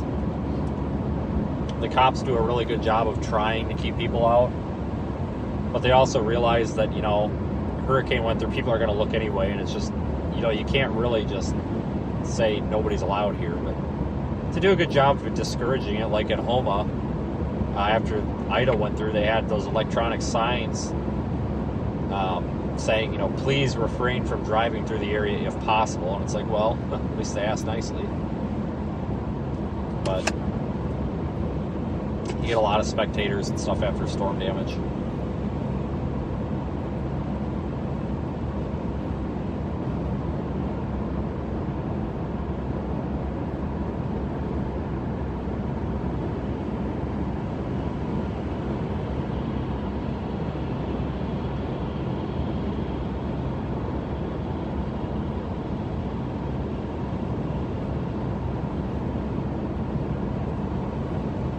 Yeah, it's been a rough off-season here.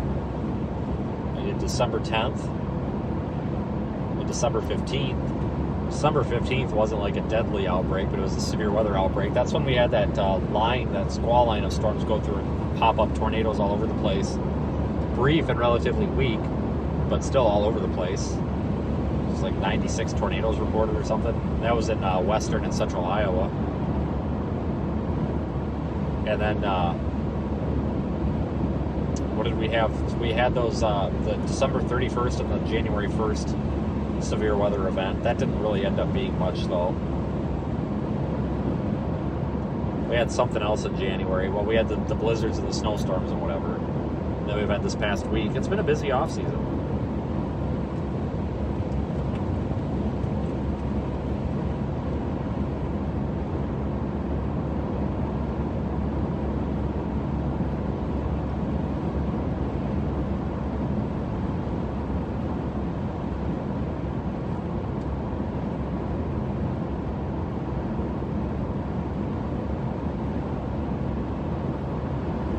Has there been an off season? It doesn't seem like it. It was pretty quiet there for what? Parts of since the end of September through the end of October, I think it was pretty quiet.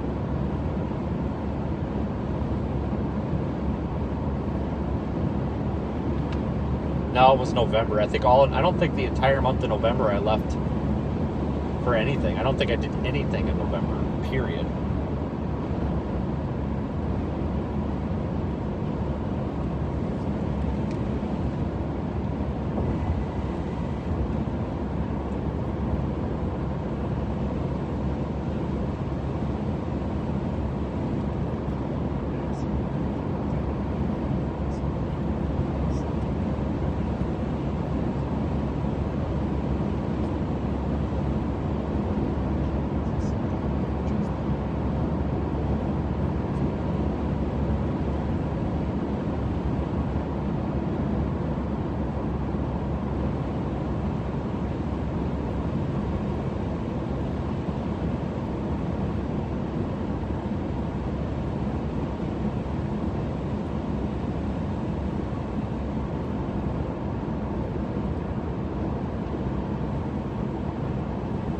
Okay. Well, I just got a message from Reed. He was able to mine a quartz crystal in the freezing rain.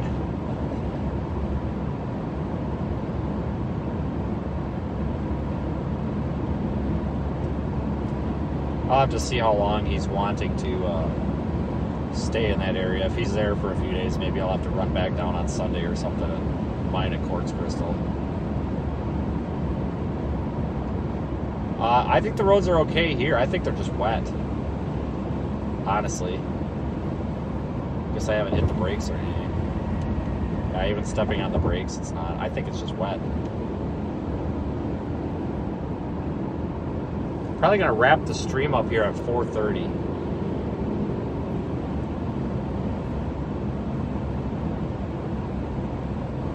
Just because we are now really out of the area. But it's been fun, everyone, and I will have that Discord server link out tomorrow at some point.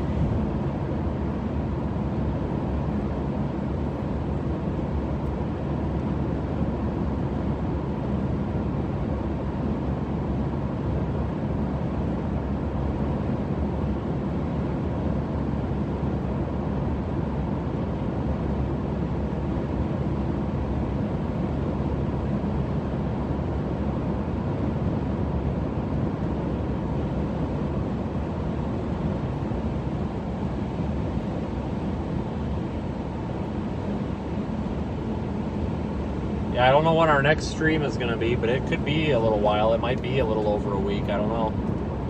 But I think we'll do an actual, just a regular live stream just for funsies, I guess, maybe. Like Monday or Tuesday or something. Maybe over the weekend. Look at some video.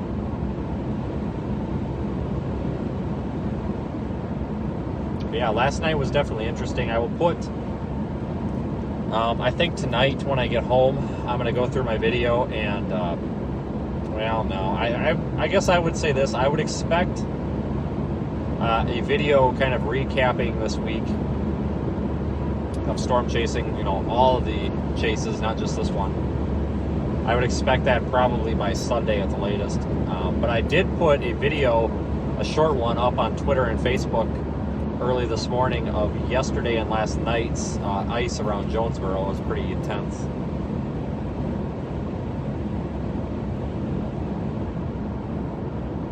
You're going to have to buy me a case of polarized sunglasses. I keep losing them.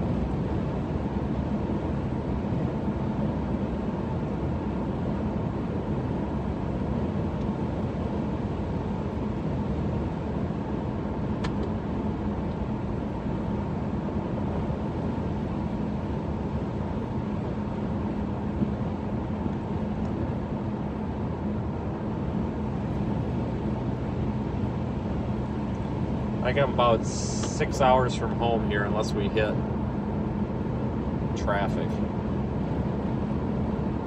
As usual, though, if something happens, you know, like come across, I don't know, terrible disaster in St. Louis or something from this, I will stream it.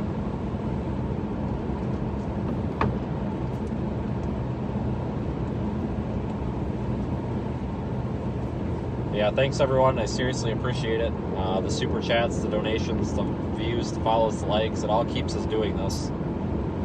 Most of our income comes from selling the stream and the video content to businesses or whatever. And the YouTube and all that kind of helps keep us going and follow and handle the travel expenses. Kathleen, thanks. We will note that. We'll get something set up. That might be a good Discord topic of what we might want to coordinate for that. Like I said, I might reach out to some businesses or whatever and see if we can get some help. Oh yeah, it's ridiculous how much I drive. We're at 127,730 miles on this car, and we got it, I believe, with 31,000 miles on it. So we've got 100,000 miles on this in 2 years. But we really only started using this for chasing about a year ago, is when we started using this instead of the old car. So I would say we've put about 70,000 on this specific car here chasing, but it's all highway miles. It's not so rough on it. This car will probably see 350,000 before we get rid of it. I'm dead serious. Like I'll drop 4,000 in this to put a motor in it if I have to. And with all the equipment in it and all that, it's like you might as well just keep fixing it. But I haven't had any issues yet. It does need a front end rebuild. It needs front struts. Well, it doesn't need them, but it's going to need them. It's going to need ball joints and control arms and all that. So if it gets warm out this weekend, maybe I'll even do that this weekend. I don't know. But I usually just replace everything like that all at once so you don't have to deal with it later. But it's been a good car.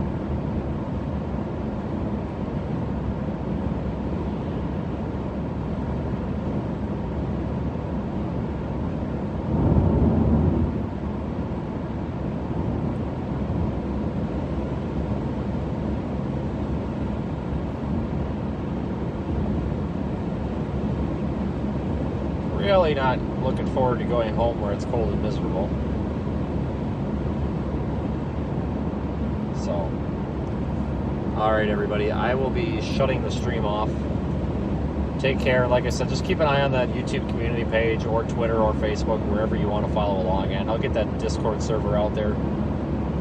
Once you click on the invite link and you join, there is a slight initiation process, so to speak. One of the mods or the moderators will have to approve you or whatever. That way we don't have spam in there. So once you get in, if you can't see anything, just give it a couple of hours. Somebody will approve you. And if you're not familiar with Discord, it's basically just it can be used for a lot of things, but we're just going to use it as like a big chat room. There's different channels. Like there's one for just general talking. There's one for announcements where I'll put information about the streams on there, stuff like that. So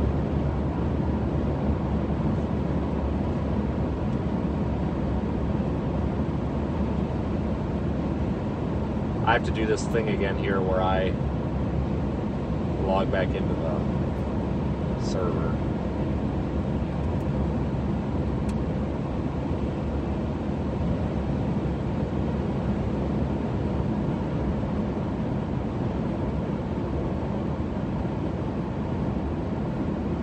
right, well, that's it for me, everyone. Like I said, if I do come across anything interesting, I'll go back live. But the main area of sleet, freezing rain looks to be right up along US 67 there between Little Rock and Jonesboro. But of course, there's that big shield of precipitation moving off to the east. It's kind of left our area. That bridge was icy. So have a good rest of the day.